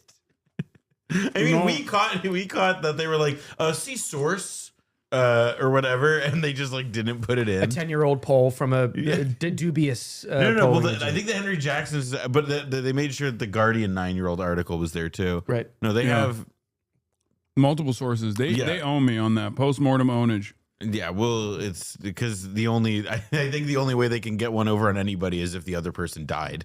That's trigonometry. Trigonometry. I would love for them to explain, like ask them like really earnestly. So, how did you come up with the name? It's brilliant. It's a fight against woke. Well, yeah, I suppose. As far as that goes, I wouldn't say that China is a communist, and neither would you, but it's run by a communist party. And so far, they have seen a pretty successful, pretty robust level of growth and development overall. So they have analyzed the failures of previous communist and socialist formations, and they have responded to it in their own way. Look at me, promoting Xi Jinping thought. Yeah. Yeah. I just, Xi Jinping on governance, copy in hand. You know? The challenge is, Hasan, when you centralize power and you give practically all the power to the government, what happens with that is you're far more likely to have corruption, you're far more likely to have abuse of power, and inevitably what happens is that the government can't do everything. There are things that are far better. Yeah, there's no centralization. That's not happening right now. We don't have centralization in America. There's no centralization of power or corruption in the United States of America. I'd never really thought about it like that. This is probably, There's some corruption, but I would say this is probably our least corrupt time right now. Yeah, there's like actually the more we've dismantled the government, I think this is probably our least corrupt moment as a government. Well, as and a you know, republic. and we should take it a step further. This is also the least sclerotic power has ever been in America. There's probably less abuse going on and less corruption going on. Because really, what it's about, Brennan. It's about family. It's about family. No, it's about efficiency. It's about efficiency. It's about getting things done. And America is the most efficient country for sure. Not like the pesky Communist Party of China. It's fucked up. Yeah, done by private practice than done by state control. So if you I agree with that. Would you also agree that there are things that are far better done in the hands of the government, or at least with like heavy market regulation and intervention? I completely agree. Because like healthcare, I think is a great example of this, where like it's an inelastic demand good and service, right?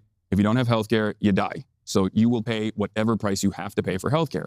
And therefore, I think the American system that is the most maximalist, most capitalist, most like free enterprise system has been an abject failure in terms of delivering good results. And what I mean by that is healthcare as a whole is supposed to improve people's living standards and also make sure that everyone is getting the best quality care possible, right?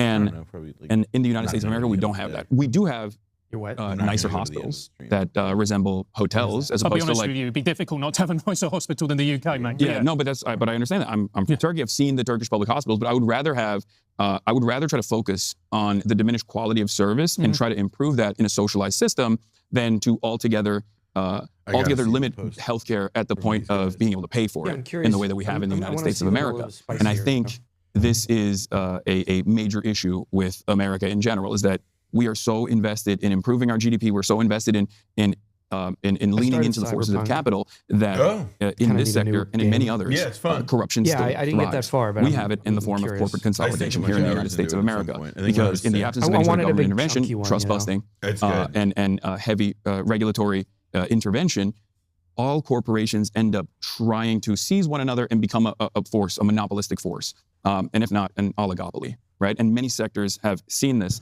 And when you become an oligopoly, you can diminish the quality of service that you're offering slowly but surely because there's no market competition that exists any longer.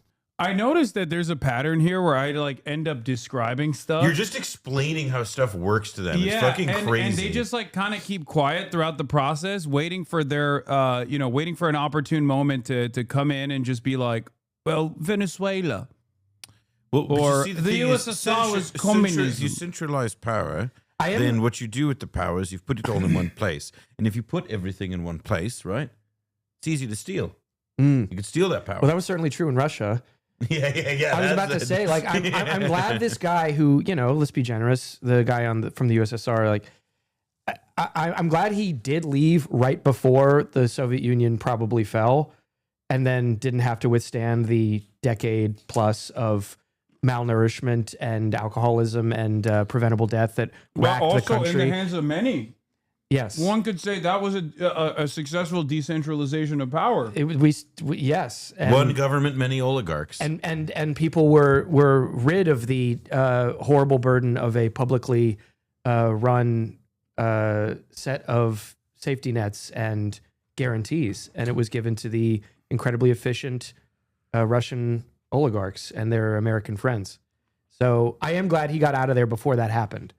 And like maybe 1 year of Gorbachev socialism. Tremendous period of liberalization. I don't know. Maybe liberalization. Maybe that's unfair. Maybe he was there longer. I'm going to be honest, man. I don't, based on how this guy's talking and his really like. Maybe he's 50 years old and he's looking really good. I don't know. And he has. Well, I was just going to say I think that his very evidently advanced understanding of Soviet communism. No, this guy definitely did not get educated in the USSR because he would be a lot more competent. Yeah, he would know stuff. I mean, that's the other. I mean, he wouldn't say that like socialism in one country was expropriation or whatever he like described it as. And the KGB. All right, and then the other stuff wasn't that. Two things, because there was a debate. They had a debate. There was a big debate. When you do expropriation and secret police, that's socialism. Well, no, that's socialism in one country. America is a socialism in one country. That was socialism in one country, but there was, yes, correct. But there was this other path that was not taken that he didn't describe or really illuminate at all. I think there's 0 countries that don't have at least some kind of like land ownership structure at the end of the day that they can implement if need be. whether it be in America, eminent domain or even property taxes. Like there is we have powers that we use. I mean, the most obvious. I mean, it almost feels trite to point out, but it is worth identifying. Like the pretext in which if something quote unquote has to happen and like politics have to be damned, right? Like you have to move without consulting conventional democratic constituencies. We do it in America under national security premises. Like we have a huge public health crisis, for example. We study pandemic prevention. All of that stuff is routed through the Pentagon. Don Rumsfeld was a major part of how that was formulated in this country. It's not like we do this shit all the fucking time. It's just we fold it under a different rubric that is, I guess, just outside of ideology or whatever. DPA, like there's another aspect of like using the productive forces under the guidance of like a singular like executive leadership. That's what the fuck DPA looked like. The Defense Production Act. That's what it is. That's what we did during COVID.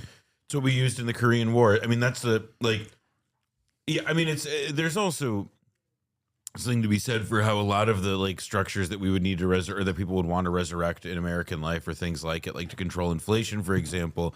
We did have those in America, like the Price Stabilization Bureau, the Wage Stabilization Bureau, which were how we dealt with inflation without just cutting interest rates to the bone, or hiking interest rates to the bone. You know, we had that. It's just that it had to go away. Like obviously, like the large, like the manufacturers and big capital like did not want these things around, and they didn't want these bureaucracies managing this stuff. But that's much better because centralization was eradicated. The Dr. Pepper Zero is better than the diet, in my opinion. Yeah, I was expecting sorry, I'm not trying to throw us off. I'm surprised how much the Zero is kind of tastier. I'll have to I guess the way I look at it is in terms of corruption, you're right. There is a tendency, if the government is all powerful, even though the governments are always all powerful, there is a tendency in more centralized governance that if someone wants to be a ruthless autocrat, they can do so. And the people don't always have the capacity to rise up against that. But I would say that in the United States of America, for example, we also experience a similar dynamic. We just don't see it in the same way because it's not the most direct form of authoritarianism, where a lot of people think, well, as long as I can eat a Big Mac, you know, as long as I can watch TV, as long as I can consume porn and you know, gamble on the unregulated cryptocurrency market or gamble my modest income away, what remains after I give the rest to my landlord, then you know things are probably fine. And I think we dull our sensibilities in that regard. And I think it's a different form, it's a different mechanism of control that makes you think that you are actually an active participant in this. I mean, I think that's quite a stretch, Hasan, with all respect, because the difference between, I mean, we talked about some societies that have attempted to pursue communism, China, the Soviet Union, Venezuela, etc. Right? The difference between those countries is not that they can't eat a Big Mac. The difference is that if they criticize the government, in Russia today even, but of course in the Soviet Union previously, you're going to get killed. Right. In America, that's not what happenens. In Russia today, which is not a communist government. We don't know yet. We don't know where we're going to go yet. I mean, Hasan, to be fair, you're very successful. You in China. They're getting rowdy. They're getting rowdy. They're also like now at the part of the interview where it looks like you're on a fucking flight deck. I'm sorry. I'm fascinated by this staging. So where was this? That you were being in the hills somewhere. Oh, okay. Cielo Drive.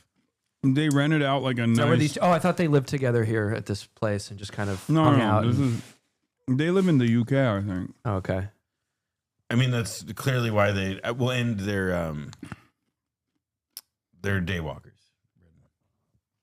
Yeah, well, barely. I like them. Get killed, right? In America, that's not what happens. Right? In America, you don't get... We don't know yet. We don't know where we're going to go yet. I mean, Hasan, to be fair, you're a very successful... I agree with you. You in China and the Soviet Union would be killed if you were critical of that. I would definitely be Yeah, no, and my point is like, my overarching broader point about like free speech in America is that it's like, it's only afforded to the domineering hegemonic superpower. And at times, as I described previously, in times of war, for example, there is no free speech. But these guys like refuse to recognize that. I'm like, that's why I say, we'll see. Because that's being threatened already. As America is losing its influence around the globe, you're seeing how it reacts. Like, yeah, say something about Israel. See how much they like it. See how well you do. Except these guys apparently had a favorable interview with Benjamin Netanyahu. I did not know that. Oh, really? Yeah, they're like super fucking. They're apparently super pro-Israel. Is that true? These two? Yeah. These guys? No, I'm actually not being sarcastic. This far into it, I think I've pegged that they because probably. I saw Finkelstein on their show, which made me think, oh, they're kind of like a right skeptic, type of vibe. Yeah, like they're giving him space. Yeah, holding space. Yeah. So that's the difference between these countries and America. It's not a Big Mac, it's freedom. No, so I love that you brought that up because I agree with that. I'm from Turkey, a country that has never had the First Amendment or freedom of speech. And ironically enough, the current regime, the person in charge of the current regime, Recep Tayyip Erdogan, was jailed in the past for a poem that he wrote for incitement, right? He read a poem about Atatürk, I believe, if I'm not mistaken. And he was jailed, and now he's one of the most ruthless. By the way, that's the worst Erdogan photo I've ever seen in my entire life. He looks like the pillow guy. That's crazy. Yeah, why do they also it's not recent. Like he's like I understand. No. I'm because I brought up the poem that he read. At that situation when he got arrested, and that's from that. So this is actually a timely. So then good for them. Yeah. This is complimentary information. They're right, I believe, if I'm not mistaken. They're right, and that they looked at the thing now, you said correctly. Yes, that was a big win. Yeah, that's respect to them. Yeah. He's one of the most ruthless jailers of the press in the country. Right. Now, so I come from that background. I can't go back to Turkey, for example, right. For these reasons. I've written about Turkey extensively, and let's just say the administration is not super fond of me and my perspective. Having said that, that is the reason why I want the First Amendment to remain in the United States of America, even though, as I brought up earlier, there have been instances throughout American history where the First Amendment has been actively violated or threatened. There are still contemporary examples of violations of the First Amendment. One example I will use is the anti-boycott, divestment, and sanctions laws that exist in the United States of America. Famously, it was Bernie Sanders and Dianne Feinstein, rest in peace, who actively called it out. Two prominent Jewish politicians. I'm trying to centrist myself. No, you're building bridges. I get it. I'm centrist masking. I said rest in peace, Dianne Feinstein. Yeah. In the country, these are laws directly written by AIPAC. That dictate that if you want to become a school teacher in the state of Texas, for example, you have to sign a loyalty pledge to ensure that you never protest against the state of Israel. It's ridiculous, right? And it's a direct violation of the First Amendment. So there are there is encroachment towards the First Amendment. That will always happen because people will always contest it. But keep talking, Mr. But it'll always happen. Yeah. You don't understand. Let's just get, but America is still free speech. America, free speech. The point I'm making to you is when you compare China and the Soviet Union and Venezuela to America, that is not an accurate comparison. It's not an accurate comparison, but if you recall earlier, I just said, I'm worried that we here in the United States of America are now moving in that direction in terms of social repression, in terms of political repression. And this is something that I very much fear. And I think the entry point to this is usually around Israel and what people decry as anti-Semitism. But that's not where it's going to end. If you look at the Trump administration's active I'm also administration always curious if these guys feel like, well, China's of course a mixed economy, is many capitalist mechanisms. Okay, so if that's the case, and China's developing more, and it is producing wealth at the scale that it is. Why can't we do more China? Well, not only why can't we do more China, but a question that mirrors that is, don't then they believe that China won't actually be a one-party state forever and will relax its political structures as it's relaxing its economic structures as well. If these two things, as they tell us, are to be intertwined, hopelessly intertwined, then you would expect there to be a reason to have faith that there is some kind of socialistic version of China where they relax the more strict and authoritarian controls over certain things because of the development that's happening and some of the market mechanisms that are existing, even if it's under a socialist mixed economy. But they never say that. Yeah, well, that's because, remember, if China is doing something good, that's capitalism. If China is doing something bad, that's communism. Yeah. And therefore, China is both in a state of capitalism and communism at the same time. It's Schrodinger's economy. Yeah. State, whatever. That's just how it works. And America is also a mixed market economy with some socialization, with a much lower degree of socialization. But America is good because it's capitalism. Because honestly, I don't know if I would argue this necessarily personally, But I would argue that as China becomes, as the United States wanes and China is a more secure global leader, it is arguable. Maybe you could go the other way, but it is Like arguable liberalization that it of will social standards? let go of some of the more extreme versions of control over the. No, I think so, too. freedom I of mean, speech or the internet. it also already has, just and, as like, we did. I was going to say, like, it's also like while there are certain restrictions that have intensified in the last number of years, there are also like others that have loosened, and I think like it seems extremely clear. I mean, Hasan and I have talked about this a lot, that like the degree to which Chinese culture is now coming outward and leaving China and coming into the. I mean, like Labubu, sort of the obvious, most recent, like, you know, sort of commercialized version of it, but. I mean, the kind of cultural exchange that is conducive to that openness is taking place more and more. Yeah. Can we stop glazing China, Lamau? You already cashed the checks. Damn, Hasan getting a little chunky. Can we stop glazing China, Lamau? This is the most like parasocial stalker shit that you have to deal with as one of the downsides of Twitch streaming. This is why he had us on those. To make him look less chunky. Pray for Kaya. I swear Hasan fans need to go blind and deaf to cope at this point.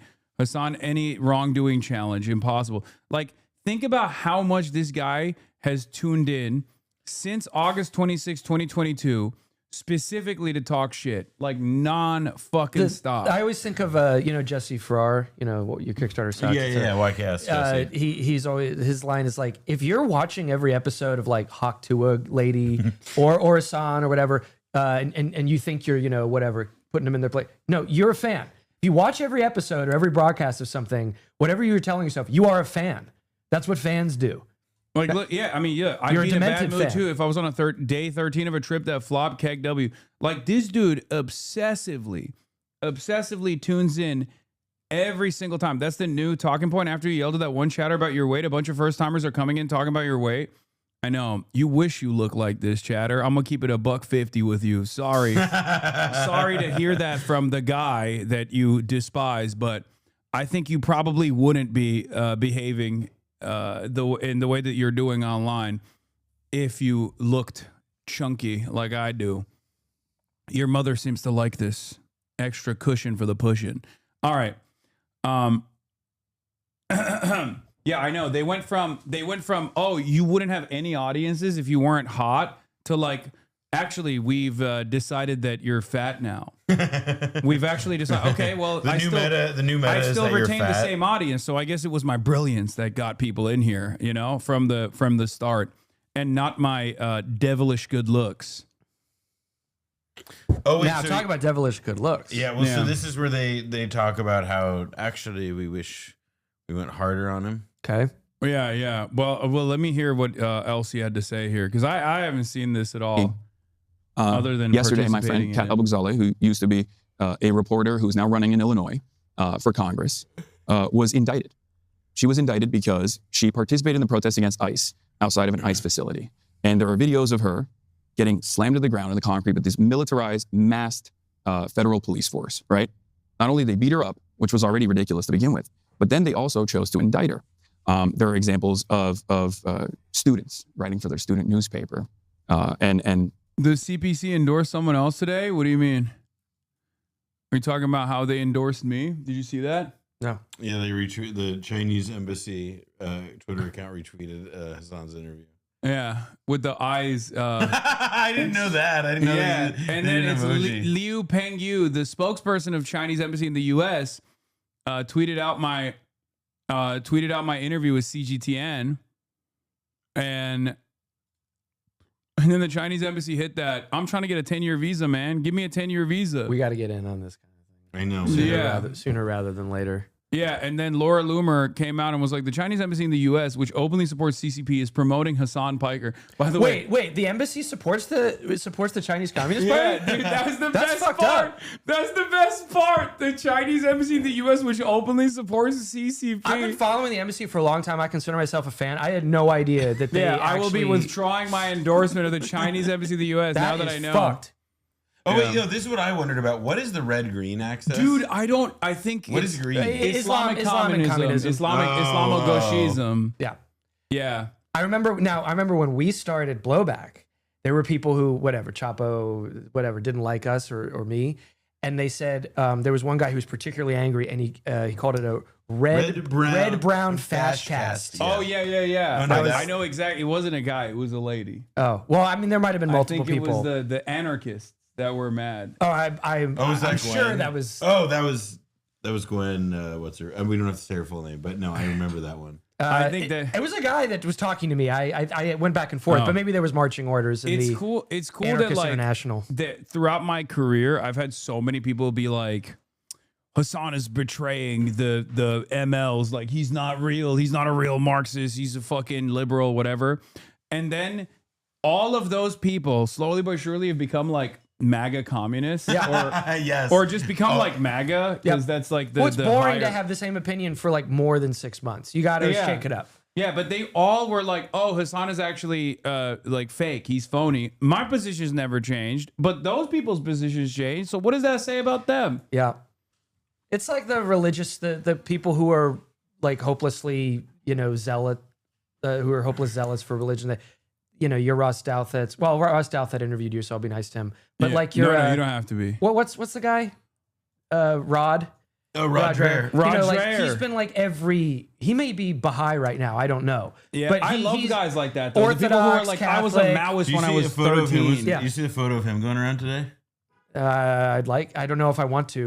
No, he took he's like, I just had the most amazing conversation with Nick Cave. And so they posed Cave? Yeah, they posed for a photo together. I like Nick Cave, but he's a little goofy when it comes to maybe exactly this kind of thing. Yeah, exactly. Anyway, sorry. Getting kidnapped and thrown into a immigrant detention facility, whether it be Mahmoud Khalil, who still has an ongoing legal case for being a student activist, a student protester, and having a green card while doing it. We have the same thing in our country in different ways. I hear you. Sorry, the reason I'm interrupting you is we've moved sideways from the topic. So remember where we started this conversation, right? So just to address your point. The repression didn't start in China by everybody being like, all right, it's over, we're throwing you in jail. It builds up to it is what I mean. And it's entirely dependent on the starting point. Because if you were looking at China, if you're looking at the Chinese Civil War, post-World War II, 30 million Chinese people have been slaughtered ruthlessly by the Japanese imperialists. Like, that's a very different material. That's a very different set of material circumstances. 10 to 20 million. Most historical estimates place Chinese deaths in World War II at 10 to 20 million. These figures are used by the U.S. National World War II Museum and the Cambridge History of China, amongst other credible sources. Yeah, I got it wrong. I said 30 million. It was China actually is a land of contrast, Hasan. Yeah, it was at 10 to 20 million. My bad. My mistake. For the end of that civil war and to develop governance. Similar to the I'm just trying to bring you back to the central argument, with the central discussion we're having. Francis made the point that when the government is in a position to be authoritarian, where it seems to inevitably end up in every communist country in the history of the world, right? That is a situation which inevitably then leads to levels of repression of the kind that you will not see in America for 100 years. I take your point about individual protesters or individual people who've made statements. What about the point about Turkey or Russia or like Russia now? All the other examples that whatever. Or the fact that, like, the point I'm trying to make is that you get to have some semblance of like social libertarianism when you're the domineering force around the planet. That's the argument that I'm making. And as America's like power is waning at the global stage, then yeah, it's slowly but surely turning into a more repressive force in that regard, and it has throughout history as well. When its power was contested, they refused to reckon with that, and instead keep saying, "Well, Chinese governance makes it easier to do repression." I mean, while simultaneously getting mad whenever I talk about, like, well, there are forms of repression that are evolving. You're getting far away from the discussion, Hasan. The actual point of the conversation was something else entirely. You always run the risk of the glass house. We're all aware. We all do this. Okay, we're all in media, but seriously, there are some shows where you really you're not encumbered. You're actually helped by having a pea brain, and I think this is one of those shows where you repeat the bromides. And you just kind of keep talking about, as if it's a sign of profundity rather than, the opposite, that you don't have to take your listeners very far. They want you to wrap everything back around to the same place every single time. And you make your guest kind of, miserable in the process, and they enjoy that. I mean, I think that seems like this kind of show. Yeah, the main point of contention here is that I'm moving further and further away from a manageable position that he wants to develop, which is that China is bad. Yes. And in a unique bad way, as opposed to the United States of America, which is good. When America does bad things, they were trying to do good, but they ended up failing. When China's doing bad things, it is deliberate. Correct. The same dynamic that exists in communism killed 100 quintillion people due to famines at a time when, you know, famines were commonplace due to a sequence of like mistakes, mismanagement, and which all also this occurred stuff. under the British Empire to an even higher degree. But also that was good. Right. Okay. Because it developed India. And yeah, number two, the current global capitalist order that creates 14 million people, 14 million deaths a year at a time of surplus and abundance of food supply, that's actually due to the individual failures of people not picking themselves up by their fucking bootstraps. Obviously, a skill issue. Could I get in on a toothpick? Yeah. There you go. Statements about a highly controversial issue today. We have the same thing in our country where people are being sent to prison for tweets that they've done, right? Left and right. We've got Palestine Action on the left. We've got right-wing people criticizing immigration. So I agree with you. The direction of travel in the West in terms of freedom of expression is not good. And I've made that point in my book and elsewhere. But that is not the same as what the point we're trying to make, which is the system of government you are open to, based on our discussion today at least, inevitably leads to authoritarianism, which inevitably leads to repression on a scale that a Western country won't imagine. Isn't that's the reason that a lot of people are very worried about people like you who say they're open to communism. We all know smartphones are... That's the PBD model. Yeah. Like this video? Case with the odd phone. Here, I'll try to put a nice button on it, okay? The reason why the United States of America and countries that are under the security apparatus, the global security umbrella of the United States of America, have had much more success with liberal democracy as opposed to all these other countries that are not under the immediate security umbrella, is because it's been the domineering force around the globe, especially after the end of the Cold War, but even during the Cold War, it was a dominant force on the planet. Sure. When you are the dominant force, you get to have these freedoms. Your people get to have these freedoms. Your people get to say whatever they want because they're not a threat, right? I would be more of a threat in the respective nation that I'm in if they don't have that same level of security. And that is the reason why I'm very fearful, because as America's power on the global stage is waning, we are going to see more direct authoritarianism coming from Western nations as liberalism decays, as it did in the 20s and the 30s. And what came after that was a wave of fascism. Now, fascism at that time was seen as a revolutionary thing. It was seen as a new thing. In many instances, fascists were actually fashioning themselves as though they were like a different kind of socialist, even though they were mostly killing socialists and had their beef with socialists. And then they were able to align with liberals eventually and become the domineering authoritarian forces. And I think you guys wouldn't disagree with me that, like, you know, Italy's Mussolini and Adolf Hitler's Nazi Germany were ruthless fascist forms of governance where there was unimaginable repression. My fear is that is where capitalism inevitably leads. Why? If left unaddressed, because capitalism is always going to deteriorate. It's slowly going to improve material conditions as opposed to feudalism. It's a far better system, for sure. It's far better than monarchies, right? I agree. But there will come a point where it outlives its usefulness, and those who own the capital, the owners of capital, will have to make a decision. There's too much instability. There's too much chaos. We need to restore order. And if they can't do that through liberal democracy, at least historically, especially when there is a counterbalance, revolutionary socialism out there that they are genuinely fearful of, work stoppages happening all around, and the flows of capital being disrupted, and profit margins are threatened, they end up finding fascism to be that domineering force that restores the law and order, so that people are still working in the factories, and any kind of dissent is. How much did China pay out? $17 billion. It was so sick. They paid for lunch. Yeah. China didn't pay for shit. I paid China, bitch. I wish. Anytime people go like, so how did this come about? Like, was this like government sponsored? I'm like, I wish it was government sponsored. Can I ask you a question about this? You know, you're a public facing guy. You give these interviews, you know, even if it's sort of guys who you later find out are goofy, or maybe you know before you go in.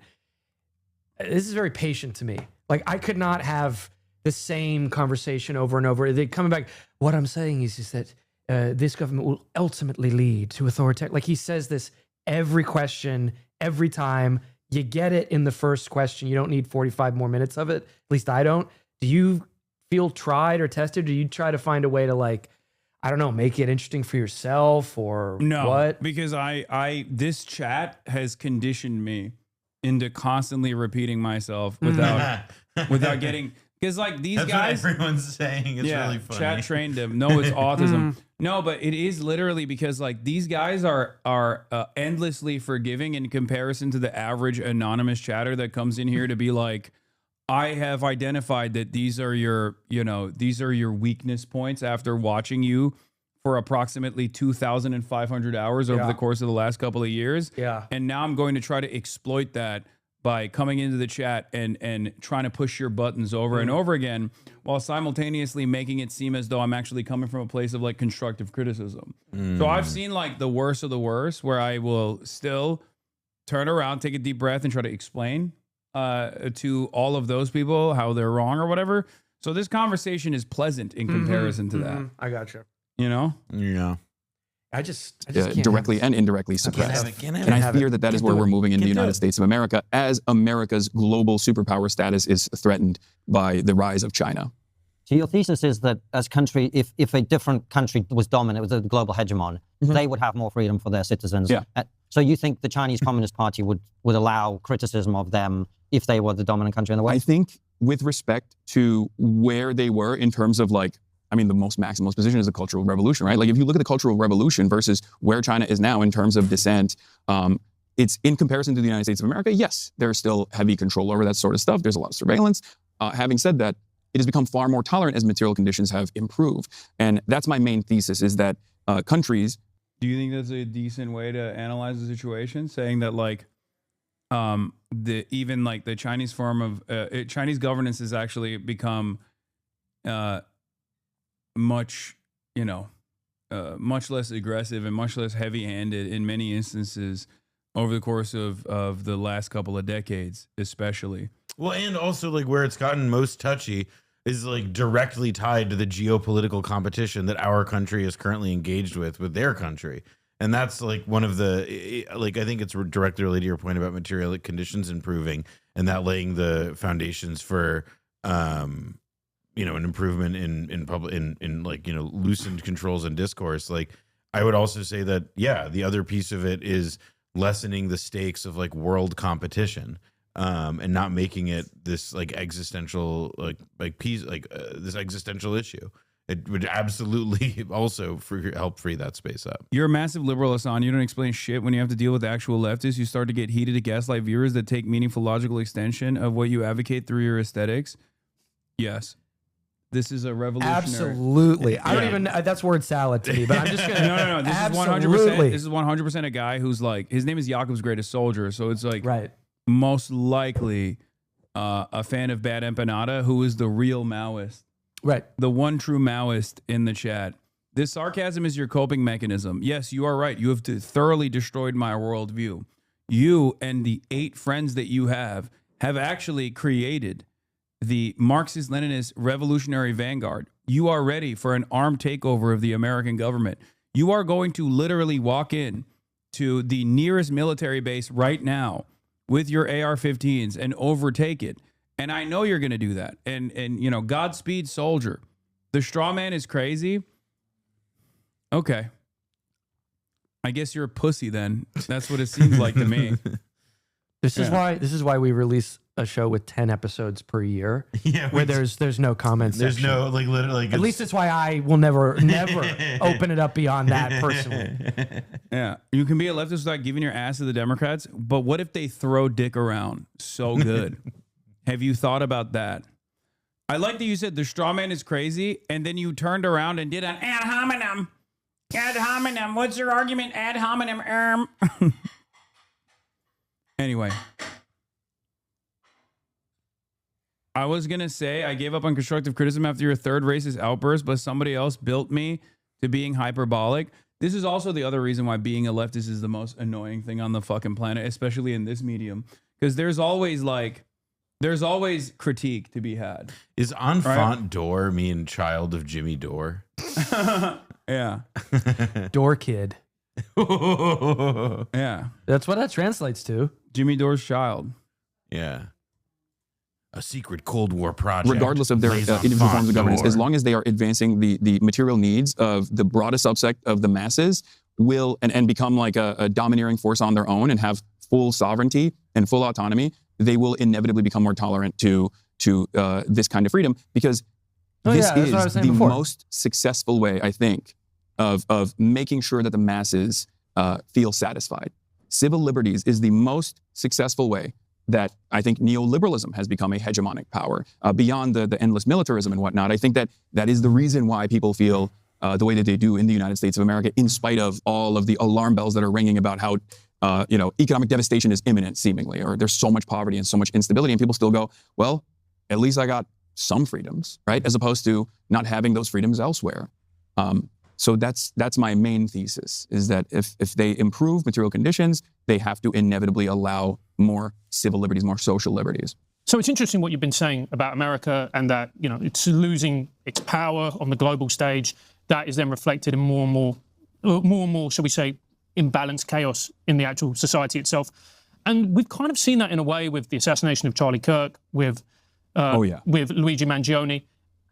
I found some of your comments really interesting about Luigi, and I'd love to talk to you about them. So you said, and correct me if I'm wrong, push back on me if I'm wrong, that you think that he's innocent and unfairly maligned.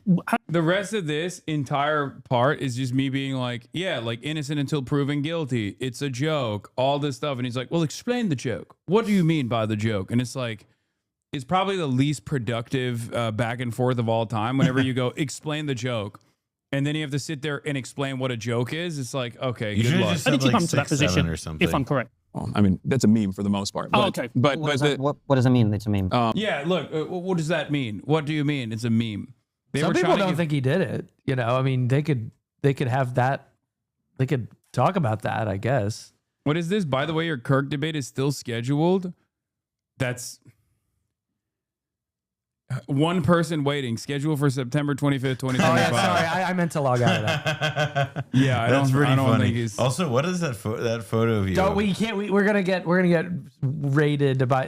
rated in literal terms. No, dude. Have you seen the Kirkification? It's a completely out of control. So wait, what's the situation? Everyone's making fun of Charlie Kirk now. So that just didn't stand up, I guess. No, not even a little bit. And because also, like, even the right wing base likes to make fun of. Actually, they are the people who mainly make fun of it. The Fuentes guys. Right? Yeah. The Groypers went crazy over it.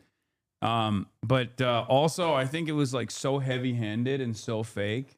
Like the way that the government tried to operate around it, that people immediately were like, they tried to ban a talk show. Like, it's just such a dumb. Maybe I shouldn't say that.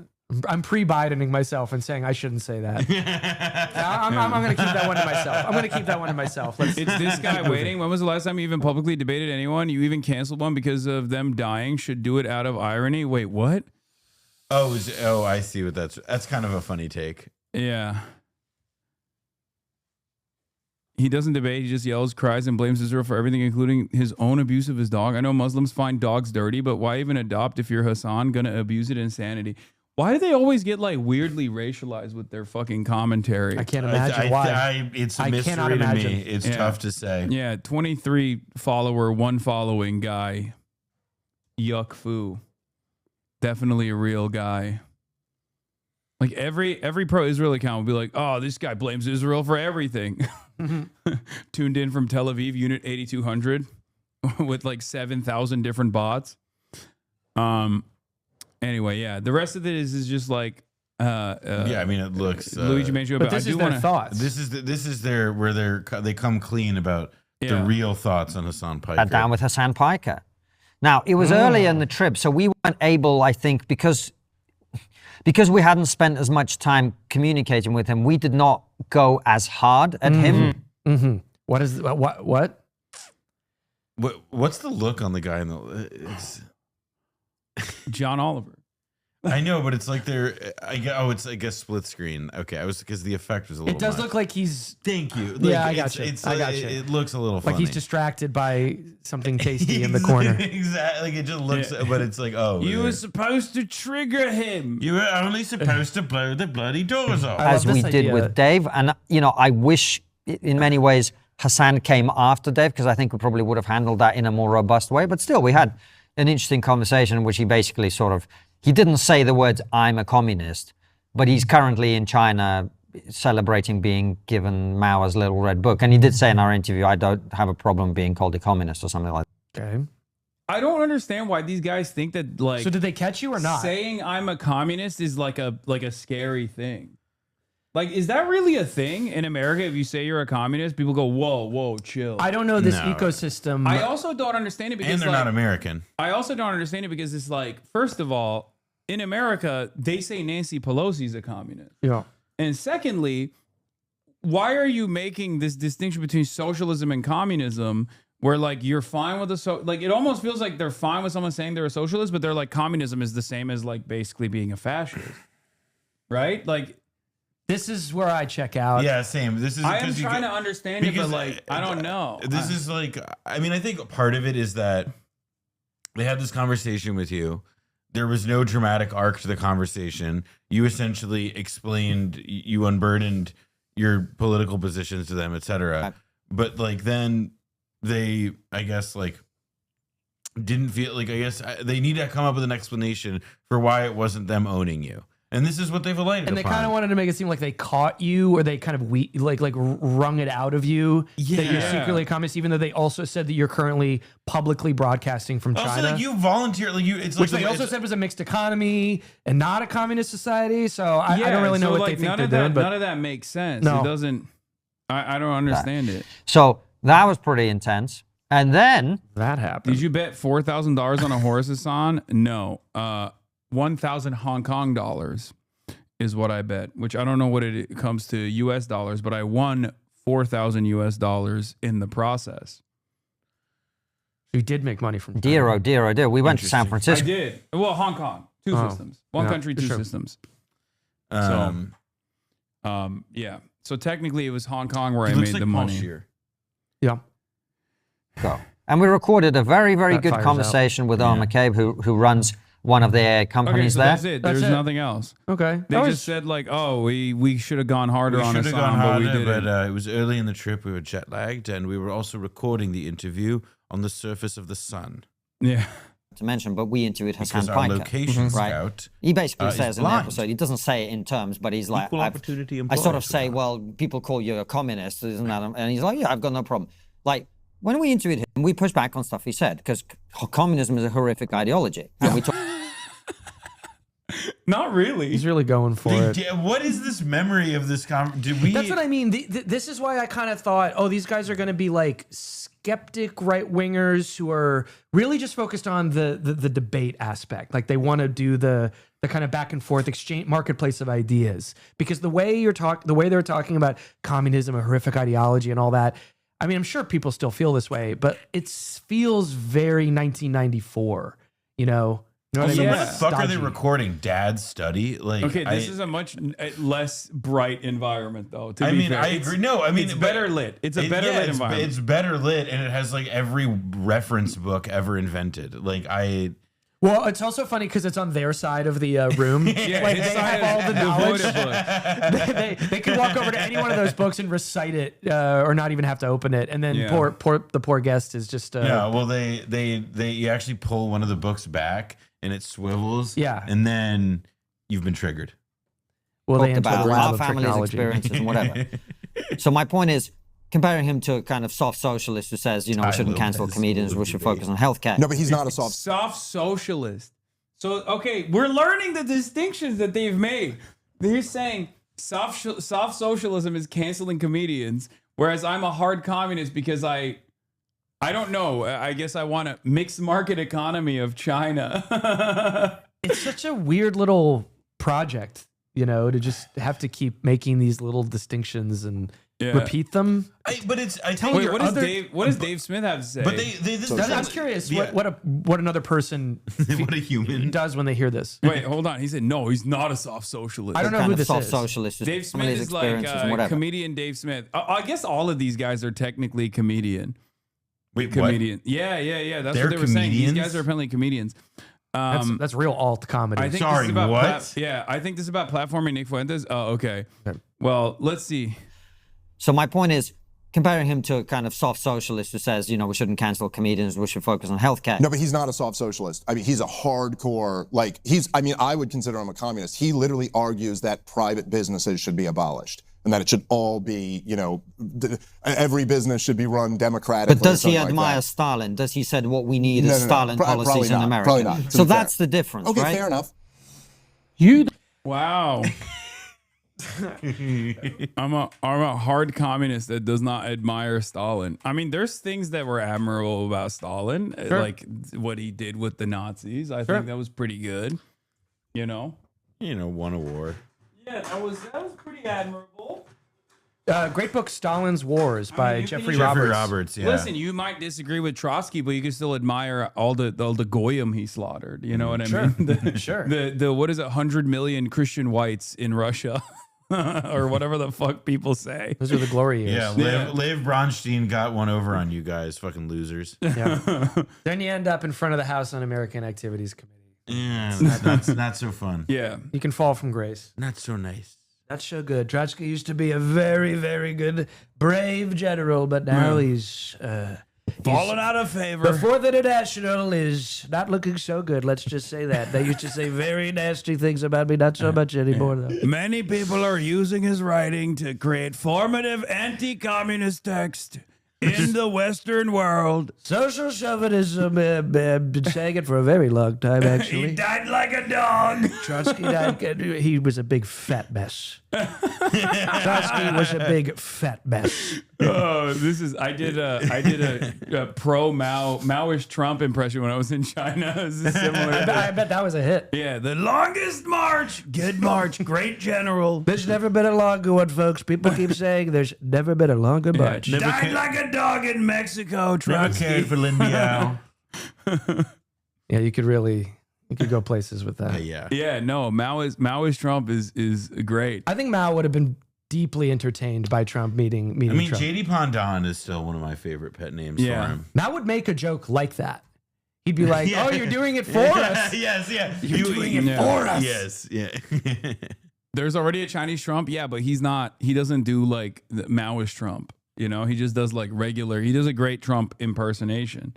Oh, is this the TikTok? Mao, great guy, very powerful, very tall too. Didn't know how tall he was. Did you guys know how tall Mao Zedong was? He was tall. Yeah, he was tall. Yeah, I had no fucking idea until I saw his recreation at the Madame Tussauds. I didn't get to see the mausoleum, unfortunately. It was closed because 1.4 billion Chinese who dreamed to see the flag raising ceremony at Tiananmen Square was there in the morning. Yeah. Like very early. So didn't get to see it. I wouldn't expect it, but he was very tall. Very tall guy. Didn't like the birds. Don't quite get that part, but let me tell you, okay? The longest march, they're saying, I can't walk like that, but Mao, he was walking quite a bit, and he unified the country.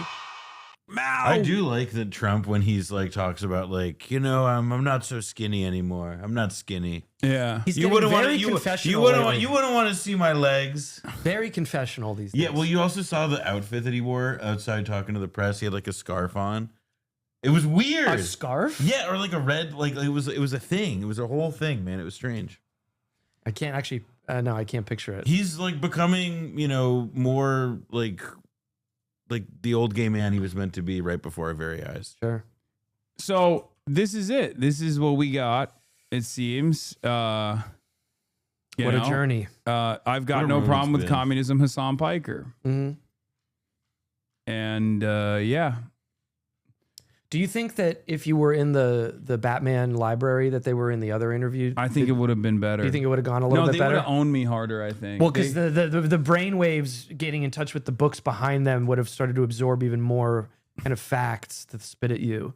Yeah. So I don't know. Maybe it was better you were in the Total Recall surface of Mars. Yeah. No, I was able to take advantage of their inexperience in the sunlight. Mm-hmm. What did the comments on the video say? Oh, just fucking. Oh, they're awesome. They're like they're really These good. are people who People who who like said this under a photo of me. Like this people is not, who like communism are usually the ones who never lived under it. This was like listening to a child try to explain why Santa is 100% real. He calls Trump a fascist, but think China is a role model. What a moron. This guy is so detached from reality. He thinks a new iPhone costs $500. Guy profits from capitalism. Guy complains about capitalism. Guy profits from more capitalism. Repeat. Damn. Rich boy promoting communism. He's the biggest grifter around. Oh boy, I'll try not to listen to this whole thing without slamming my head into my desk. Oh boy. I really enjoyed this.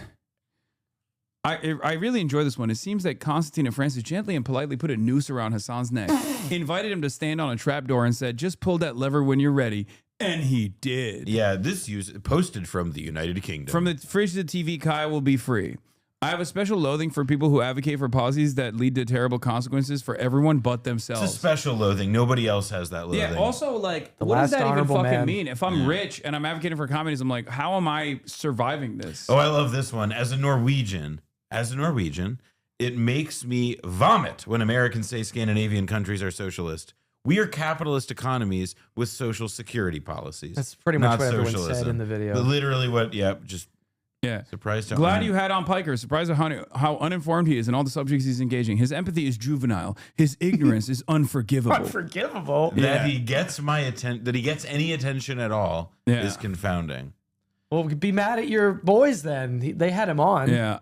I wasn't shocked one bit when I found out Cenk Uygur was his uncle. It actually made so much sense. Can't believe I'm about to watch an hour and a half worth of Hasan. I feel dirty already. I find it astounding he can speak so much yet say so little. A Muslim communist. I wonder what the end goal is here. Hasan, fascism bad. 2 seconds later, China is an example to follow. South African. It's Elon. Yeah.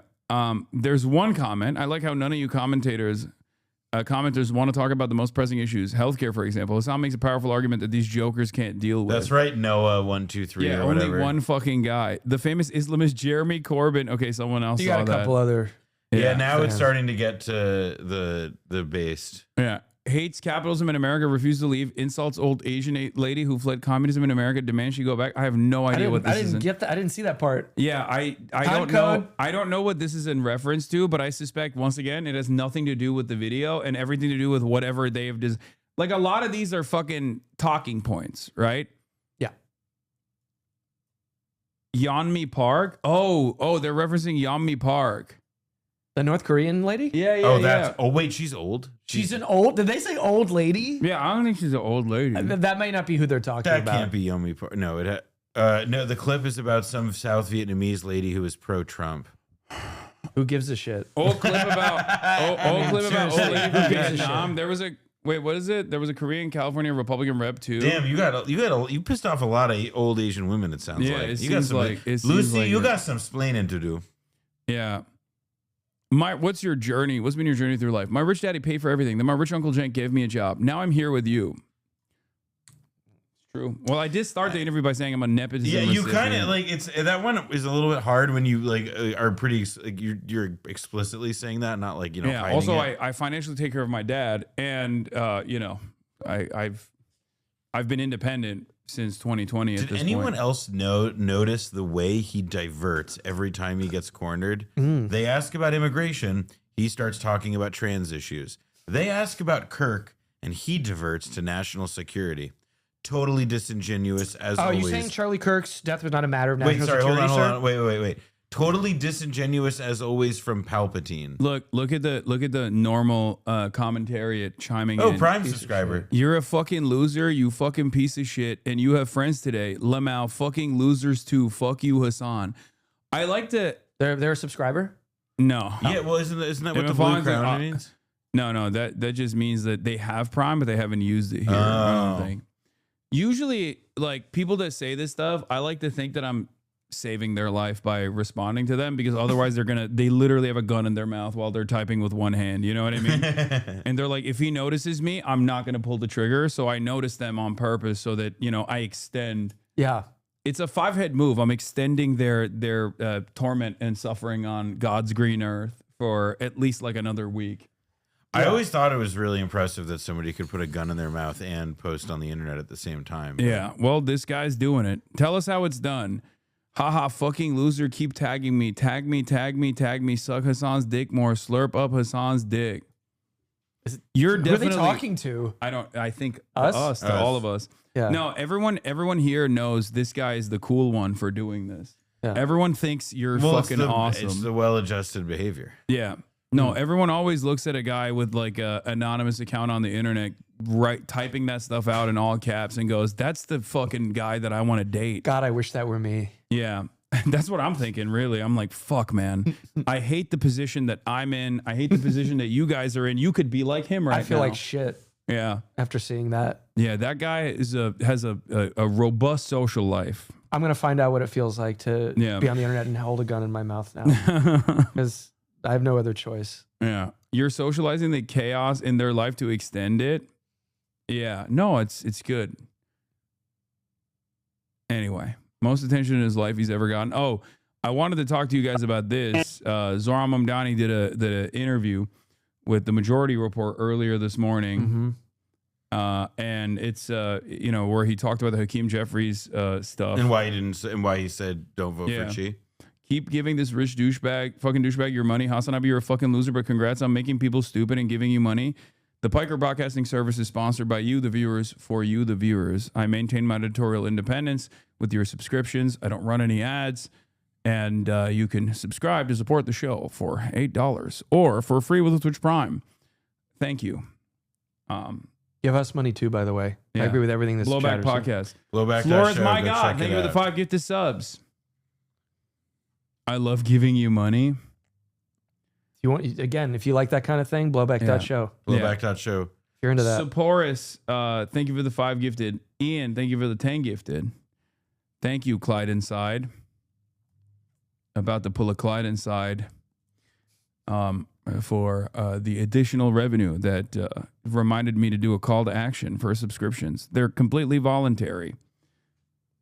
So I'll keep postponing it until you quit deflecting and continue to support liberal candidates. See, everyone, once I respond to one chirper, all of the other like insane chirpers will just keep spamming, and they'll be like, "Oh, it's the opportunity now." Now he's reading my dumbass comments, and they just start writing all the stupid shit. Anyway, let's continue. And even in the conversation around, the question of primary challenges, and much of this I would say is typically private within DSA, but everything I've said has been reported publicly, so I might as well just speak about it to you directly.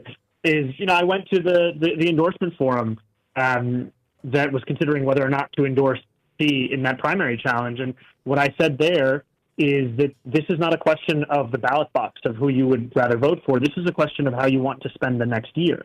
Do you want to spend the next year fulfilling the agenda at the heart of this movement, or do you want to spend it defending the caricatures of that movement?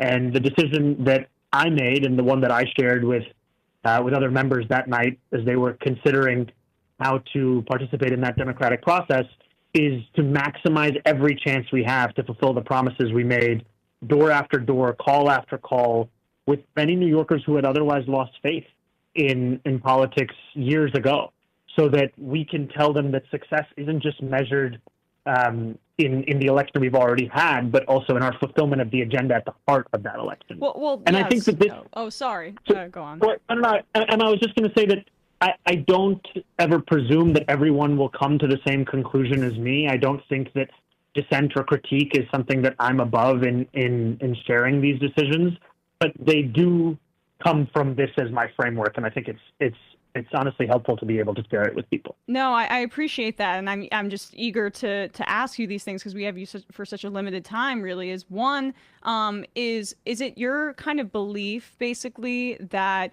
delivering on your agenda in terms of the macro constituency that Sam was just speaking about is the best way to kind of show how the movement can expand and have more politicians like yourself across the country run in that way? And I would imagine that was motivating you and what you said to DSA. And do you believe it?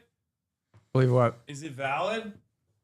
What are your takes on it? I don't get into this stuff. Oh, DSA, you're anti-electoralist. No, I just mean I don't talk about. I don't know if anyone needs my opinion on intra-DSA conflict. You're the real revolutionary. No, I don't think anyone cares, or I don't even care about my opinion on this kind of thing. That's me. I have some friends who heard him speak at the DSA thing. What do they think? And I think that, you know, people are turning this into like, oh, he doesn't want, this is what I've heard, is like people are viewing it as he like doesn't want Jeffries gone or whatever. And it seemed to be more about like, does DSA commit the resources to this one race in which they're going to be likely outspent many times over, you know, or do they use their resources differently? I mean, Jeffries is popular in his, you know, in his capacity as an elected official. Yeah. So it's like, I don't know, that's that seems to be the debate, as opposed to like Zoran thinks Jeffries is doing a good job or whatever and shouldn't be kicked out. I mean, and I would also emphasize too that like I like Chi, and like I think people should primary, like I think like should Hakeem Jeffries be primaried, and should people like be constantly levying like challenges against the Democratic Party leadership? My answer is yes.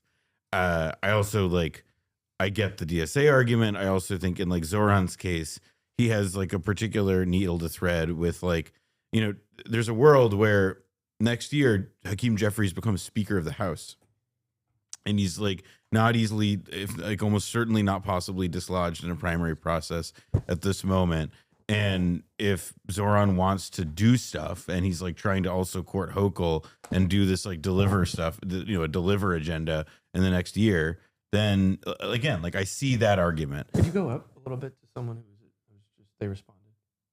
It's a red chatter, a little bit up. There you go. Yeah, I'm just want to read it. Brandon, I read the Socialist Majority Caucus argument against endorsing USA and thought it was bad. I read Groundwork Caucus' rebuttal, and I agree with their assessment. I don't care. I don't care. This is what I said. I don't know anything about this stuff. Yeah, I don't care. I hesitate to weigh in on like this, like the shit. Like I said this yesterday. Like I understand the arguments, and that's like kind of as far as I feel like I can go. I just think that no matter what, Hakeem Jeffries is going to be a significant hurdle against Zoran Mamdani's agenda, and anyone that thinks that that is not going to be the case is wrong. And I think that primarying, or at least trying to primary every candidate, no matter how powerful they are within the Democratic Party infrastructure, is a good thing ultimately. Because at worst, I don't think you're going to cut away at the momentum of like the left flank candidacies in general, but you will end up forcing people to at least concede to some left framing on issues out of fear that they might lose their seat. How genuine they will be on following through on those promises is a whole different story. Yeah. But my position always was like, I don't think Zoran Mamdani should have come out instantly and been like, don't do this, and then petitioned against it. That's why I think that rather than just like keeping quiet and seeing whichever way the winds blow, and then seeing if it's like seeing if this would have been a successful candidacy or not. This is part of why like his pitch about the DSA thing, like it makes sense in terms of like limited capacity. But I think the thing that like the part of his logic that he himself seems to believe is relevant would be the piece of it about you know, that it would be damaging to his ability to get things done, because I think that's the only like straight up and immediate reason for why he even got ahead of Chi throwing his hat in the race. And, you know, that's the piece of logic that I like, you know, perhaps understand the least, and is also like essentially a politician doing a trust me bet to his left flank. And that's, you know, naturally a pretty uncomfortable position to be in. Yeah. Anyway, I guess it's insurgency versus more diplomatic approach. Wait, what? No, there is no diplomatic approach with these guys. There is no, they will never actually reward you for that. That's what I think. You know, no matter agree what. That like Jeffries is only going to do like whatever is like part of this agenda if he's like forced or pushed into it. It's like there is literally a reason why he had he conceded at the very last moment in terms of like endorsing Zoran Mamdani, and he did it so quietly and in this like sheepish way that pissed off every single person. DSA has been in your chat for days calling Chi a YIMBY opportunist. Yeah, I know. I keep hearing that. I don't really care about that stuff. Don't care. Don't care about that. My platform has won out. Yeah. No, I mean, it is like, it's just like, oh, like here's all this like shit that I don't care about. I mean, I'm not trying to be glib. I really don't like, and what I was summarizing before, that's what I was hearing from other people about the position that Mamdani took in the meeting. That's, I don't really have any kind of read on it. I also think like it does behoove people. Like it's similar to, it reminded me a little bit of like, and this may seem like a little bit goofy of a comparison, but like in the aftermath of the Charlie Kirk shooting, everybody had a fucking opinion. And like facts were not in yet, and there just wasn't a lot of stuff that was known yet. And like the dude's not even been in the office yet. And I get that, like, it's of course like there are actual actions to respond here to, like Zoran lobbying against Xi throwing his hat in the race. But there is, to me, like a degree to which the volume and intensity of the discussion online about this stuff just does not match up with the fact that, again, he's not in power yet.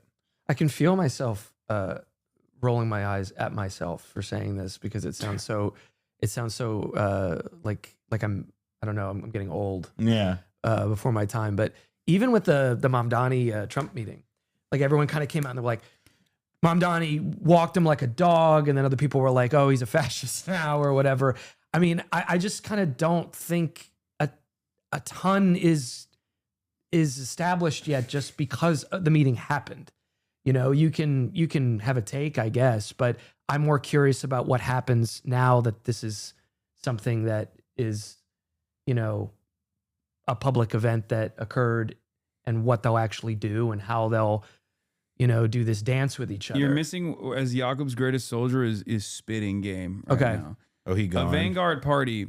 I want to see how many times I could get us on the deflate. Clearly, he gives up running defense for his favorite Democrat personalities when he's confronted by someone that questions his aesthetics. A Vanguard party is probably not the very best. nice. Aesthetics. A Vanguard party is probably not the best for the United States at the current moment. Okay. There's a severe lack of class consciousness among the working class. Agreed. Sure. And that must be cultivated before it can be meaningfully organized. Agreed. Recognizing that and the revisionist nature of existing American socialist parties, the Greens are a good alternative that isn't explicitly capitalist like the Democratic Party. Sure. He wants to funnel the revolutionary sentiment in the direction of Greens. Yeah. Awesome. That's what I was trying to say earlier. Yeah. there is not effect in letting a capitalist party co-opt the very meager amount of radical sentiment that is existing. Meager, that's a good word for this particular point of view. Is in non-existent. Please do better than copy your favorite person's behavior when met with meaningful criticism.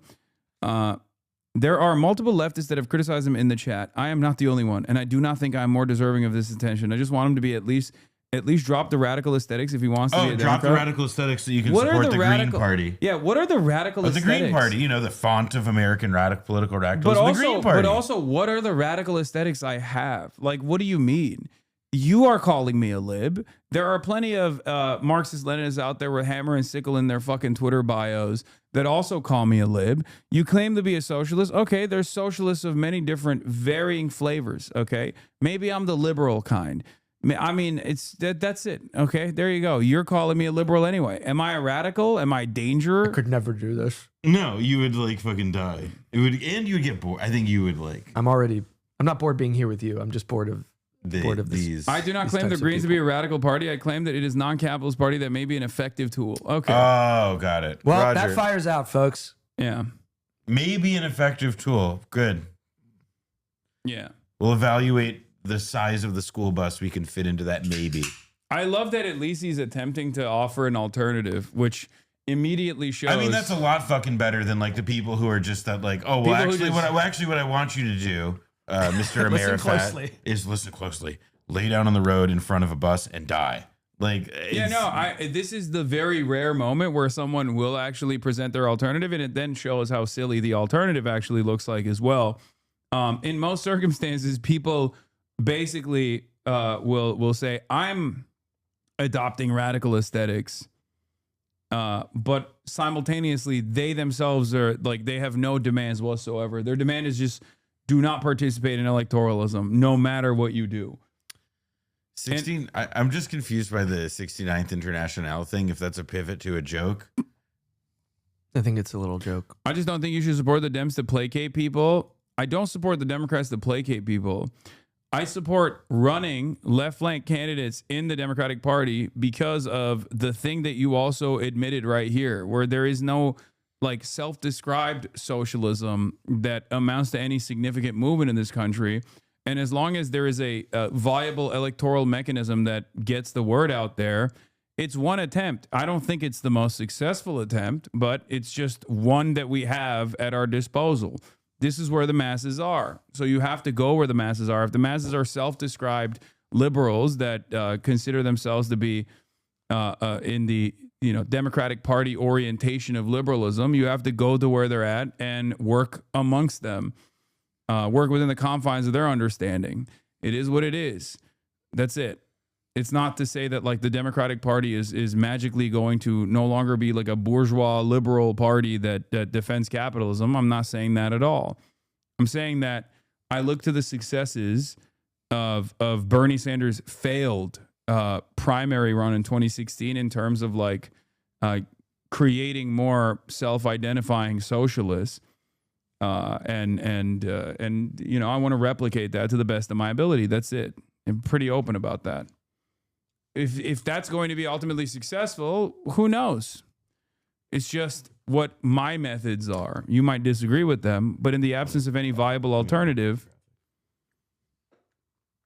that's what we got. Anyway. The Ross Barkan article that in New York Mag that a few people have linked to is worth reading.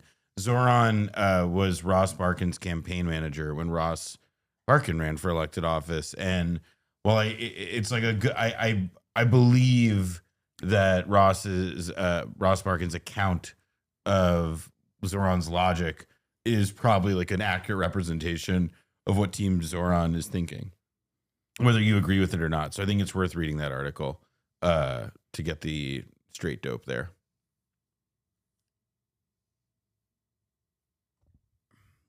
Yeah.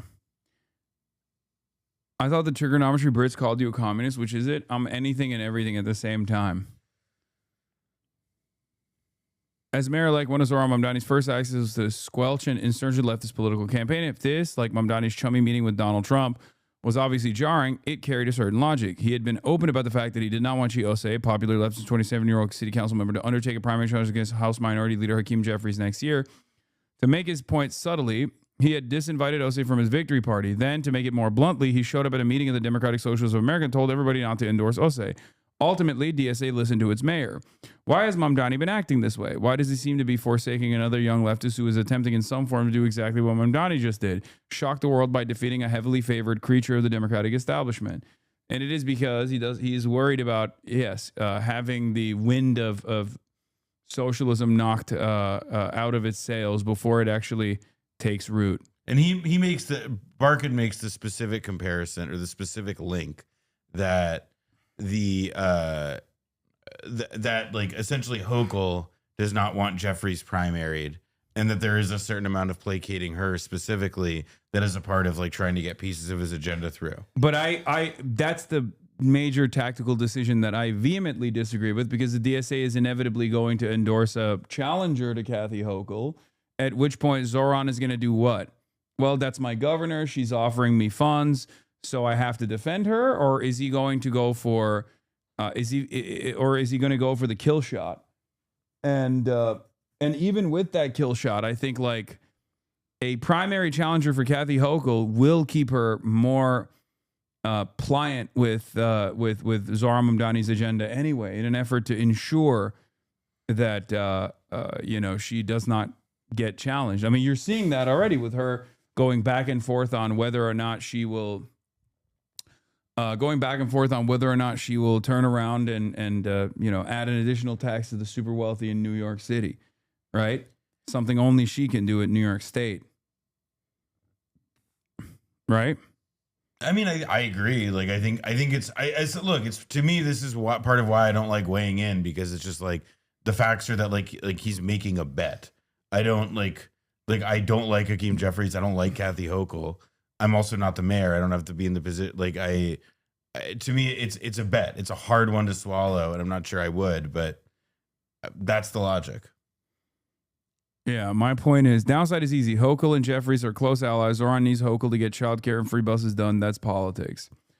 I just don't think that she's going to do that. Whether Zoran, a lot of people I respect agree with you on that. That Hochul is not trustworthy. That she will not bow to pressure in the end, and that a lot of this is like a bit of a delay game, so that she can essentially buy time and goodwill before she can essentially play the same role. Yeah, I mean, again, these guys only respond to pressure. Like, they respond to either a fear that they will be unseated or they get unseated, and you put a person in power that will do the job. And in the case of Hochul, there's also like a lot of anxiety about the fact that, okay, the last time we had this centrist Democratic governor who, and there was like a wellspring of, support for progressive policies, that governor, in concert with the Independent Democratic Caucus, a special group within the New York State legislature that helped block anything good in concert with Cuomo for years, like there was this centrist governor who was like the fly in the ointment.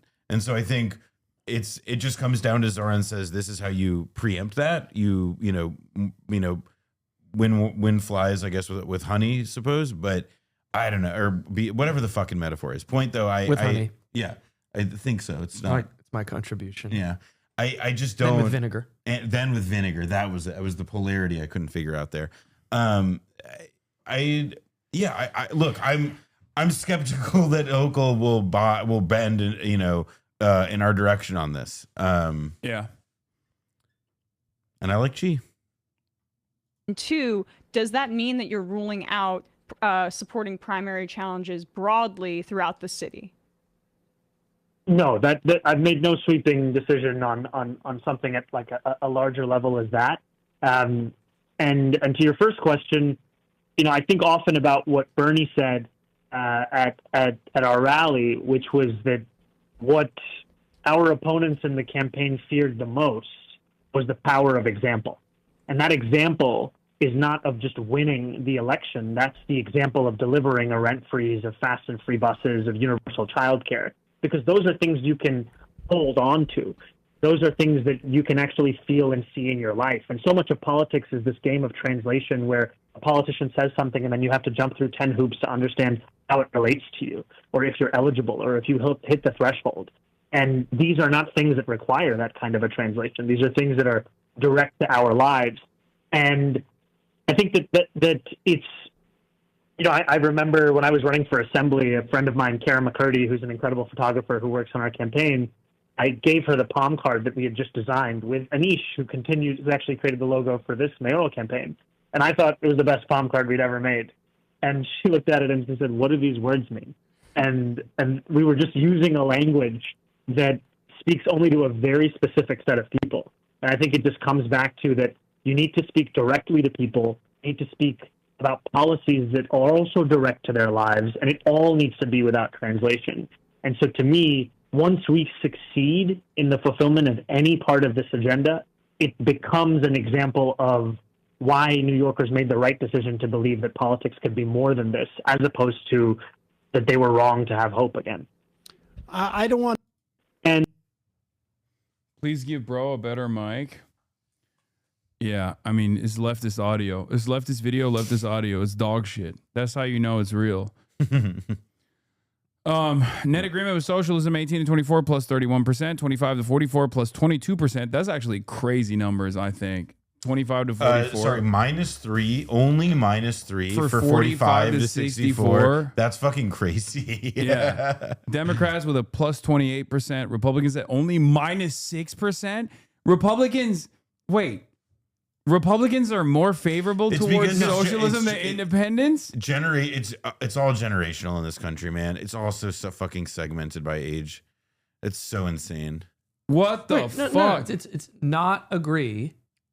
Yeah, no, but the point is that like if Republicans only are like -6% on it, like that's fucking nuts. But you also see how it's like at the like where like it gets like the disapproval of socialism appears is like in the age. It's just age. Yeah, like these fucking old heads. Yeah, ACP was right. MAGA communism is real. Communism is, well, I think it's because socialism, I mean, look, this just gets to like how in America and in most Western countries, elections come down to new thing or old choice. And socialism has the benefit of being like a perpetual thing on the horizon in American politics, never an actual existing part of our fabric or establishment. So to me, it's like, yeah, like a lot of people of younger generations probably hear like socialism and it's presented as an alternative, and maybe they can find a way to like, whip it or warp it into somehow being a conservative thing, or patriotic socialism as some tried. Socialism is commonly defined as a social and economic system that calls for public rather than private ownership or control of property and natural resources. Generally speaking, do you agree or disagree with the principles of socialism? 42% of Americans polled say they agree. 39% of Americans polled say disagree. This isn't happening because like there's people who are being organized at the assembly line or finding themselves in the throes of like Marxist-Leninist text. This is happening because people look around and they're like, this shit sucks. Yeah, exactly. Like, it sucks so bad, I'm willing to fucking take a shot in the dark at this like scary other version of governance that I've been told my whole life is bad and wrong. But because I do not trust the current people in power so much that maybe they were lying to me about this other thing being scary. That's how desperate people are getting. And the worse things get for people, the more welcoming they will be towards this other alternative. Well, especially as things seem to get better and better in the parts of the world, or at least seem like they things seem stable in the parts of the world that do have this kind of self-declared kind of political, administration. Yeah. I think there's one additional cycle of like taking a shot in the dark at another reactionary force for these guys to snap out of it completely. Maybe I'm wrong. I don't disagree with that. I don't think that they're there. I think you can't. But it is. But there is like, it's definitely.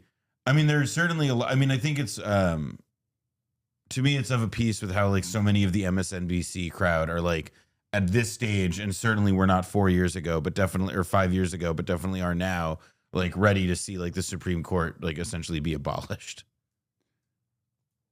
Oh, the Bilibili chatters are keep the account running long term. You can even bring up gaming. Update more. Love to watch. These are my Chinese chatters on the Chinese social media app. They want to see you game, dude. Yeah. The Chinese people demand to see Hasan Piker game. Yeah, that's true. They need to see those Marvel rival skills. Anyway, all right. Well, I don't want to keep you guys any further. I'm I feel catching like a car in a couple minutes. Yeah, you're like you're getting squeamish in your seat. I see it. You're like, oh fuck, this guy. I'm only getting squeamish because I have to catch the car. I'm slutting you out. I'm slutting you out big time. This was fun. It's to actually be in the palace. I cannot believe how close this is. Do you agree with the principles of socialism? Republican voters, yes. What's the firm though? What's this polling firm? Tip. Yeah, I don't know what that is. Maybe they're saying but a national one. Right. I mean, you got to get a little. National socialism. Socialism for whom? Yeah. Yeah. Instead of socialism in one country, how about socialism for one ethnic group? Yes. It has been brought up before. I'm gonna hit it. Yeah. All right. I'll see you later. Yeah. I'll walk out with you for a second. Okay. Cool. All right. Good. Thank you, good King. To be here. Don't forget your jacket. Oh yeah. Thanks, chat. Sorry I don't weigh in on all the spicy topics. No. He's apologizing if you can't hear him for not weighing in on the spicy DSA intra-party argumentation. Because Brandon is an anti-electoralist. That's why he wouldn't say it, but he's the one true revolutionary. Will you only game for the Chinese? Why is the lighting so romantic now? It is what it is. But hey, shouts out to the Blowback Podcast, Noel Colwin and Brendan James. That was awesome that they came over and participated in this exciting moment. Bro fucking hates this chat. Yeah, that's what happens when like a relatively normal person who's like at the very least used to a degree of separation from unfiltered, unvarnished thoughts of every anonymous account on the internet in even like the most leftist space. That's what happens when they encounter a unpredictable and dynamic environment such as this one. Okay? Yes, this is mentally taxing. A lot of you don't realize that as a collective, sometimes you have the capacity to be unbearable. And first and foremost, to your closest allies. It is what it is. I'm used to it, but make no mistake. I love what I do, but chat doesn't make it easy. You know? That's because you don't game enough and force this chat to be normal. I know I will be gaming in a second. Ryan Grimm found 18,000 additional emails, which is pretty sick on the Jeffrey Epstein stuff.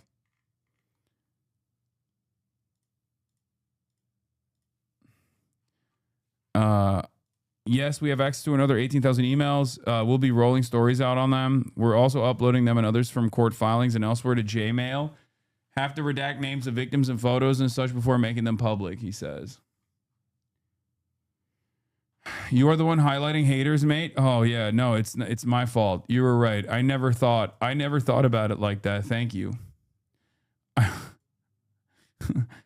You see, it is not the chatters that are writing in the chat. It is actually the streamer that keeps highlighting the annoying chatters, myself included. I'm excited for your GILF era when you're grayed out in 6 years. I mean, I'm getting there. I'm getting there slowly but surely. I am graying out. Oh. Here, can you move this? Yeah. Put this on top. After Brendan broke it. Yeah.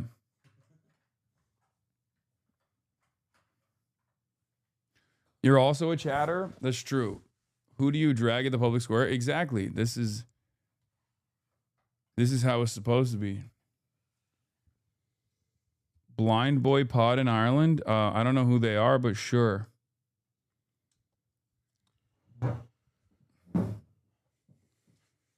Hey, Hasan, I think you're doing great. Won't read this? No. I read this story. It's really crazy.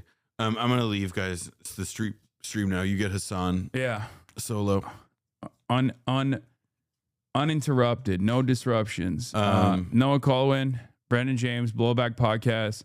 What do you want to promote before you leave? Blowback.show, season 6 of Blowback. It's available all now. Just go to blowback.show, sign up, pay $25. You get the whole thing now. We will start releasing the series on the free feed on a week-by-week basis eventually. But for now, if you want to listen to the new season about Angola, the Cuban intervention in Africa, and the fight to end apartheid, go to blowback.show. 10 episodes, 10 bonus episodes. It's a wonderful program. And that's what I got. Yeah. Alrighty. Right. See you later. Bye, Noam. Bye. Okay. This as well. Okay, and we are going to move on to the next portion. Noah kind of looks like 30-year-old Karl Marx. He laughed at that. He liked it. He liked that one. What amazing peers, OMG. I agree.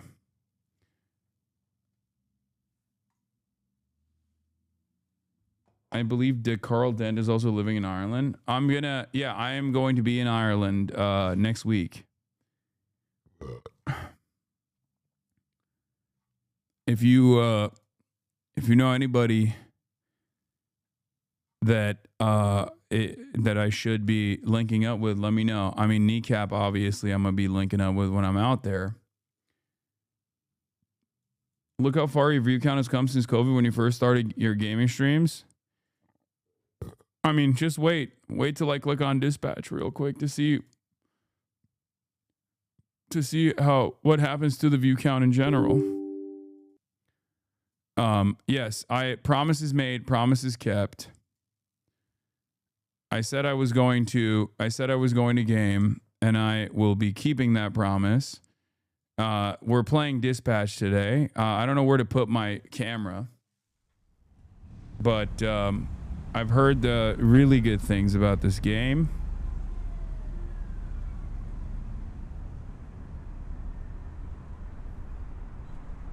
Is this good? Is this a good spot to put my camera?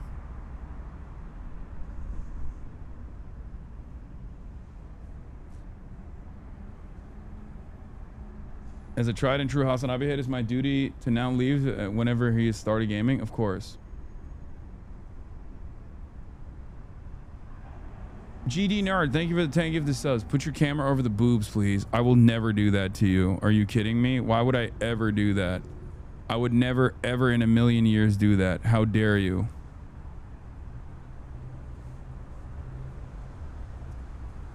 Cam is best, middle left. Like here. Check logs for quick dispatch info. Make sure to enable unlimited time or hacking retries and dispatch is not a cop-out since you're only playing it once, so why not have the best result?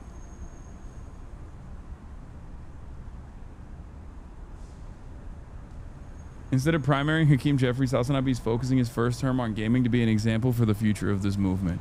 It's true. It's true. View count increased by 4K. I doubt that that happened. And I don't think that that's happening, and it will not be happening. Don't be crazy.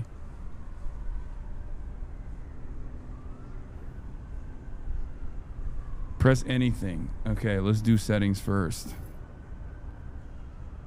Unlimited hacking attempts on. Subtitles on. Speaker names on. Animation on. Background off. Background opacity. Profanity censorship off. Visual censorship off. Allow remote analytics on. That's baby shit? What do you mean? Unlimited hacking attempts. QuickTime events is supposed... Wait, turn off QuickTime events? Why?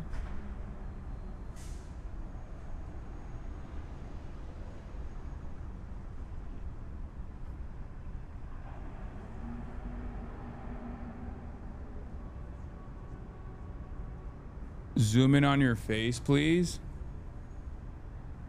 There's a dick flying in the first scene. It's a video game, dick. It's fine. Here, is this better? They're annoying with no effects. Visual censorship or you will get banned? Wait, really? Turning off QTE doesn't really matter because there's not that many QTEs anyway.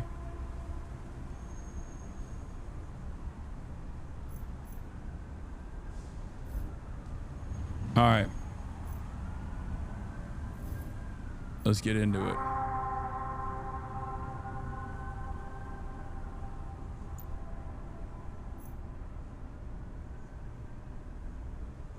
Don't ever listen to chat. I agree.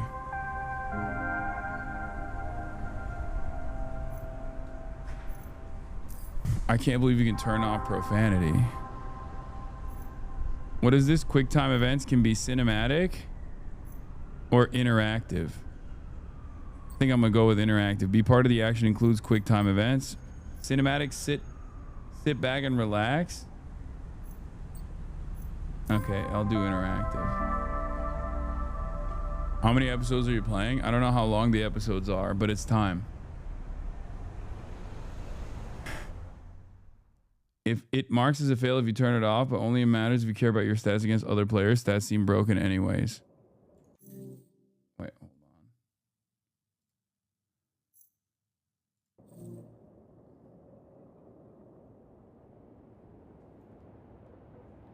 on. Oh, if each episode is about an hour, I think I'll play Obviously, I love him.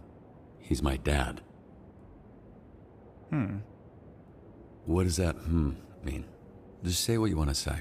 It's just, when you add obviously, it feels a little less obvious. So, I'll ask again. How do you really feel about your father? It's as if maybe it's a little more complicated than you feel comfortable admitting, which is completely understandable. I love my dad. Look, I love my dad, all right? I love my dad. That's the truth. Loved. That's what I said. You said love. Your dad's dead, so you don't love him. You loved him. Just so sensitive. Listen, if I didn't love him, Wait, we wouldn't be why here, am I bleeding? We don't have to get into it. Nope, we're in it now. Why would I be trying to find the man who killed him if I didn't love him? Why would I be doing any of this? Shit. My nose is bleeding. Thought I was getting emotionally snotty. No, it's probably from when I kicked you in the face. Yeah, thanks for reminding me. So, here's what's gonna happen. I'm gonna hang you off the side of this building, and you're gonna tell me where Shroud is, or I'm going to drop you to your death. Come on, I thought we were having a breakthrough. Hey, we did. You know, for being a real piece of shit, you're pretty easy to talk to, but the only breakthrough I need right now is the location of Shroud. I'm not telling you shit, you fucking loser. Oh, chill, bro. This is more like how I thought this would be. I hope Shroud kills you just like he killed your father. I hope he fucking spanks your little daddy issue bitch ass to death, you hear me? Are we outside? Windy up here tonight, huh? Why are we outside? No telling where you'll land. Smells like outside smells. Fuck, wait. I have neighbors. Use your inside voice and just tell me where Shroud is. Okay. Steel mill, Llewellyn Steelworks, okay? He's gaming, bro. He's playing Arc Raiders. Please, that's all I know. Stop screaming, God damn it. Help! Hey, I will pull you up if you quiet the fuck down. Help! Should I let him drop? Sir, if you want something to scream about, I'll give you something to scream about. No!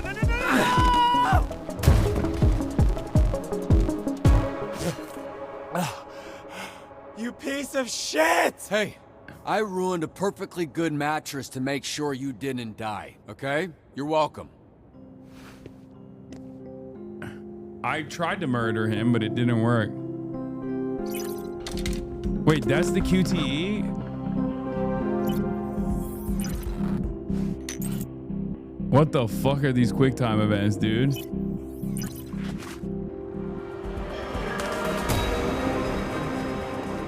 It's just the tutorial, okay. The jacket QTE. Whoa, what is this fit, bro? I'm cool as hell.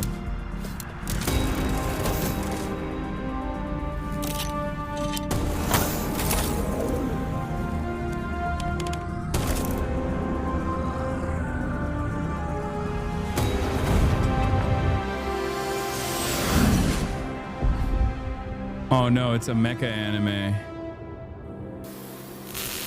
I didn't realize it was a mecha anime. Oh, but that's a bummer for me.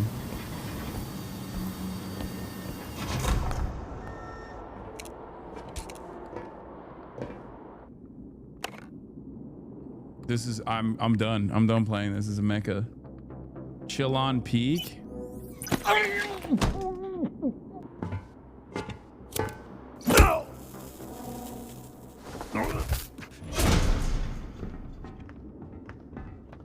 Dude, the visuals are incredible. This is crazy.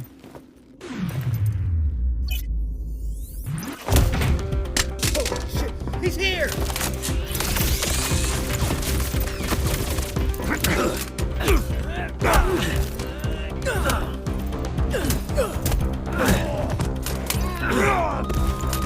Okay, I'm cooking these fucking QTEs. I totally understand why people said no QTEs though.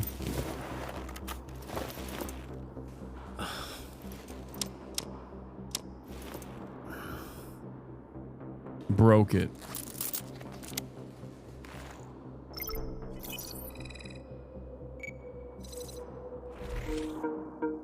Wait, what is this? Time to finish this.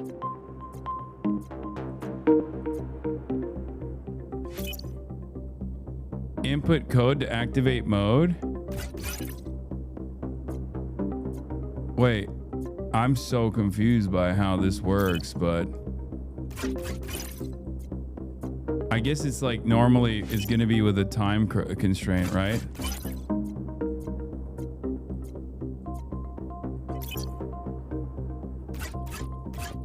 All right, next one.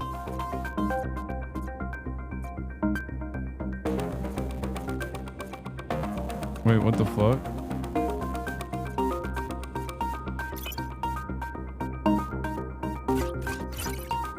Oh. Nailed it. Just one more.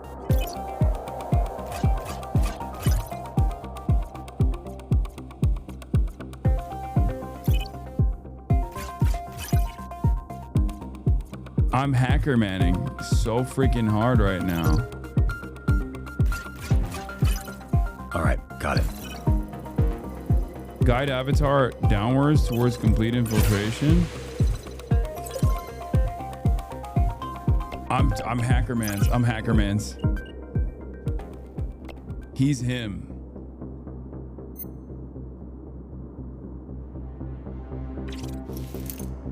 Can I do an esport in this? Like, what's up? Am I a pro? Holy shit, this guy's good. Am I the tens of this game? I'm basically Faker. Hey, can I get a copy of that video when we're through here? Because I'm about to fuck you up and those videos do numbers. Hey! Maybe we can go viral. Ooh, maybe we can go Goon? viral. He's a gooner. All this build-up, face-to-face with your father's killer, and you come in here with that lame shit? Ugh, where the fuck is Shroud? He'll be here in a bit. Oh, hey! After our conversation, I asked him about your dad. Fun little tidbit. He was very well hydrated. Turns out right after Shroud shot him in the chest, your dad pissed his pants. Bet you didn't know that, huh?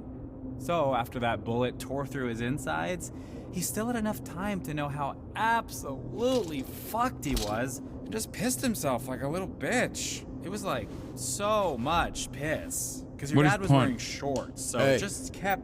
I get it. Oh my god.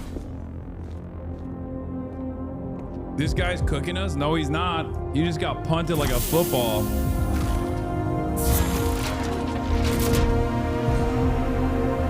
Mecha Man. Starting to think I didn't need to waste a perfectly good mattress to break your fall. Perfectly good. I assume that cum stain thing was already in the dumpster. Can we just skip to the part where you reveal your bullshit superpower so we can fight for real?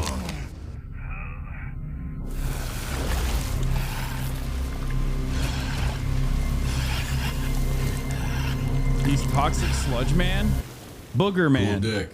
So, you got some kind of clever supervillain name? You can call me Toxic. Bro, that works on so many levels for you. Yeah, no shit. That's the point! Wait, what the fuck? Shroud's augments are pretty good when normies like you use them. But when you put them on someone who already has powers, fucking chef's kiss.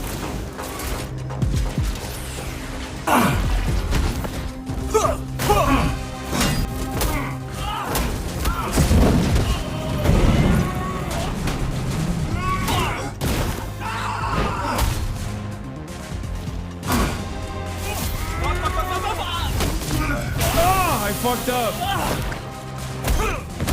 I fucked up the QTE. Uh-oh, it's getting harder. Fuck.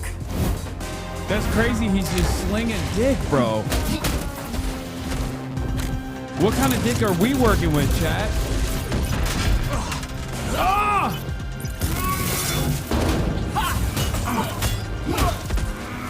I was too busy thinking about what kind of dick I'm working with to hit the QTEs right. Figures.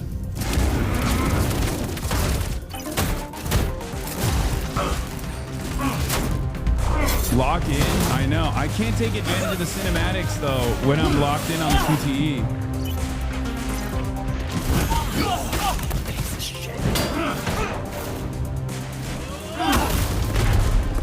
Oh my god. Wait, he's a blob now? Wait, there's a red booger too and a green booger? What kind of dick does the red one have? I can't read chat while I'm also forced to lock in on the QTE.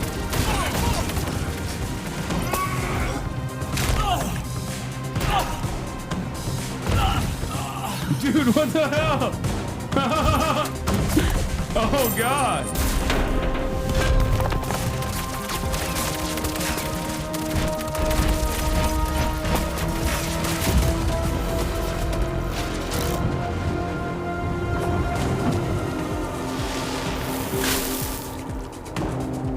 That's crazy that his dick is outlined. Big blob goon.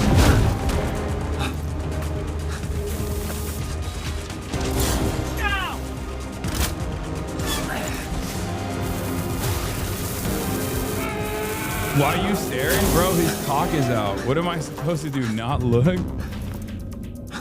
You see a fucking titty, you're gonna look. Same with a penis. Yeah, my boy's got a thick 8. And he's a grower, not a shower.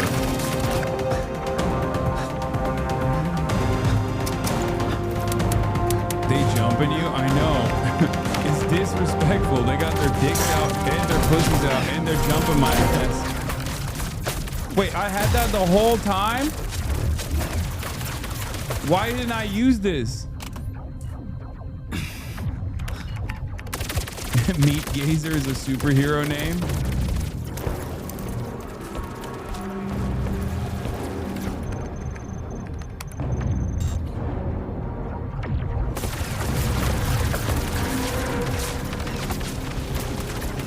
So, what do you got left on them shields?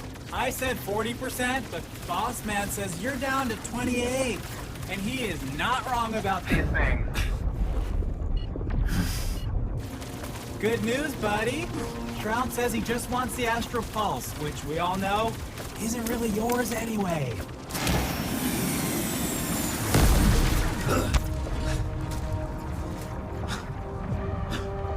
Come on, beat his ass, beat his ass, beat his ass.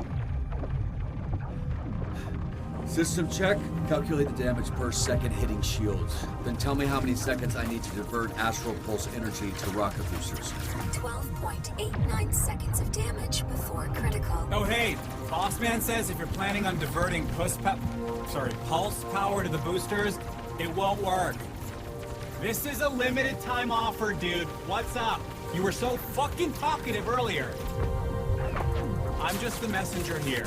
Says you're not calculating that shit stuck to your leg, dumbass. Fuck it. Divert it, baby. Hey, great. I'll go to the plan. Now get out of there, babe. Come on.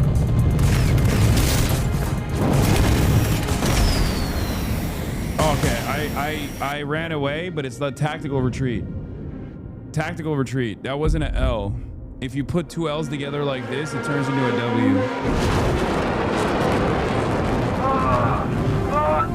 Yeah! Status. Pulse status stable. Foreign device detected. Uh-oh. What the hell? Oh no, he put a fucking C4 on me. God damn it. I hate when they do that. Warning. Warning. Warning.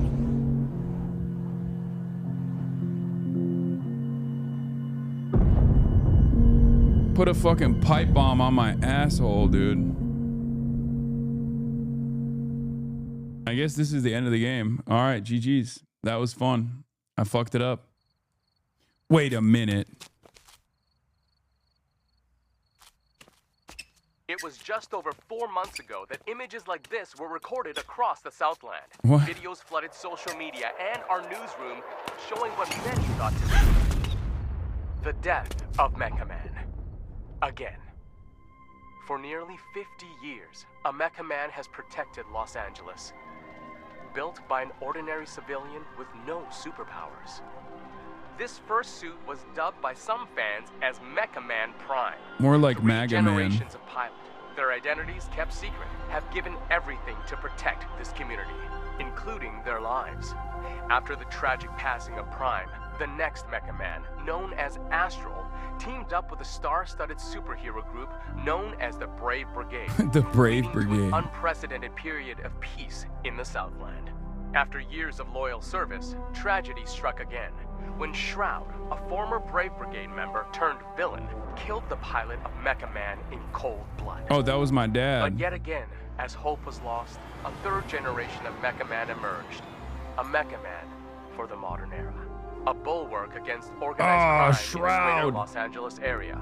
Until today. Earlier today, Mecha Man broke his silence and addressed the media. I'm a Nepo baby. Mecha Man is a Nepo baby. Just like me, for real. There's been a lot of speculation about my health and the state of the Mecha Man suit, and I'm here to put that speculation to rest.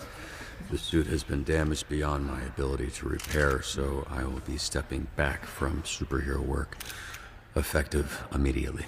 Does this mean you're finished? Can you repair your What's next for Mecha Man? Does this mean your career is over? How badly were you hurt? One at a time, please. Ashley Rines, San Pedro Daily, do you have anything to say to your fans? The public outpouring, the vigils, a lot of them were worried you wouldn't wake up. Everything I've done, every sacrifice me and my family have made has been for the people of Los Angeles. He's just like me for real. Next question. Chris Stratton, Torrance Tribune. Does this mean you're retiring as Mecha Man? Word on the street is, you're donezo.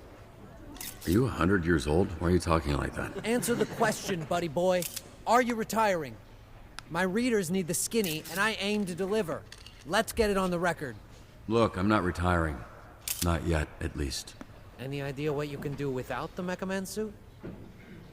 Not yet. All right, just one more, please. I gotta get back to, just one more. Preferably someone from the Century. Charles Kingsley, South Bay Signal. So, Shroud kills your father, goes to jail 15 years, breaks out, and immediately This looks like dupes one you of those into a national trap security where he reporters destroys that the Mecha Man suit pesters and puts every you in a coma admin. for months. I didn't hear a question in there. Two-parter. First, why didn't Shroud kill you? You haven't been conscious for months. It'd be easy money taking you out. Okay, Shroud wanted the Astral Pulse and Mecha Man gone. He got both. I'm not sure I mattered much. Right. You're unimportant. Which leads me to my next question. Most heroes avenge their family. You did the opposite. This is a report. You This is killed adversarial their journalism. How disappointed would your dad be if he were here right now? Steve Bannon ass motherfucker. Your father, your grandfather. They must be rolling over in their graves. I think he'd be proud, because I'm alive. Everyone will remember as that. You so sensitively pointed out, he isn't. I think he knows that I sacrificed everything and that I did my best.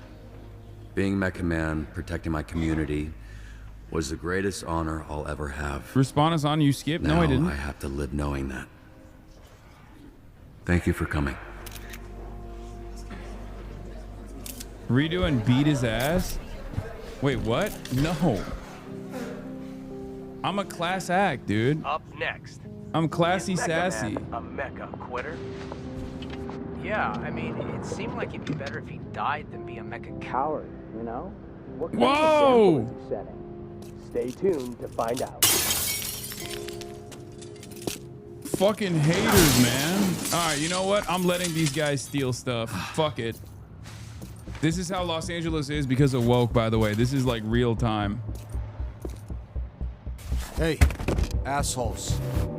Yeah, all you assholes.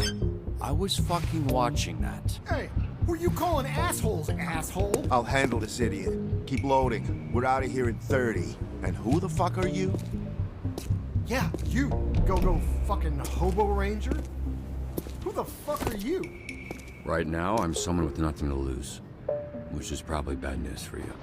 Well, with nothing you have, you're about to lose again. Whatever the case, I don't know if I can beat their asses, but I'm gonna try. God damn it. Look, you're hurt. You're not thinking straight. You don't want to fight someone who knows which hand every punch is coming from.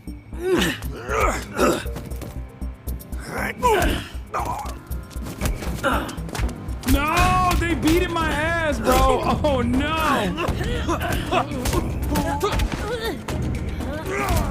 Oh, not my dick and balls. Oh god. Oh, pack him up, whoever it is. Pack up the Skittles squad. Oh, a babe? Are you serious?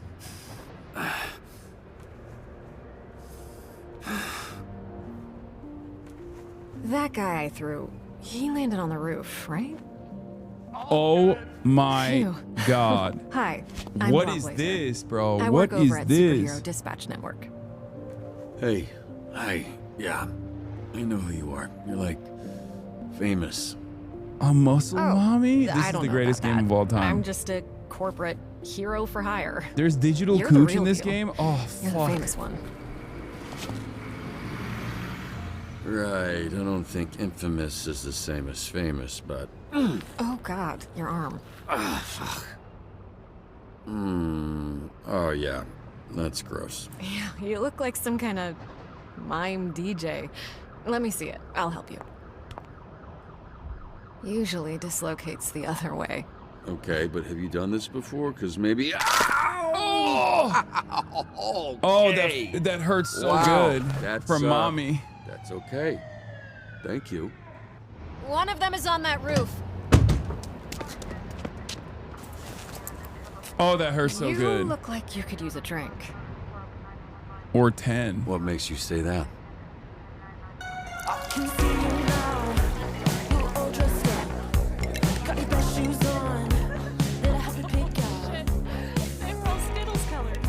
I didn't even realize it.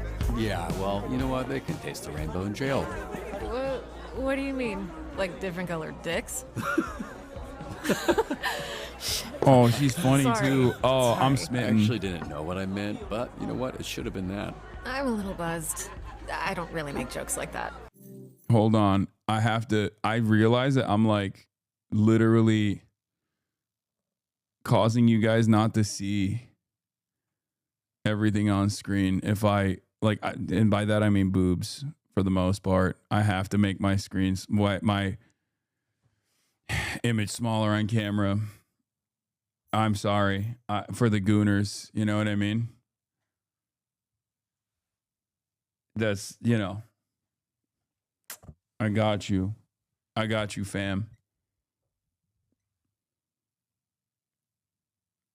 Dr. Umar would also be smitten with a snow bunny.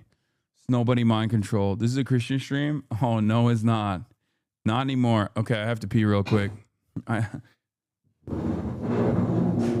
I'll be back in a second.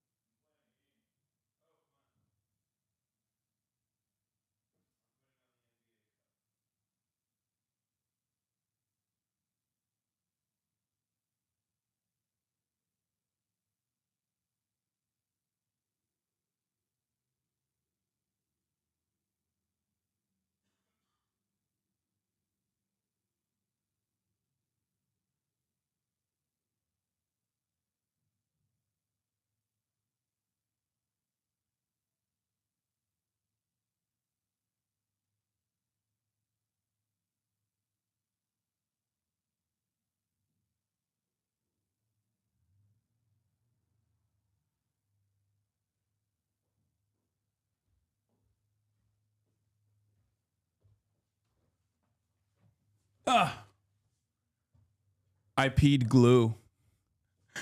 That's what people used to say. Can't blame him for taking a jork break. That's crazy. Yeah, no, I cranked it that fast, chat. I think Vissy's rubbing off on me. Who? Someone I work with. It's... yeah.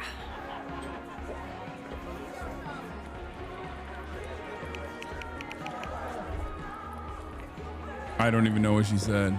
That feels like a challenge. Oh, no. It's fine. Don't worry about keeping up. Something to do with the powers. It takes a lot for me to feel anything. What a sad sentence. Hey, you should give yourself more credit.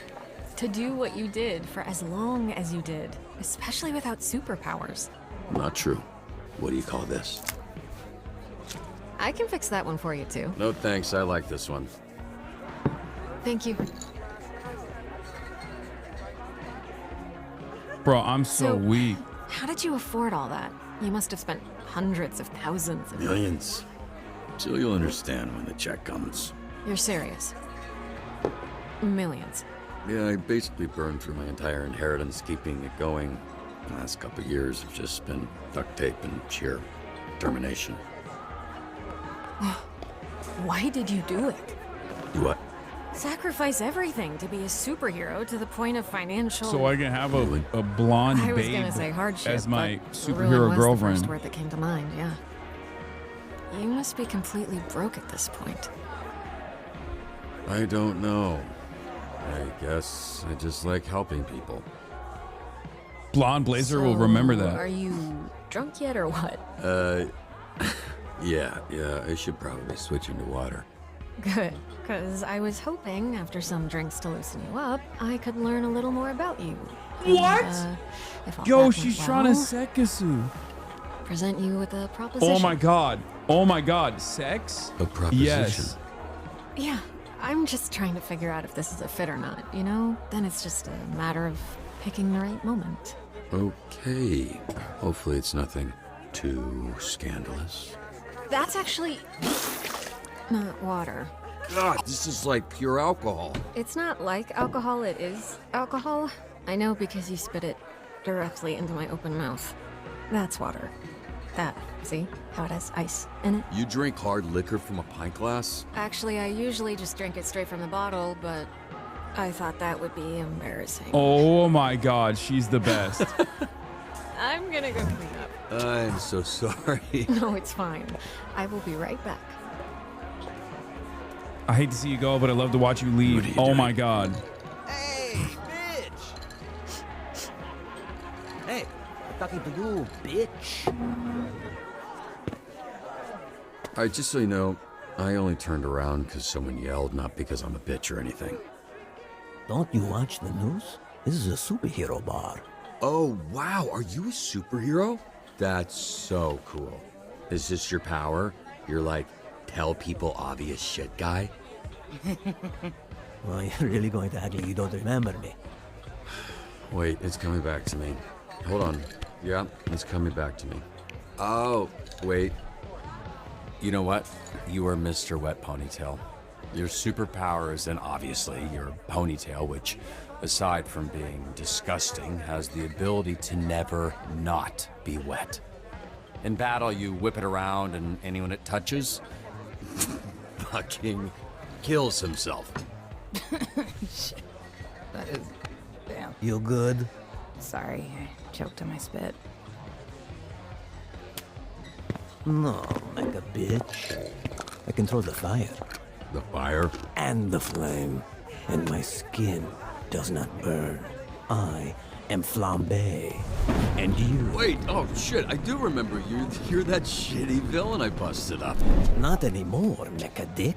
As I literally just said. I am flambe, a real superhero. And you are not mecha man anymore. So, you need to get the fuck out of here. Now, we can do this the easy way. Sorry, which way was that? Hey! No, Punch Up. You're literally fanning the flames right now. Oh, shit! I clipped his ass. Anybody got a rug? You gotta drop and roll, lad. Everyone will remember this? Yeah, remember how doesn't goated I burn. am. Some people become scared before they even know they're hurt. Like babies. Dude, a second babe? Are you fucking kidding me? Bro, there is literally, there are so many babes in Mecha this. Dick, get the fuck out of here. I get it. Can you just tell Blazer I'm outside? Out! Relax, I'm leaving.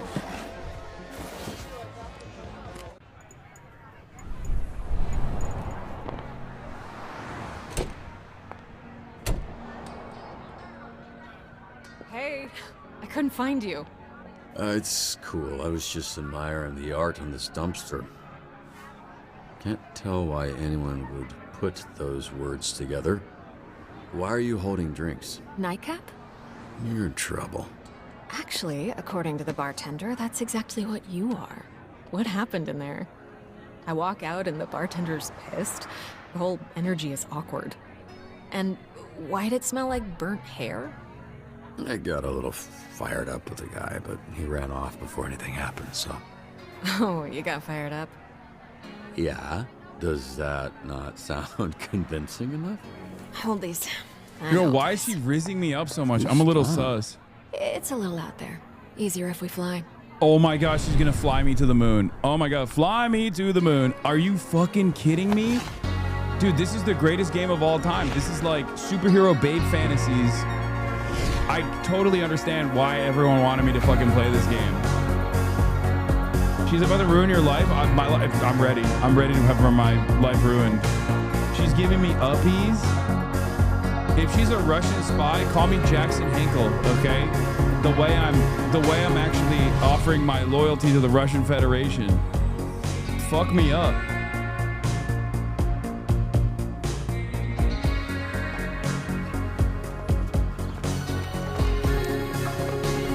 Bro, that's crazy. She's just one hand holding me. Oh my god, like I'm a fucking napkin. I actually thought you were taking us to sit on it. Hmm? Oh yeah, that would have been cool. Oh no, yeah, this is better because you can see it, and it looks like there's a couple up there already. So. I know I shouldn't even bring it up because it was mortifying for the both of us, but I am seriously sorry about the whole spitting thing. Yeah, that's usually like a second date kind of thing with me. Oh! I'm joking. I'm joking. No, it's a first date thing. She's joking. This is not a date. Whoa, No, come totally. on now. Yeah, I was thinking about something else. Oh but, no. yeah. Oh no. Why she be like that? Thank you. Again. Don't you worry about it, Robert Robertson. Are we in or are we not in? I can't tell. How do Fuck. you know my name? Oops. What's going on? Okay, I'll tell you. But only after you tell me how you ended up with a name like that. Oh, you mean a name like Robert Robertson III? The third? 3 times this happened? There was Grandpa Bobby, then my dad, who I called Dad, but everyone else called Robbie, and then me, Robert, because I wanted to be taken seriously. Family tradition. In more ways than one. Gramps was the first Mecha Man. He died in the suit before I was born. Dad was killed fighting Shroud. That's when I took over. There was a little inheritance and the life insurance money. Snowbody mind I'm so control sorry. is real, I and didn't I realize. wanted to take me. Just your run-of-the-mill, sad superhero origin story. The family tradition, if there is one, is dying in that suit. Which I guess I don't have to worry about anymore. I hate Shroud. What is I it? hate you, Shroud. You took everything Quite from me. drunk enough to share my origin story just yet. But remind me to tell you someday. Definitely.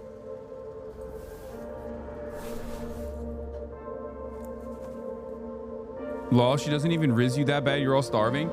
Dude, you would fold like a fucking napkin if a girl of that stature We can did work these with things this. to you. You'd be ready to fucking kill. Kiss her. Oh my god. Oh my god. Oh my god, she's moving in my direction.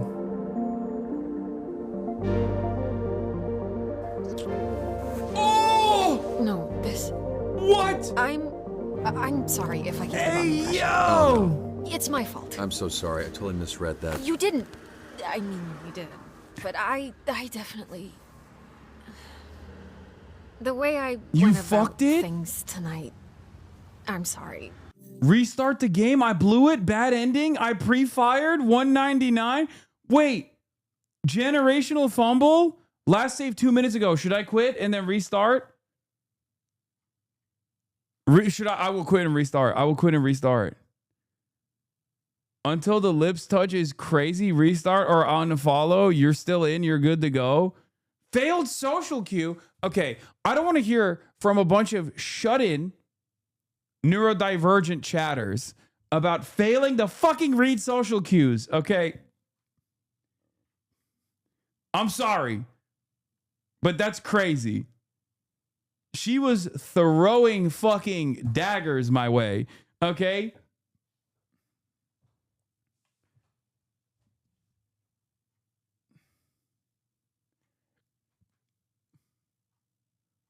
She was touching my face as a universal signal for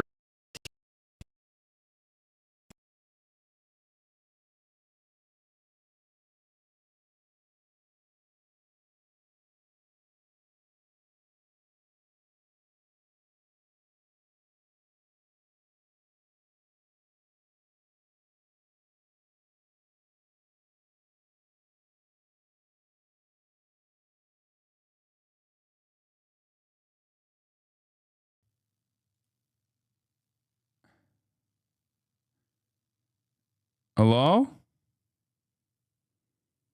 That was crazy. I don't know what just happened. That was crazy though.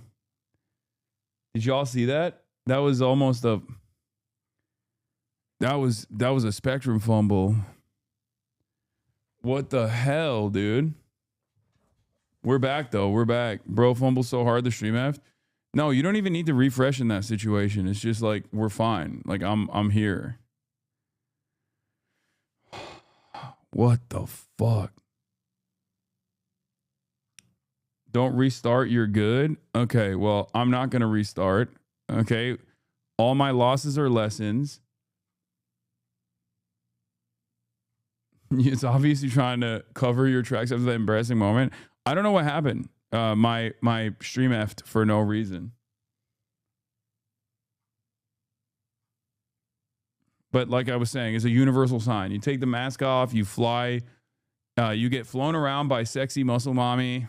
She takes her mask off, she touches your face. That's a universal sign for a kissy poo. Okay, it's kissy poo time. I will not be hearing any alternatives here. Let's continue. It was all a little loose, a little unprofessional. Unprofessional? I'm not sure that applies to this. I'm actually here on official business. How I know your name, the proposition I mentioned right before you spit in my mouth. Still mortified about that. It's fine. Do you remember a superhero named Trackstar? Remember, of course. He's like family. That I haven't talked to in a while, but what about him? I work with him at SDN. He recommended you. Mentioned that he worked with your father? Yeah, he was the youngest member of the Brave Brigade, so he was kind of my babysitter for a while. How's he doing? He's doing great. He's why I'm here.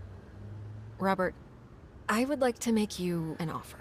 In exchange for dispatching and mentoring some of our rookie heroes, SDN can make you Mecha Man again. But this time with all the resources that a company as big as ours has at their disposal. Oh my gosh, he wants me to do corporate no capitalist, more paying man. out of pocket for repairs. Support staff, the whole shebang. So this was like some sort of interview? I was worried that you might be Crazy? unstable, damaged, unfit, batshit, dipshit, I don't know, whatever you want to call it. I'm in. It's I'm a in. big investment. I'm It'll in. take considerable time and money to get the suit repaired and the missing pieces replaced.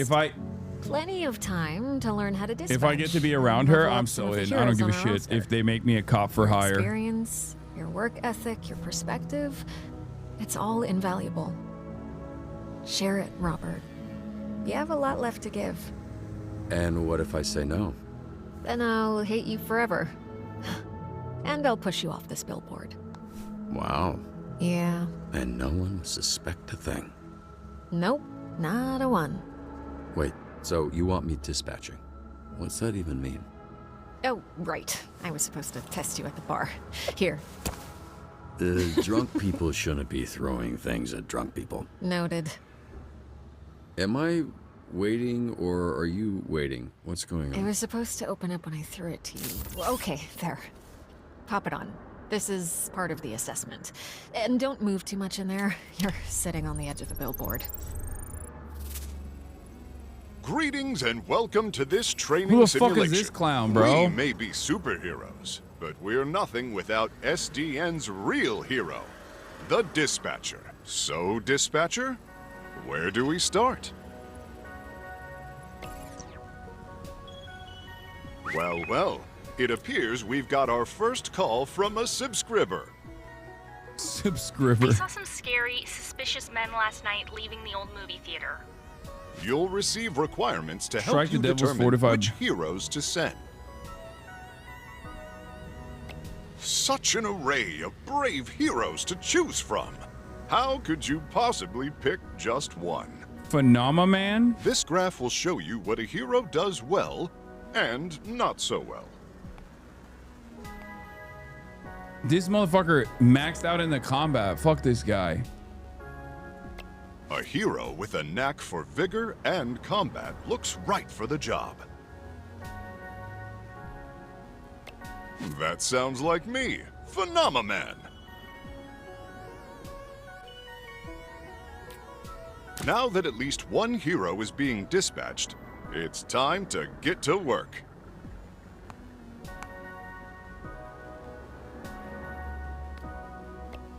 A sound approach.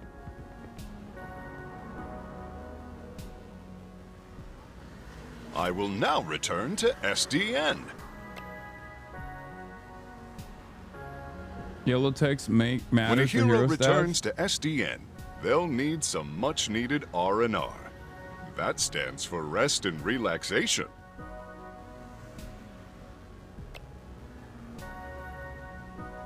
Don't forget to review your hero's performance.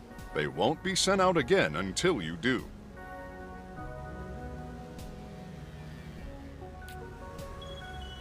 Okay, how do I review it? On SDN's state-of-the-art graph, we can see an analysis of what Citizens app? skills the call required. Let's see how well I did after responding to that caller's, well, call. There's no such thing as a perfect fit. Use your intellect and your roster to your advantage. Don't worry, you'll be working hard soon. The more that my skills align with the needs of the job, the more likely I am to succeed. Phenomenon is a bit autistic. Organized criminals, often led by figurehead supervillains, are the scourge of Southern California. We work tirelessly to root them out.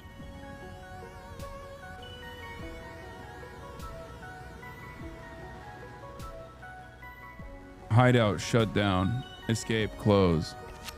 Okay, it worked. Wait, someone said I was checking Bilibili for your vids and you showing no the stuff you got from China has 7.3 million views. Holy shit, brother. Yo, send me the fucking screenshot of that. That's crazy.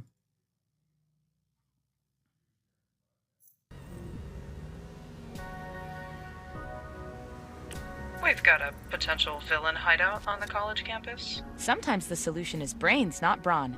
SDN's diverse array of heroes can solve any problem. How am I going to figure out what they need, though? What this task needs? Potential villain hideout at a college campus?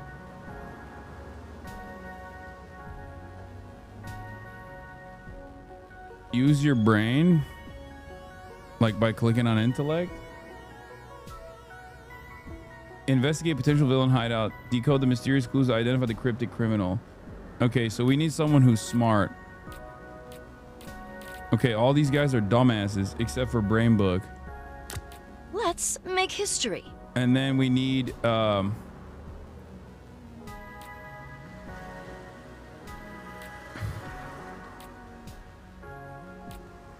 let's see. Is there another intelligence one? Sweet talker, maybe. Yellow text context clues? Yeah, decode the mysterious clues to discover the cryptic. You can send two. I want to send two. Okay, I'm gonna go with Sweet Talker as well. Right, because this is mobility, vigor, combat, and charisma.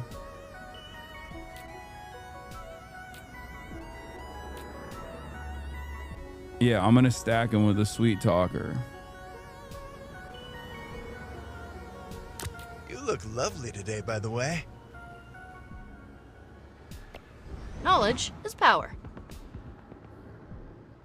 Let's see if it worked. You can rizz him up a little bit, you know what I'm saying? They're returning. Okay, so the gameplay is like this. You just like kind of click on stuff.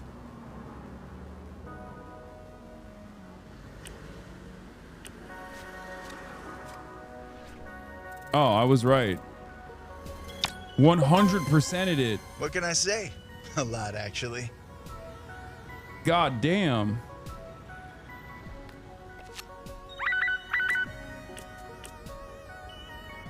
The museum is doing an exhibit on local superheroes, and need a guest speaker.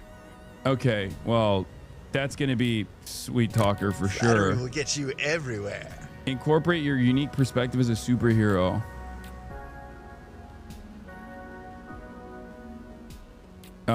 This is the tutorial. Holy shit, bro.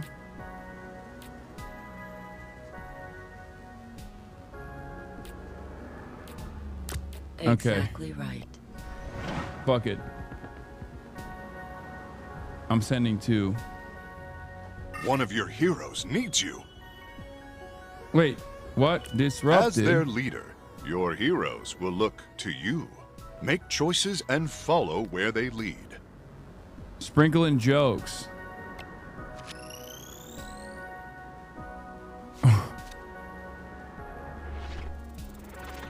These choices need the right skill. Remember. It worked, right? Opening tasteful. Okay. The convoy of Diablo's goons are harrying the highway patrol. Intercept the As if convoy. traffic Overwhelm in them with this an city onslaught of was not attacks. Bad enough. Speaking of traffic and going places, does SDN offer paid time off to take vacations? Of course. PTO accrues at a regular rate over time. Use it however you like, as long as you discuss your schedule with your manager well in advance. Oh, what the fuck is a PTO? The diabolical supervillain El Diablo is attacking Los Angeles General. Oh no, it's one of my arch nemesises, El Diablo. That means the Diablo in Spanish. Huh, he must have been using the convoy ambush as a distraction. And to attack helpless hospital people. That craven bastard. Speaking of hospitals, did you know SDN offers a robust benefits package for all full-time employees? There's a giant That's monster. phenomenal. I don't even have people. Remember, a babe is watching. Wait, am I cooked here? I have to wait, right? Oh, fuck. Oh, God. It's There's getting a giant crazy. monster attacking downtown. Save us, SDN.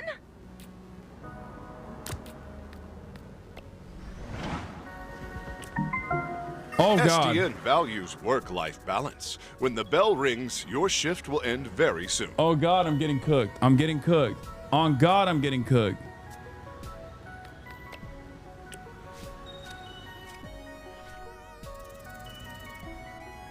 %ed it. Let's go.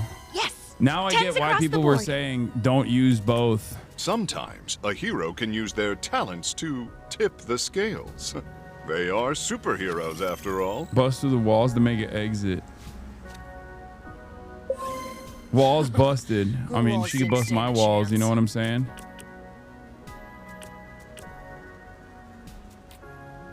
Okay, what is this one? I need help getting to my doctor's appointment. Oh, that's crazy. What the fuck do you mean you need help getting to your doctor's appointment? I'm closing this. I'm waiting for Pom Pom. Okay. Draw the monster's attention. Endure to beat the beast attacks. 53%. Wait, I failed? Monster rampaged? Okay. Loud and clear. Moving out. El Diablo's goons are running scared. Pursue El Diablo. I'm getting L'd. I'm taking L's right now. Oh my God, she's never gonna Sekatsu. She's never gonna fuck me. This is so sad. It had 3 slots. You sent 1 hero. Also, how is 53% a fail? Like, I'm getting cooked here.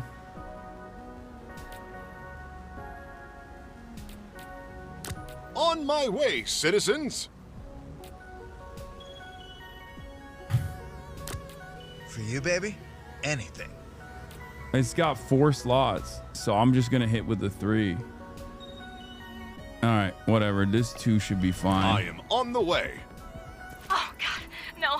Help us. We're being held hostage. Send help, please. Shit, I can't use You can Sweet find Talker. suggestions on how to handle hostage situations wait. on page 234 of SDN's Guide to Dispatching. Oh, I'm cooked. Maybe brains? Oh, I see you have a keen mind. Let's see if that works. I don't know. I was desperate. I was desperate. I couldn't let them get away with it, you know? Okay, that should have been... Come on. Yeah, no shot. 74% road SDN cross. That's solves all not. Why is that so problems, hard? Big and small. We never ignore the people Oh, of the no. city, particularly the Oh elderly. no. Speaking of I retirement, fucked up. quick question, Phenomenon. Oh, it Does worked. SDN offer 401k matching? Yes, but there are limitations. Your HR representative will have all the details.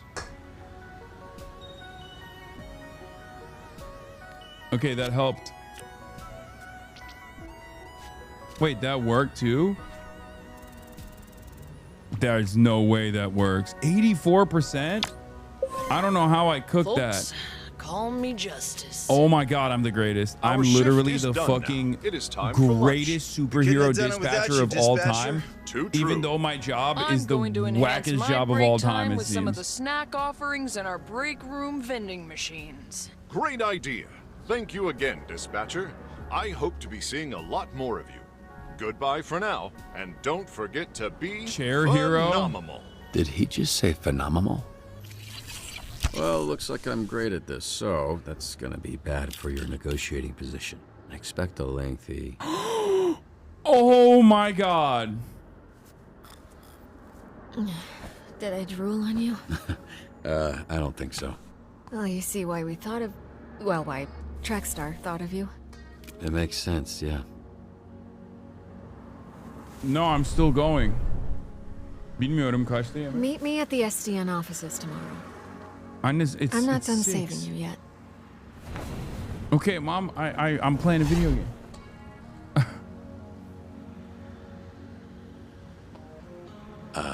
Is there a ladder or... This is one of those moments where it's like literally more embarrassing for me to try to describe what I'm looking at to my mom than to just not say anything at all. You know, she's like trying to have a conversation with me while this gooner bait is playing on the screen. You made the right choice earlier. Feminists just don't want pixel kissing. Oh, thank you. Yeah, get out of my room. I'm playing Minecraft is right. But except this is not Minecraft. I feel like it's better if I switch to porn here. Hey, I'm just watching porn with 18,000 people in my community. It's fine. I'm gooning. You're a cook, bro? It's not even that gooned up right now. Bro, it feels pretty gooned up to me.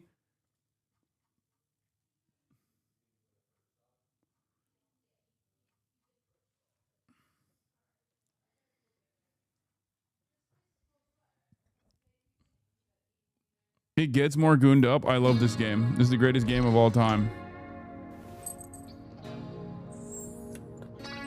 Sorry I'm late.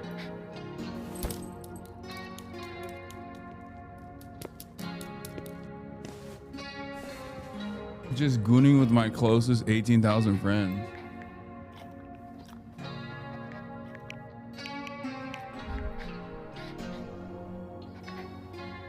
Were you a good boy? This game answers the question, what if Telltale has sex? I mean, it's the greatest question of all time. We're striving to create a safer, stronger city every I met a nice lady. She wants to help us out. Yeah, I'm not giving the dog cereal. The dog is fat already. Come on. As you guys know, I'm Mr. Dog Abuse. That's my superhero name. Is made by the Telltale devs on. This is the greatest game of all time. I'm so excited that they made this game. So, I guess like all of the episodes are like 1 hour long, which is so perfect for streaming. I feel like they just made this game for me. Okay? It genuinely feels like they made this game specifically for me. Guys, it's not a corgi, it's an overweight chihuahua confirmed by the devs. I love this game. This is such a perfect game. Each chapter is a quarter of a Clementine episode. Shadows will come back tomorrow. All right. Was that episode really an hour? Felt like 20 minutes max. All right, I'll play one more. You and 54% of players kiss Blazer. Let's go. You and 45% of players let the goon drop. Your success rate in the fight with Toxic was 82%. You perform better than 1% of players. You and 49% of players answer the reporter. You and 28% of players dub Flambe Mr. Wet Ponytail. They didn't like that one.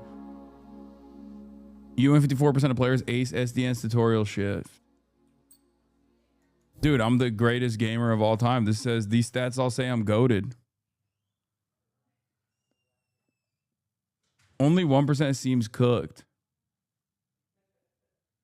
Is bottom 1% or top 1%?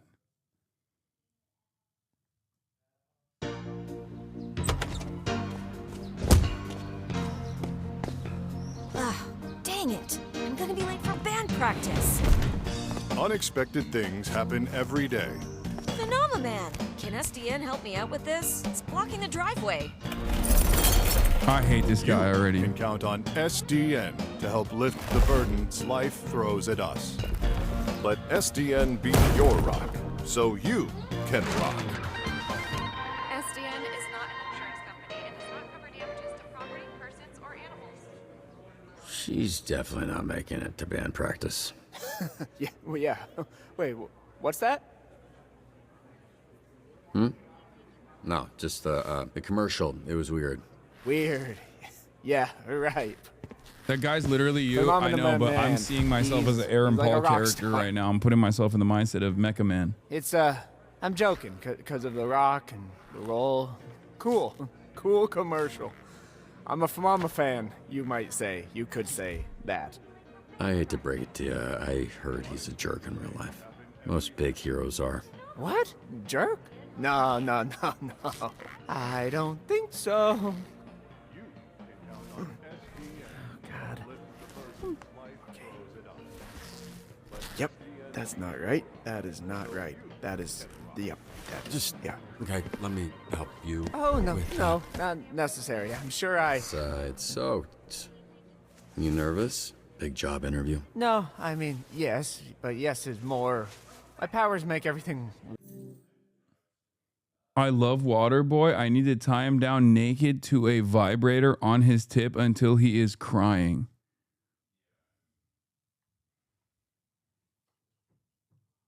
I'm sorry, what? What did you just fucking say?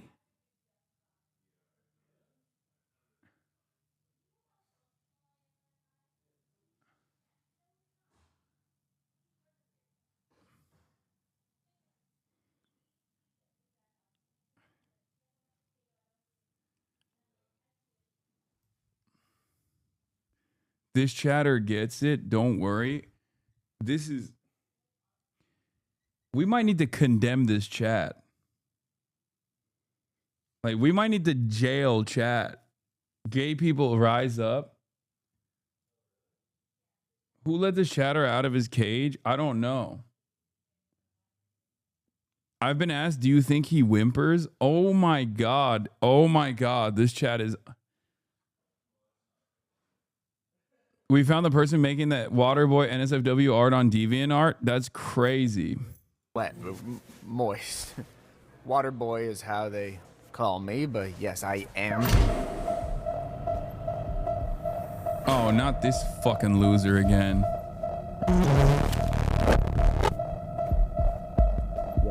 Flom bitch. Got him.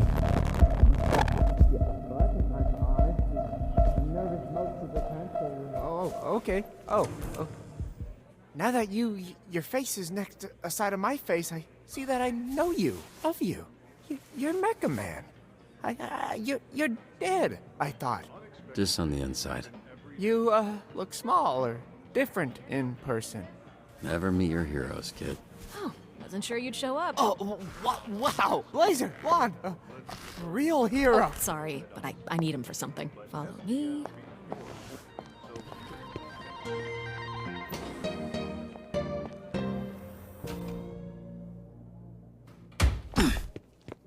Phenomenon is you now. Flambe is you from 2016. Okay, calm Take down, your clothes everybody. What's happening right now? We don't want too many people knowing you're Mecha Man. A lot of our dispatchers are former heroes, but it's better if you keep your identity a secret. We've had incidents in the past. Here. I remembered you being bigger.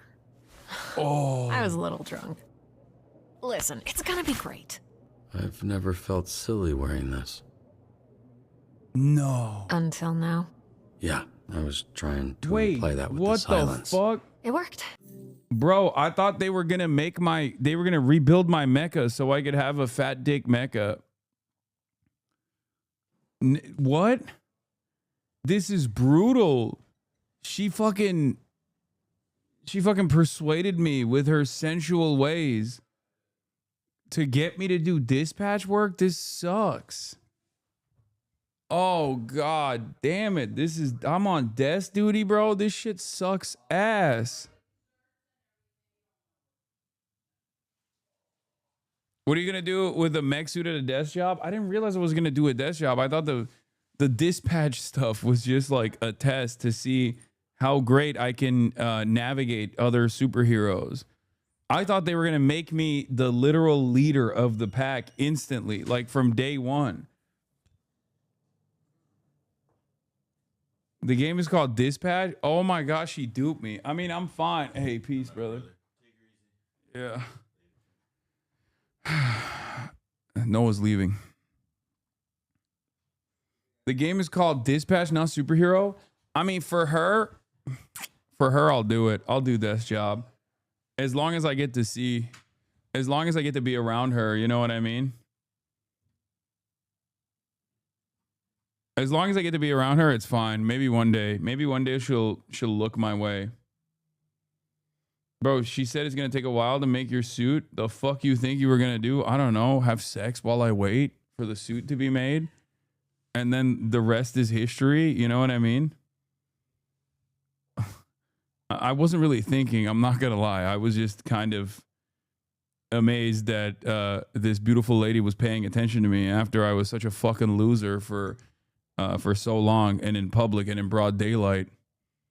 I was just stoked to have the attention of this beautiful lady. Also, I kissed her, so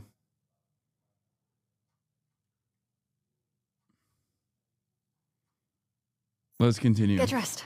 I have somebody I need you to meet. Oh, sorry. Should I turn around? Or no, you can watch. Should I close my eyes, maybe? If that makes you more comfortable. Oh, I don't mind. It's fine. I don't mind. Oh, yeah, no, it's sure. I mean, don't stare me straight in the eyes or anything, because that would be odd. Yeah, I'm just gonna... There. I'm a flirt. Oh, she's peeking through the fucking... It doesn't look like it, but I am flexing every muscle in my body right now. Really? Okay, well, you didn't have to say it like that. Damn. I want to say again, I'm sorry about last night. I regret the way I conducted myself. It was a mistake. A complicated mistake. I can go into the details of those complications with you later. Didn't feel like a Didn't mistake. feel like a mistake. At least not to me. Well, that makes one of us. Oh, It was a let nice down. night. Nothing more than that. Yeah, I'd like to keep things professional. Right, that's why you brought me to this conference room to strip down in front of you. Profesh. Are you serious?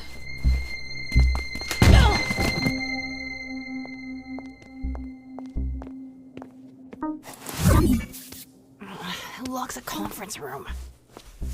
So, you two fuck or what? We kissed, but it was very innocent. Like cheek innocent or tip of your dick innocent? Okay, stop. First of all, we did not kiss. You kissed me. Oh my God, what is happening? Oh my God. Oh my God, what is happening? I'm throwing Riz lines left and right. Why is it not working, bro? What the fuck? I'm mecha dick. This is crazy. Oh my God, bro. Oh my God, brother. Why? Oh, I told you fumbled. You're trying too hard. Brother, what do you mean? She fucking kissed me, brother. Why is she switching up right now? Damn. This is killing me, dude. I feel like I'm getting gaslit. What the hell? You got a rizzer by being pathetic, shaking my head? This is diabolical shit. Okay, this is diabolical. This is like inceldom. Okay, this is the journey to inceldom. This is what's gonna make me an incel.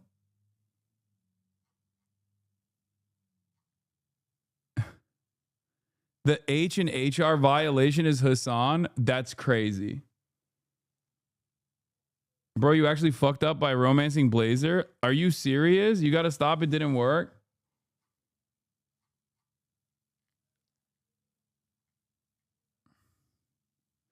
Well, but at least some of us have to get the bad ending. Wait, what is happening right now? I can't tell if chat's fucking with me or not. Stop, my heart can't take it. Business. Whoa, she cussed. Must have been a good one.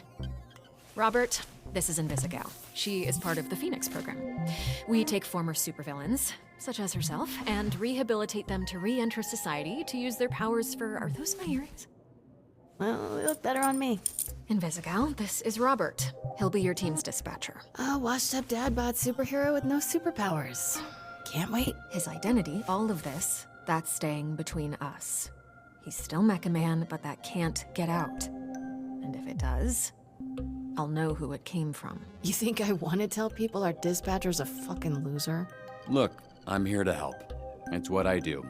You have a chance to turn things around, bring some good into the world, and I'll support you in whatever way possible. So that maybe, just maybe, by the end of all of this, helping people is what you do too.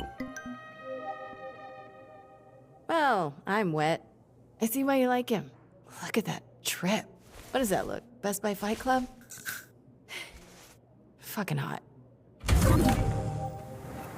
Oh my god. Wait, is this another romanceable option? Because I'm into for it. all the heroes in the company. And she's at the bottom. She called herself Invisibitch when she was a villain.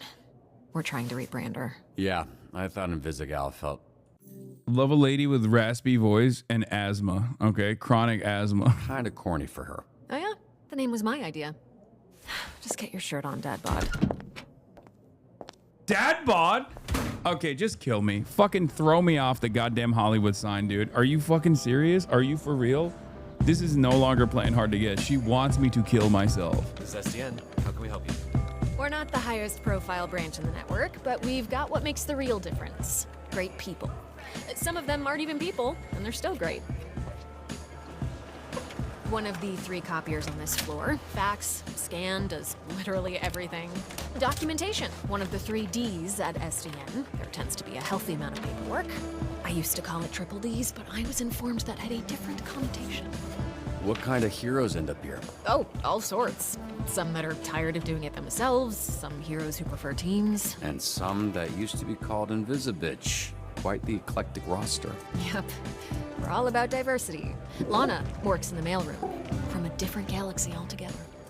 And then there's Galen, way back there, born with super hearing. He's from... Florida. Florida! Of course. Florida man over there. Hey, easy on the bath salts. That was one guy.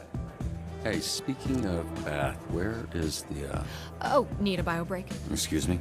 Restroom. I mean, it's right over there. Sorry. At work, I tend to get a little... Corny? Corporate, Dick. Meet me in the records room when you're done. If you get lost, look for the door that says records room. Why? There's a chatter saying you didn't fuck it up with the other options, but you fucked it up with Blazer already. But she's still throwing work my way. Okay, I think you're wrong. I will not elaborate.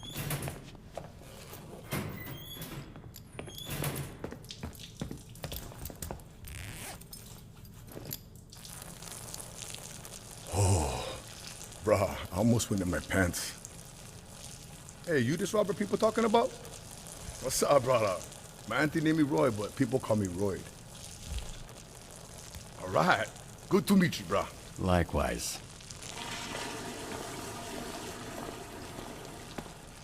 So Royd, like steroid? Huh? Hell no, brother. No, cuz. Listen. The 2 other guys here, they go by the name Royd. So I think it's like, we go scrap, we go ground, I boss you up, and then, you got Royd. You know what I'm saying, bro? That's what I think.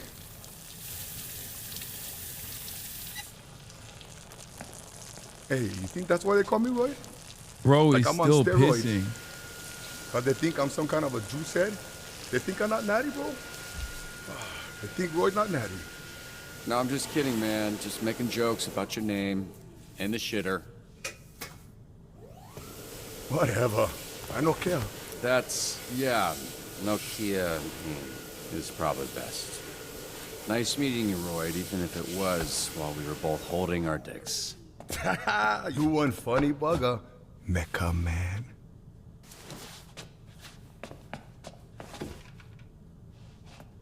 Okay, so I was worried about your unwashed hand, but now I'm worried that everyone here knows who I am.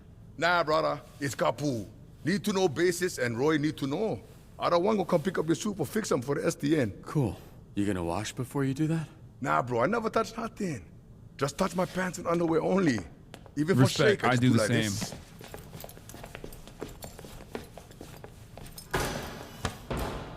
Can you show me again? I don't think I got it. That's what I do too. Respect. He just like me for real. Holy shit. Who's this freckle-faced fuck? How are you? That's an aggressive way to greet someone. Look at this skinny latte prick. Your bones, kid. You here to whip these assholes into shape or what? That's the idea. I'm sorry, do I know you? Why you all tense? What? It's a hug, not a hand job. Lighten up. Be that as it may, I'm still confused. Oh, right. Because I'm old as shit. How about this? This jog your memory? Trackstar? Holy shit! Yeah, you fucker. Why are you accepting hugs from old men you don't know?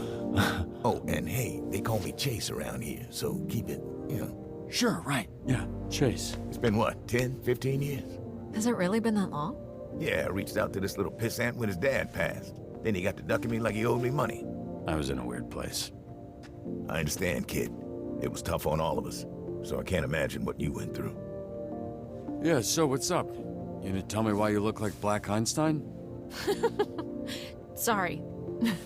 I never noticed. Fucker. It's the powers. I can move 50 times faster than the average person, but I didn't realize until it was too late.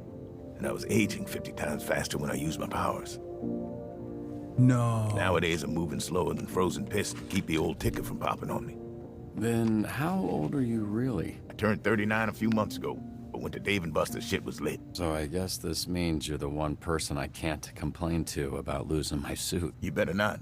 I would resurrect and re-kill your fucking father in front of you if it meant being able to use my powers again. Jesus, Chase. Wow. What? Obviously, I'd let Robert have one last I love you before I extinguished the light from his eyes. Was he always like this? Yes, actually. We joke, we laugh, we suppress our trauma. All right, enough of this feeling shit. I'm not gonna lie, that's how I feel sometimes. At the age of 34, I feel like I look like him. Like Turkish Einstein. So, I get it. He's just like me for real. Let's introduce you to your team of losers. You do, Unc? Okay, dude. I've already gotten destroyed by blonde babe over here. You don't have to fucking double destroy me. Okay? I feel like I'm double destroyed. First by the blonde babe, and now also first as Mecha Man, and now also from my goddamn chat. That's what it feels like when you're a Twitch streamer at the age of 30 plus, okay? That's what it feels like. You'll never understand.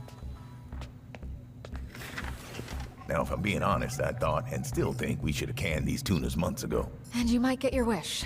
Because if we don't see improvements soon, the whole program will be scrapped. Cool. No pressure. Sonar here was a Harvard graduate who will not shut the fuck up about being a Harvard graduate, like all Harvard graduates. Who also orchestrated some of the most effective Silicon Valley investment frauds in U.S. history. Also, sometimes he transforms into a fucking bat monster that would eat you ass first after he emptied your pension plan.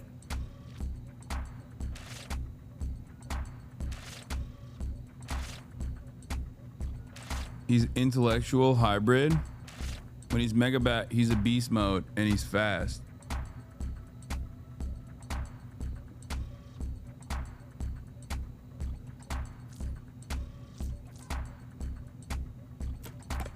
Flambe. He controls the fire and the flame, and his skin does not burn. Right, you met him. Didn't you ever run in with him years back? I did. Wait, he's Afghan? So you know he's a certifiable dickhead.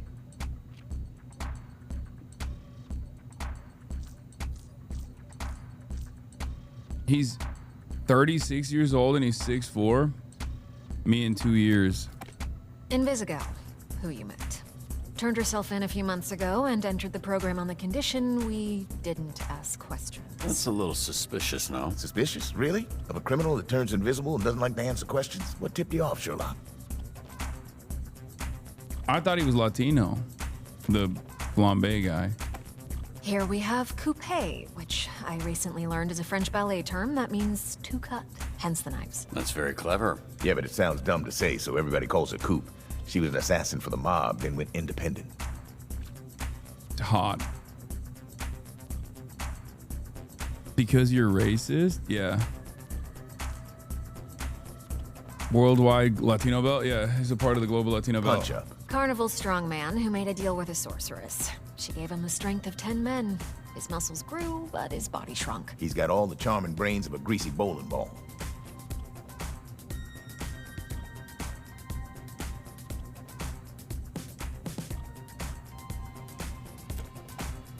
Malevola. Terrifying. She's got a magic sword, and she creates portals that allow her to teleport. Somehow she's still late for every fucking meeting. Yeah, I'm pretty sure she does it on purpose. What's that? That's Golem. He is a construct. A construct? Yeah. Bunch of dirt and mud made sentient with magic. I think he's lonely.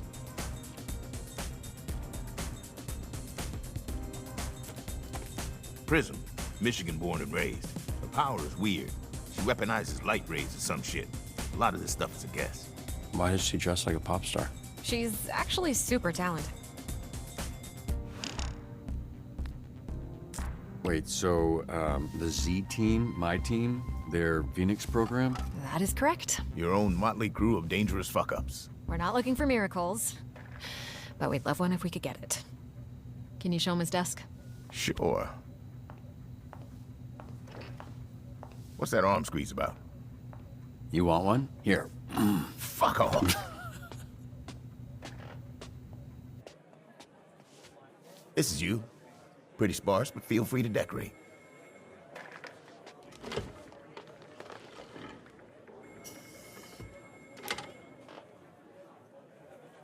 This computer's older than you look.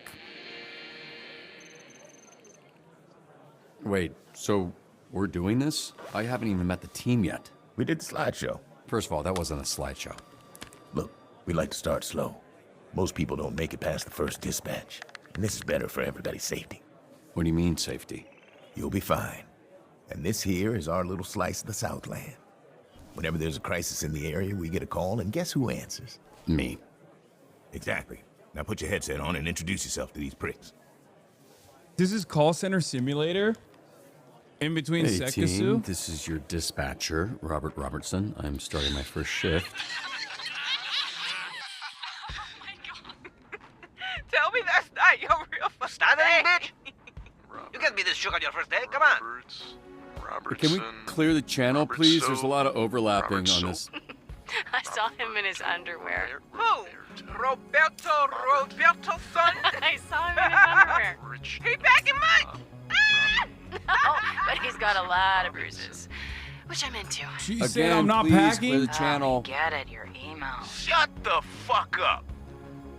Let me remind you, these calls are fucking recorded for training fucking purposes. So keep the fucking line clear before we send your stupid fucking asses back to whatever fucking cell we pulled your stupid fucking asses out of. Alright? Okay. My son's balloon is stuck in a tree. Can you send someone?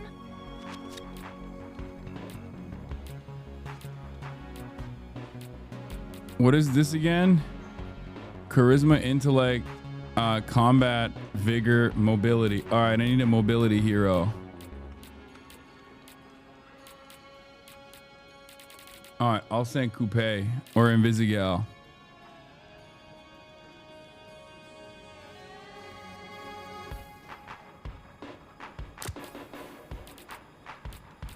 Wait, actually, no. Should I do Prism? Because she can do portals, right? Or no, is it Coupe that can do portals? All right, you know what? I'm going to do Invisigal. Fuck it. Still on the clock, so okay. Trust me, I can handle this a lot faster on my own. Oh, she's even faster. Mr. On her Vanderstank own. is requesting a hero for a very important event. Who's this Vanderstink guy? Willem Vanderstank, certified genius. Literally, he has a certificate. You aren't a genius if you need a piece of paper that says you're a genius. You're just jealous. This guy rules. Who will make the fucking... I'm gonna send sonar. Fuck it. I'm gonna send the bat. The bat. Do you ever feel like you had so much potential and you're being wasted as a cog in a corporate machine? I don't. I'll take Wednesday. Tuesday. Dibs on Monday. What are you guys talking about? We're taking bets on when you'll quit. Friday? Today's Friday. I know. Balloon recovered. Don't make the child cry. Cray cray bidet. What? Difficulty low. Attempts until lockout. Fix the collar's malfunctioning bidet. Wait, I can just hack it from here? Okay.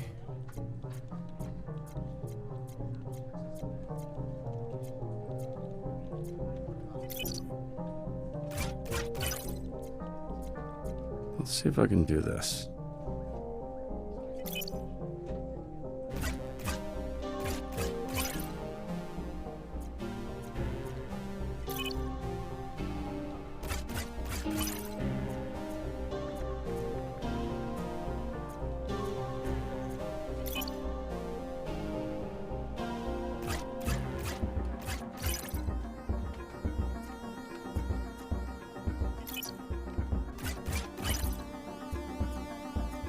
I'm Mr. Hacker Mans, dude.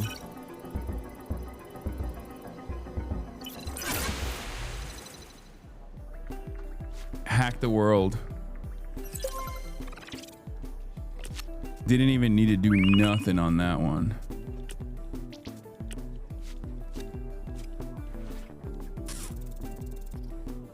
%100% success rate. Smart. We don't work on commission. Okay, what's going on with sonar? Oh, that, yeah. He kind of randomly turns into a monster sometimes. What? Randomly.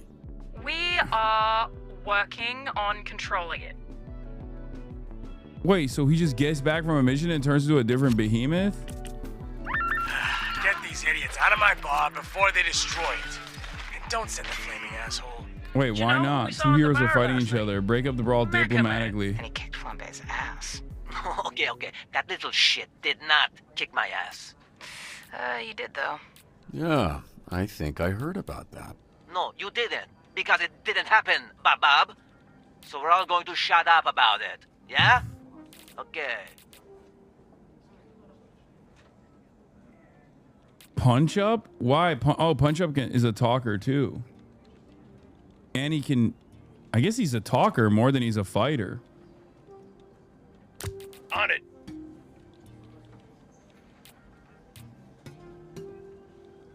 Hasan, you're too woke? Wait, why? I'm gonna try to riz them up. Golem is for muscle.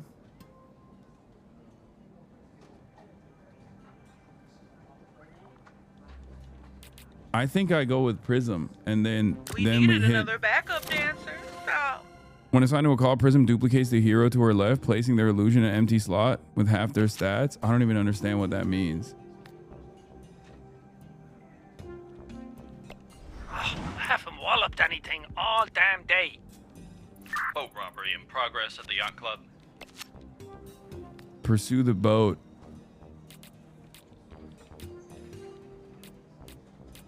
Maybe Coop.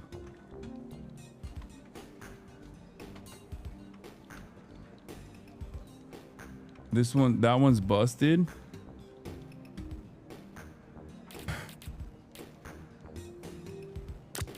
Cause she got mobility. So what was your read on this Mecha Man guy? Washed up, drinking alone. A robot guy without his robot, I guess. Uh-oh. So, just a guy? The idiots are fighting over the name Fight Man. Let's try giving them new names. Maybe that'll solve it. All of you, shut the fuck up. Give them the idol makeover.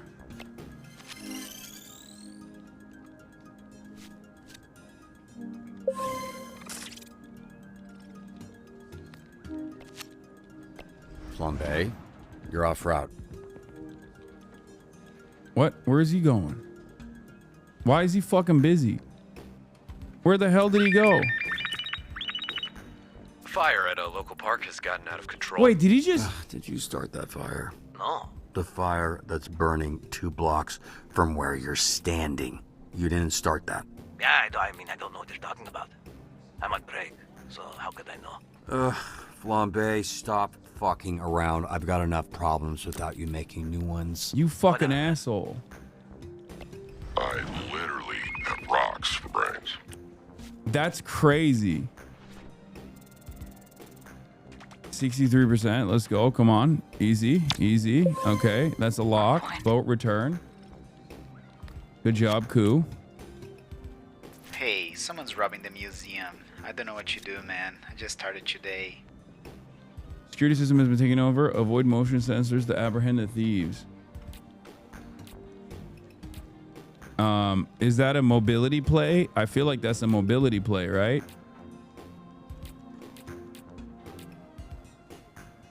But now he's like, oh, Invisigal is invisible. True, true, true. Okay. Security here is amateur hour.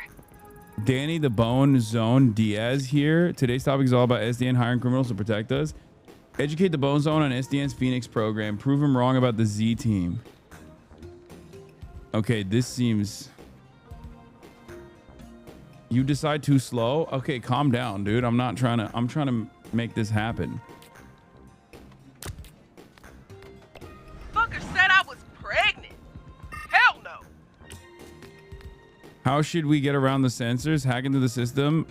Weave through the sensors? Okay, I'll just hack it. I thought she could just go invisible through the sensors, but I'll hack it because I'm hacker mans.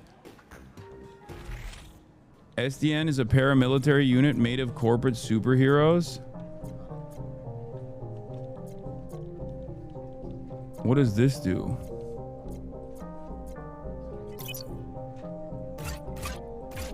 Oh, that activates security.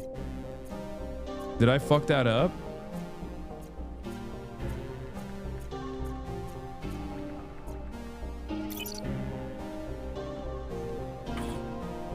Oh shit.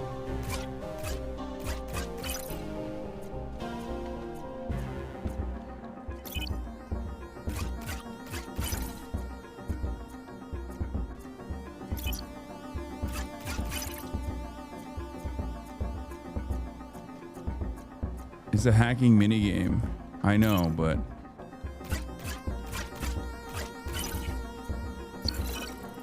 Breach successful. Hey, it's me again, Galen. Blazer told me to show you the ropes, so here we are.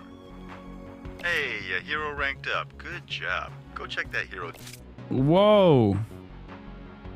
Every rank up earns skill points. Oh, that's why they're ass right now. I was wondering why they were fucking hot icon next to a ass. stat to spend a skill point. Once you confirm, you can't go back. Should I lean into their skills or should I balance them out? What's the meta here?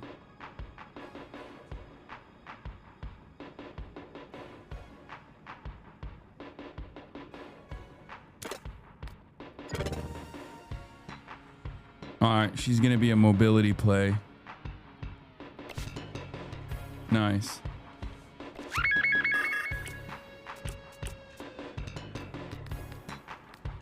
Use body to smother the flames. Easy. That's why I sent. That's why I sent the golem guy. Easy peasy, baby. We've encountered these thieves before. Compile and cross-reference past cases of this art crime ring. Track down no members to find their hideout. Wait, what? Okay, so intellect. This is an intellect play, and none of these guys are smart. Uh-oh. Sonar is too dumb right now.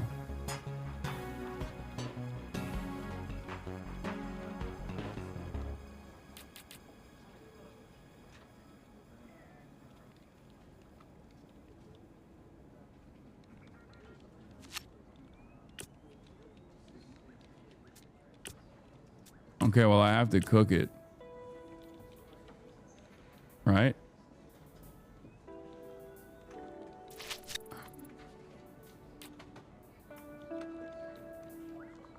I think coup.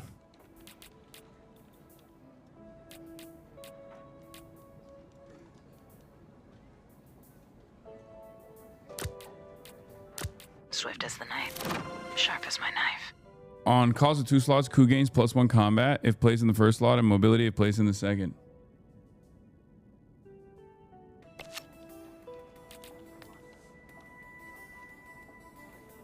I think this is all girls team. Looks like hell out there. Figuratively, I mean. Educate the Bone Zone on SDN's Phoenix program. Prove them wrong about the Z team. CC 5%. Easy lock. Oh, great job. Finding my groove.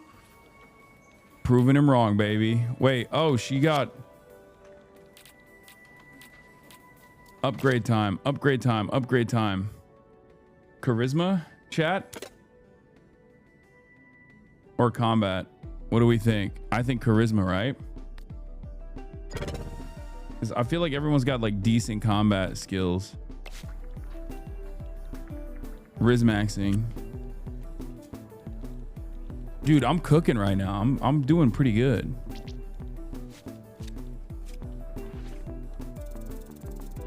Yeah. Oh, 100%. Nice. I'm confused. I thought that would be more difficult. She's P-Rism. With this one, I don't know. Maybe she's combat or intellect. Game is cool and fun. No, I really like it. You are better than Squeaks. Congrats. I mean, does that even take much?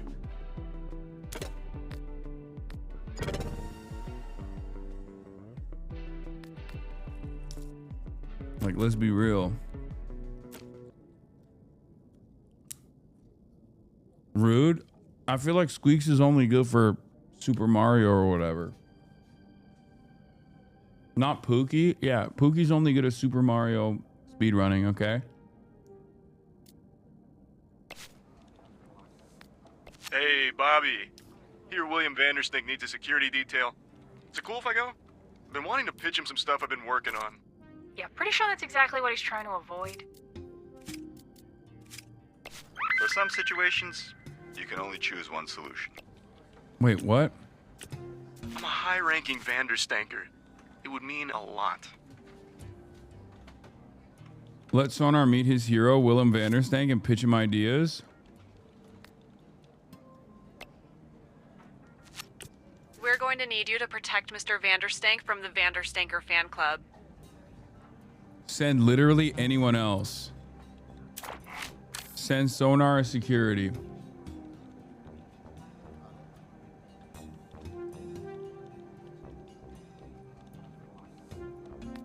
No, he's not dumb right now, is he? Oh yeah, he's not dumb right now. He's dumb right now.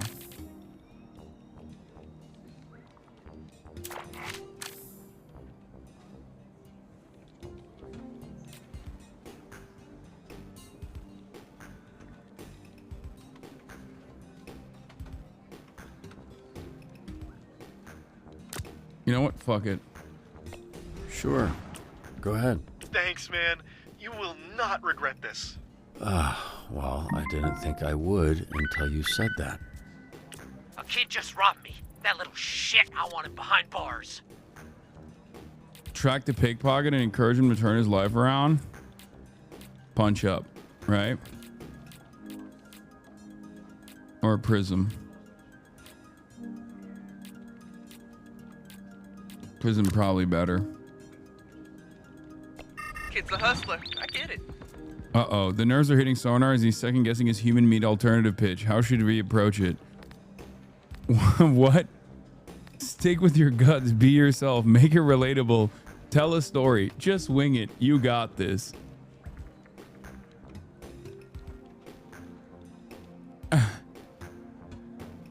Make it relatable. Tell a story. Make it relatable.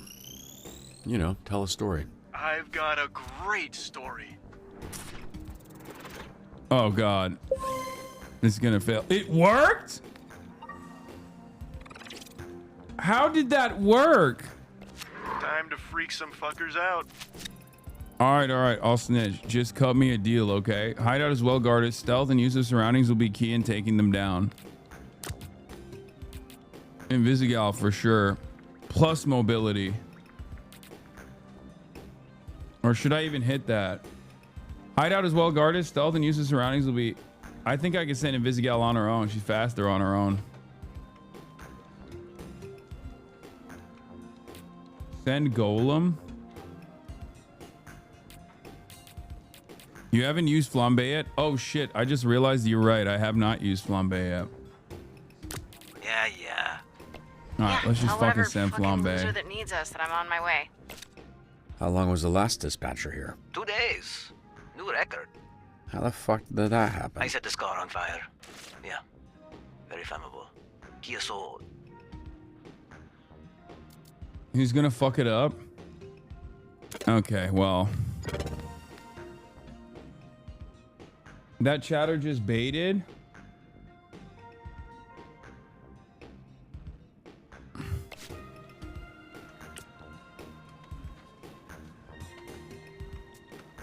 Did I fuck that up?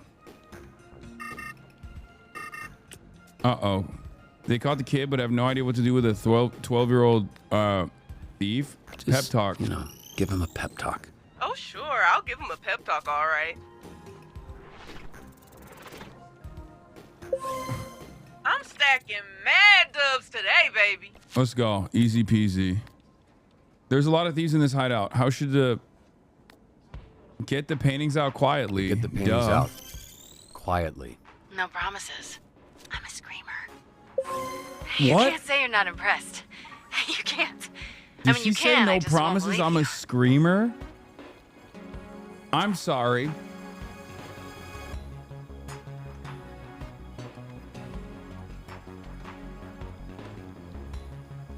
Oh my god.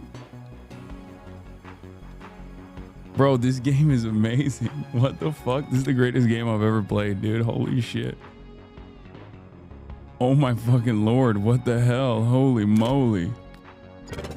Hey, yo. Hey, yo. Invisibitch. Wow. You're on fire today. Oh, this? I'm just warming up. Oh, see? That success actually translated to Flambe not being a fucking loser. That's good. Even though I hate his ass. Concentrate, you animal? Kind of difficult, don't you think? Grannies, I got this. Hold up.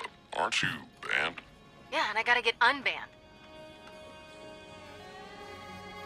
Okay, I'm locked in. I'm locked in with Invisibitch.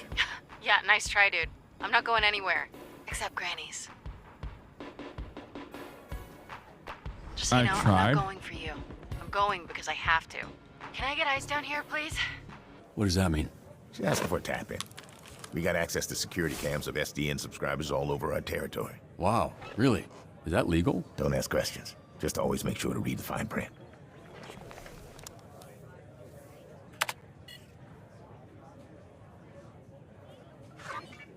I didn't do this. Right, I feel like you've said that a lot in your life. What happened? This is how I found the place. The old guy, who I assume is Granny, was laying here when I walked in. You said you're literally a Palantir employee? Whatever, Can you dude. just focus? If being a Palantir employee means I get to have sex with the superheroes, I'm on board, okay? What, you got ADHD or something? Yes, fucker. Is it that obvious? Yes, fucker, it is. Well, then answer the question. I don't want to sit here and fixate on it when we're supposed to be doing whatever, superhero shit. Just a plain-ass glazed donut. You happy? Not as happy as you with that glaze all over you, huh? Oh. Slap that donut around on your face a little before you put it in your mouth, huh? Yep, you got me. I love gobbling on hot, sloppy donuts. Love them from my mouth to my butt. How's it going? First date. Thanks for asking me that, so you could get all your funny jokes out. Now, can we maybe address the body in the room? Peter Thiel really fucked up by not being a brick wall mommy? Yes. Check his pulse. Granny's alive. Thank Christ. I didn't want to have to lip this guy. So, can I go now? No, this isn't A wellness check. It's a B&E. Let's figure out the perp is still there. Perp, B&E. Okay, Lieutenant Fuck, I can't think of a character from a cop show. Cool. Well, why don't you stay put and work on that while I get another camera up online? She's my least favorite. The worst of the lot. That surprises me. You guys got similar energy. How do I switch cameras? Just click the side here and you can cycle all the cameras in the building. It's weird getting tech advice from an old person. Bro, I'm not even 40 yet.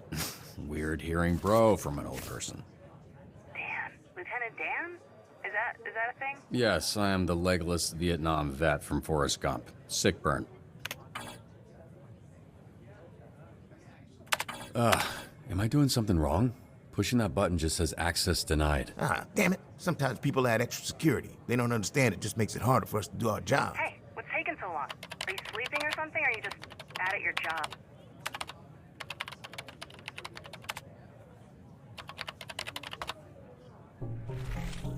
Oh, it's Hacker Man's time. Oh, dude. This is, let me do this, you know? This is what I'm best at. This is literally Palantir shit, by the way. Low key, but high key. Oh. What am I doing? Oh.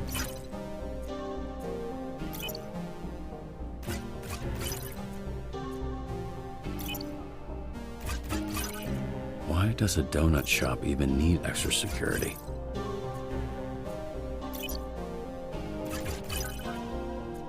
Hello?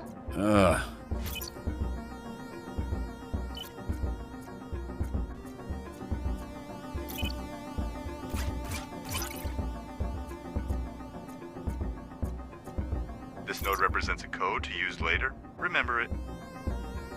Up, down, left, left.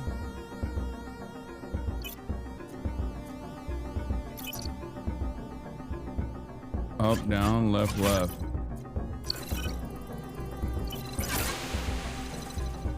If you worked at Palantir, it would collapse in 5 days. Yeah. All right, what do we got here?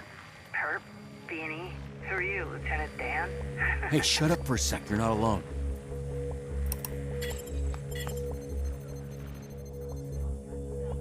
He's coming your way, armed. You need to disappear. Why are you whispering, you idiot?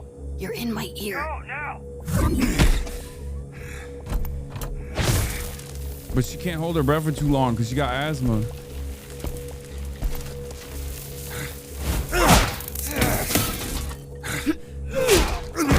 God damn it. This bitch is a gusher. Be careful.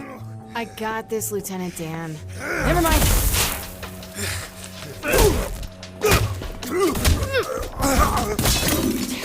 Got any more great advice?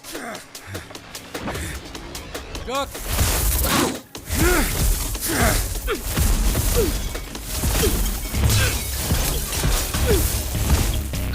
Shit. Oh no.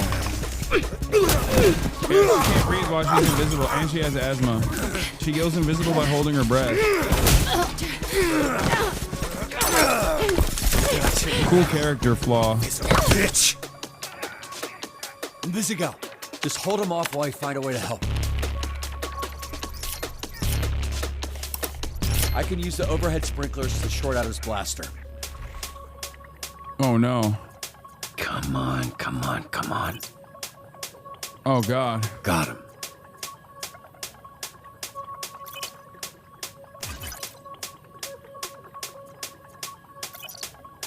Read only. Up, down. Okay. And then left up. Up, down, left up. Up, down, left up. Up, down, left up. Up, down, left up. Up, down, left up. Boom. Easy peasy, baby. Dude, I am fucking Palantir God. Call me Peter Thiel the way I'm petering my field. I am Palantir God, dude. This shit is nothing to me.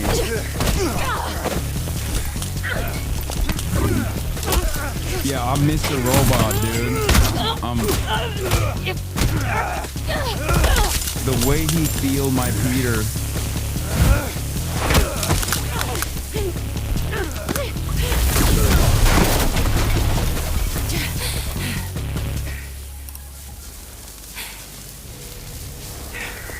Granny. I don't think you know how to use that thing, so why don't you— Shut the fuck up! Oh, I'm one of the good guys.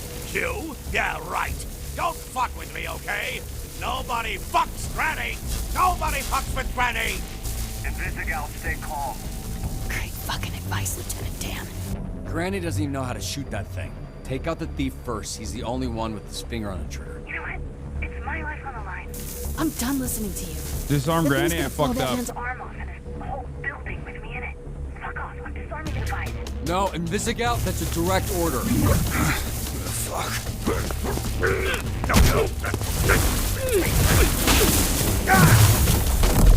Oh, fuck. Fuck! Invisigal, you there? Come in, Invisigal! Fuck, this guy's heavy. Granny's clearly a fan of his own work. Oh, really wasn't expecting to see that. He's kind of caked up. So where's the perp, Lieutenant? I think he must have had something else to do, because he left. I mean, this is why you have insurance, right? Jesus Christ, you gotta be fucking kidding me. This feels like a win to me. That was pretty good for first day. Sometimes people, you know, get electrical burns. She disobeyed a direct order. Well, that's the problem. This isn't the army, and these ain't soldiers. They're fucking supervillains. She ignored you, insubordination? Look, why don't you take a breather? We can debrief with Blazer in a bit. Here. There's vending machines in the break room. You look like you could use us. This game is so millennial that speak like Gen Z coded made for you? Yeah, on God, for real. Are you sure you're not actually 80 years old? Yeah, I don't mind the insubordination. Also, 0 failures, 12 successes. Take that, squeaks. Also, yes, this game literally is made for me. This game is so perfectly made for me. The only issue I have is it's not horny enough. Okay, it's horny, but I want it to be hornier.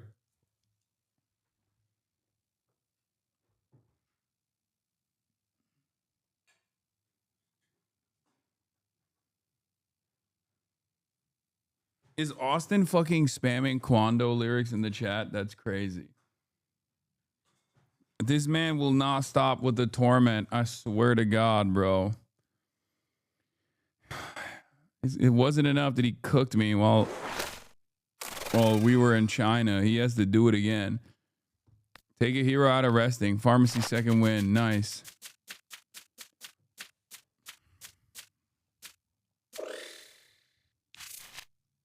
Choose one hero to receive the mobility upgrade.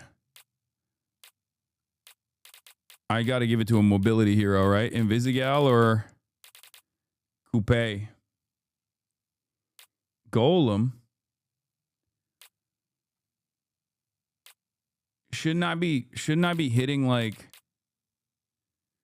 you've met him at a very Quando time in his life? Yeah, I'm not giving it to fucking Invisigal, bro. She didn't listen to me. Coupe, on the other hand, is my girl. I'm rewarding Coupe. Golem is cracked, dude. Do not sleep on him.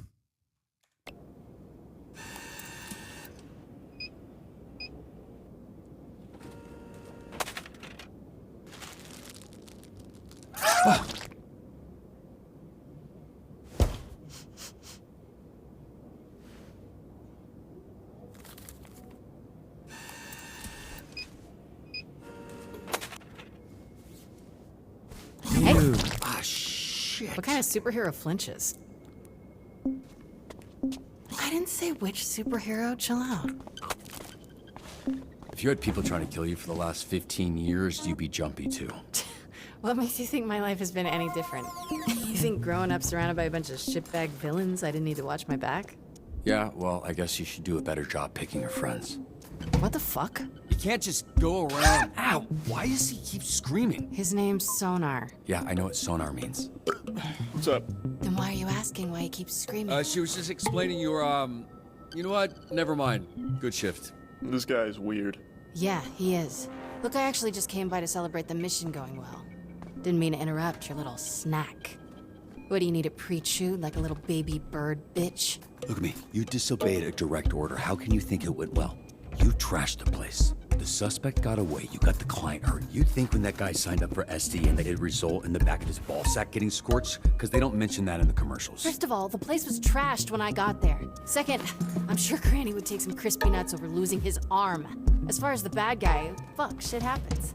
Fact of the matter is that shit didn't need to happen. We could have had an outcome where the client doesn't get fried and we get the perp if you had just fucking listened to me. If you ask for help, then I can... What now? Do you recognize the voice of Sonar? Yes, he's he seems like the most moderate person I've ever heard. Here's some advice. You're right at home behind that desk because you're no hero. You were a nerd playing a video game. Yeah, Sonar's voiced by the man who is the most moderate man on the internet, who I like to call Normie Meter, who I also, who is convinced that I'm a dog abuser. Professional animal lover, apolitical Normie Meter. Who else have you recognized? Jesse Pinkman.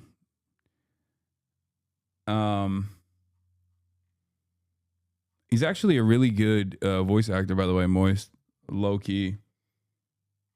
Jacksepticeye, I think, is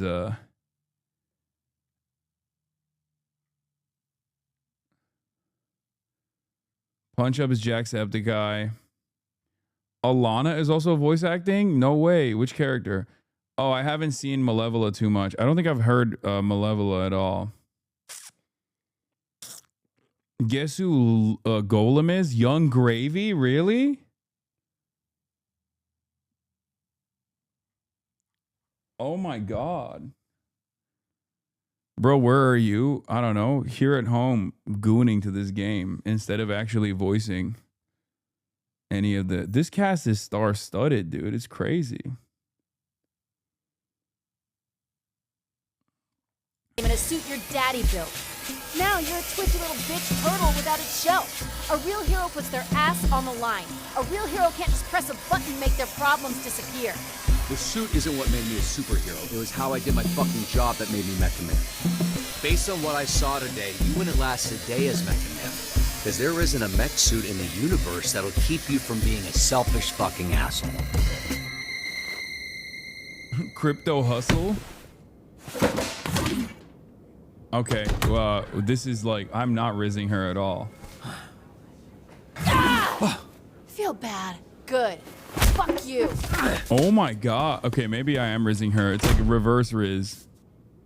That tension you feel is sexual tension. You gonna eat those Twinks? That's not what they're... You know what? Help yourself. What happened to your nose? Here we go. You have a tissue hanging from your nose, Robert. I was trying to ignore it, but that became impossible when it started soaking in blood. I get nosebleeds when it's this dry. The air in the office, it's on the dry side. I'm defending Is it on the dry Invisigal. side? I'll have facilities look into it. All right, boys. We're here to assess Robert's first shift, and aside from whatever happened here, I thought it was pretty good. What? Told you, Robbie. I was watching on the monitor. The work you did dispatching. I don't think the Z team has ever had a better shift than that. Bro, she wants me. Can we just address the sexual tension in the air? Like, a lot of you guys were saying that Blondie doesn't want me, but like, no one has ever said, wow, the work you did dispatching as the chair hero was their sexual tension is palpable. She's literally your boss. I mean, yeah, whatever. She can dom me.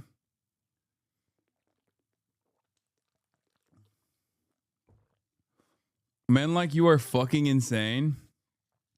All I'm saying is, I'm not afraid of fucking my way to the top. Okay? I'm not afraid. A lesser man would be afraid. I'm not. Do you understand? Y'all are way too serious. I know. I'm fucking joking, but Hasan, this woman character is nice to him. She loves me. Also, Hasan, when woman character is mean, yeah, she wants me. Yes. The answer, did you think the strippers thought you were hot? Yes. Okay? Yes, I did. And yes, I still do to this day.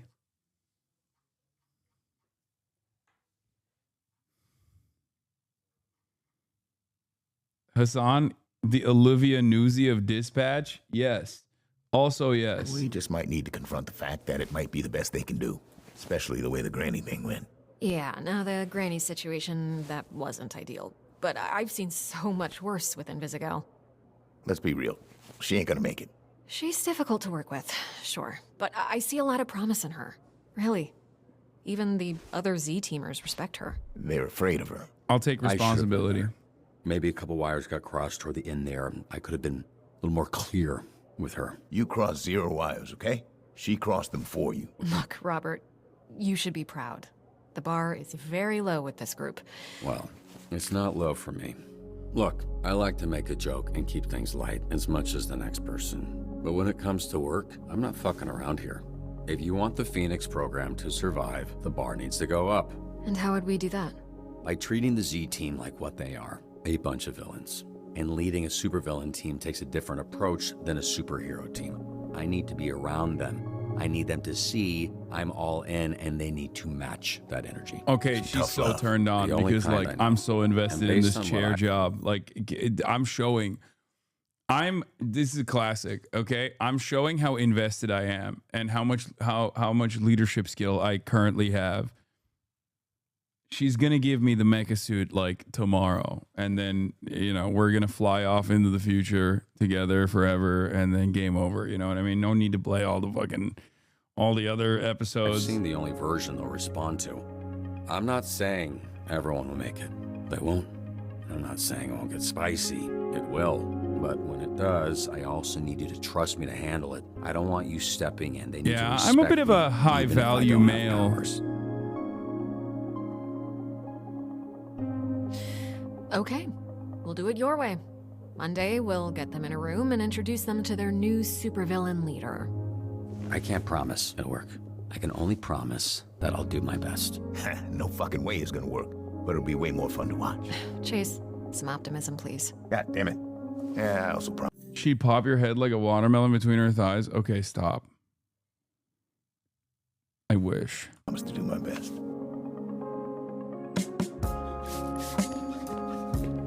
Hey, kid. What?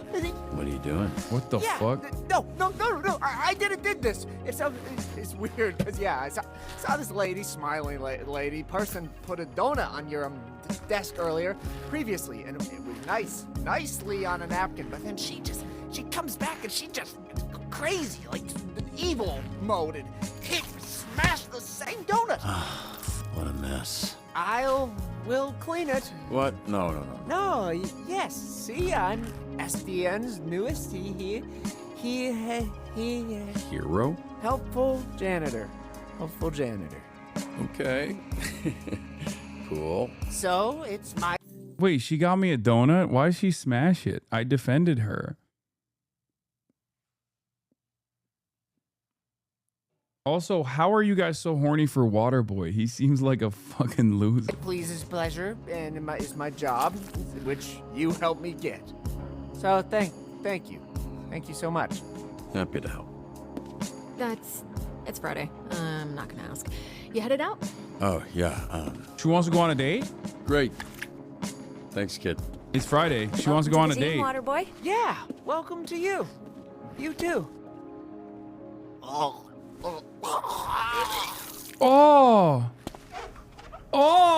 what the fuck? Hey, yo, that is nasty. What the fuck was that? Are you fucking serious? He gags on it? Dude, what the? That's what you want? That one chatter who said you want to chain him to a chair and vibrate his tip until he's, I don't know what you said. I can't remember. But god damn, chatter, you are busted. Oh no. Hey, yo, dude. What the fuck? It's a cleaning agent? What? Get the... I want you to know us fixing your suit is not contingent on you fixing the Z team. I wouldn't do that to you. That's good to know. But don't worry about that. I'm just really glad you're here, Robert. I think we're going to do some great things together. See, I'm not going hard. Hey, look, I really appreciate you setting this up. I'm not It's going exactly hard. what I need Dinner is right too now, much. and it'll get me that much more excited to be back out there. Actually, there's something I've been meaning to tell you. It's a little awkward to mention, but since the... Like, look, I see the vibes, okay? She want me, but like, I gotta play a little hard to get, okay? She want me, but I gotta take it slow. It's okay.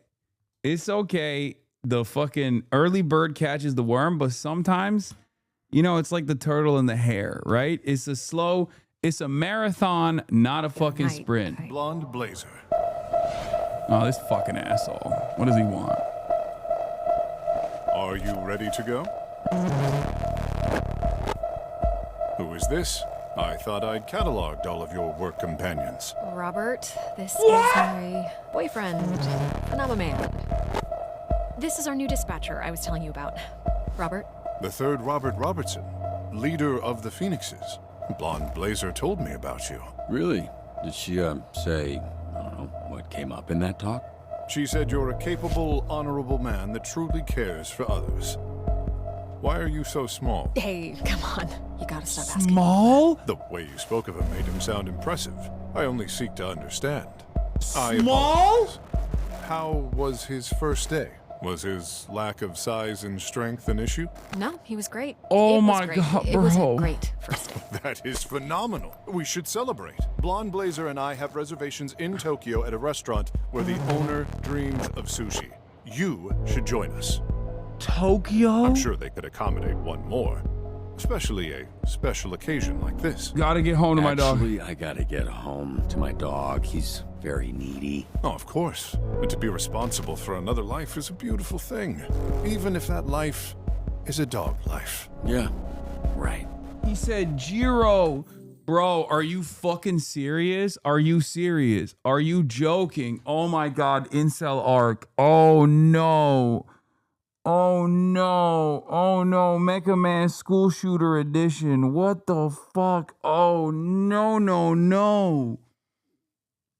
But she was throwing work my way. What did I wasn't misreading the chat. I wasn't misreading the signs. Okay. I was not misreading the signs. I know what I saw.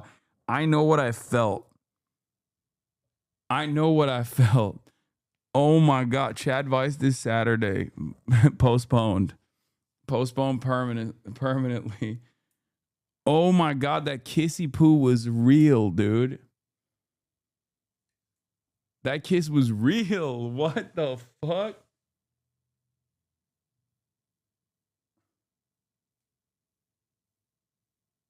That's your type, really? Tall, dark, and handsome, sick mustache, muscular. Really? What do I gotta do? Fuck water boy?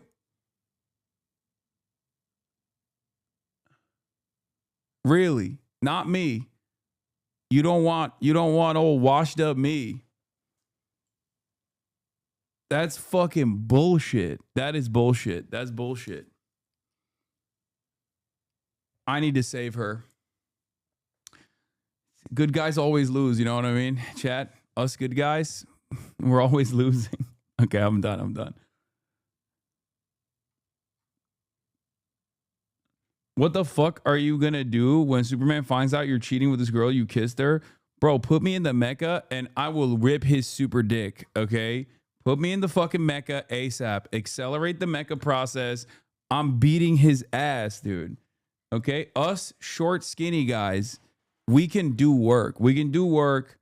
It's not the size, it's the motion of the ocean. You know what I mean? I'm ripping that fucking nasty ass stash right off his face. Oh, look at me. I'm so tall. I can fly to Tokyo on a whim. I know Jiro. He dreams of sushi. Fuck you.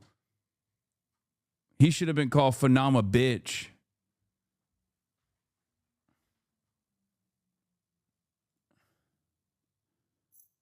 Yeah, nice guys finish last, dude. But that means we're still finishing. You know what I mean?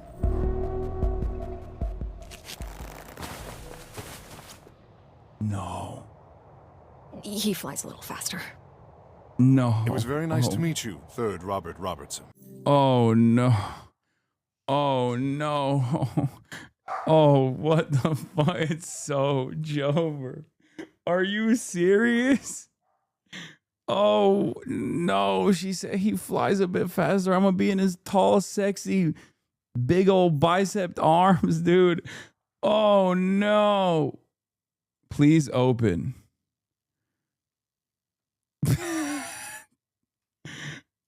The fuck is this?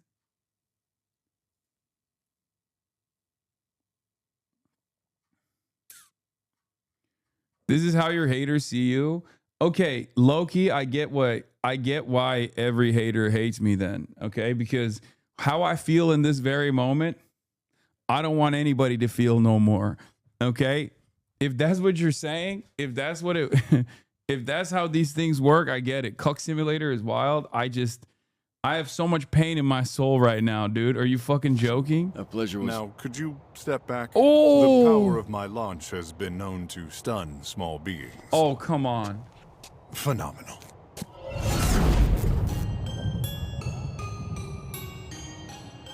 I'ma show you how to make a pound cake. Get the fuck out of here, dude. He said you're a tiny, puny little ant. Oh my God. He said, I will crush you with my impact.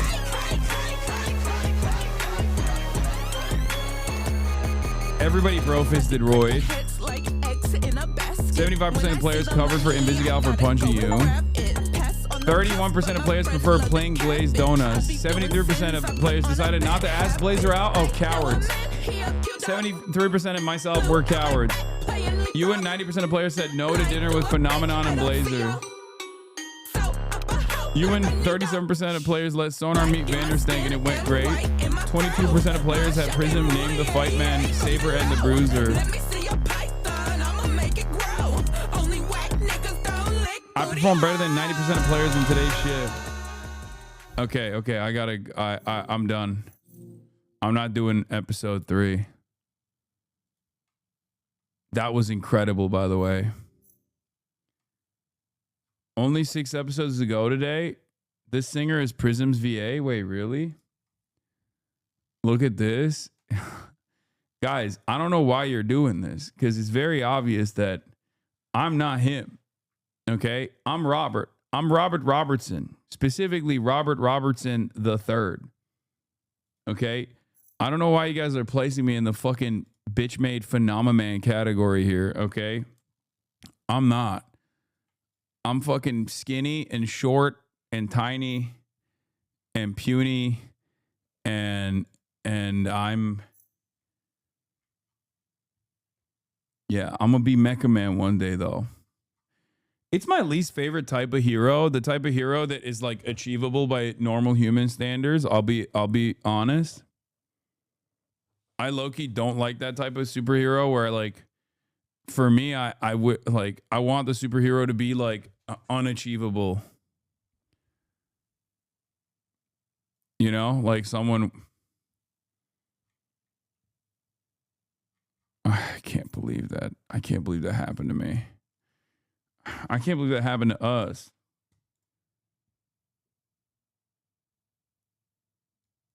You missed this, so it isn't a spoiler. There's an Easter egg for a hidden side mission where you can have the team go to the local park with unsalted peanuts and hard-boiled eggs to feed the crows. Most players miss it, but it's worth doing on your second playthrough. Thanks, chatter.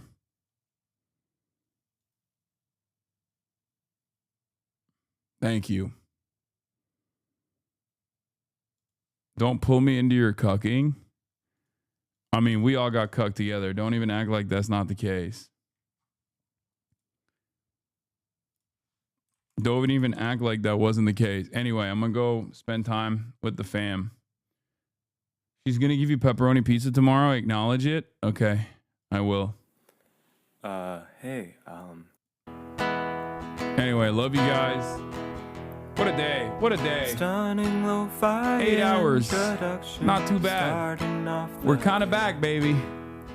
Anyway, love you guys, and I will see you tomorrow, All okay? the chatter's trickling in. Just take the L. Just take the L. We all got cucked today. Just take it. Sunny Los Anyway, Angeles, peace, and I'll see you tomorrow. Bye-bye. says Hasan. The stun lock to the stun lock to the topic's just begun.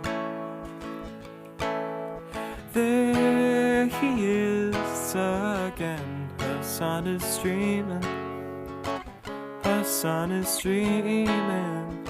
There he is again. Hasan is streaming. Hasan is streaming.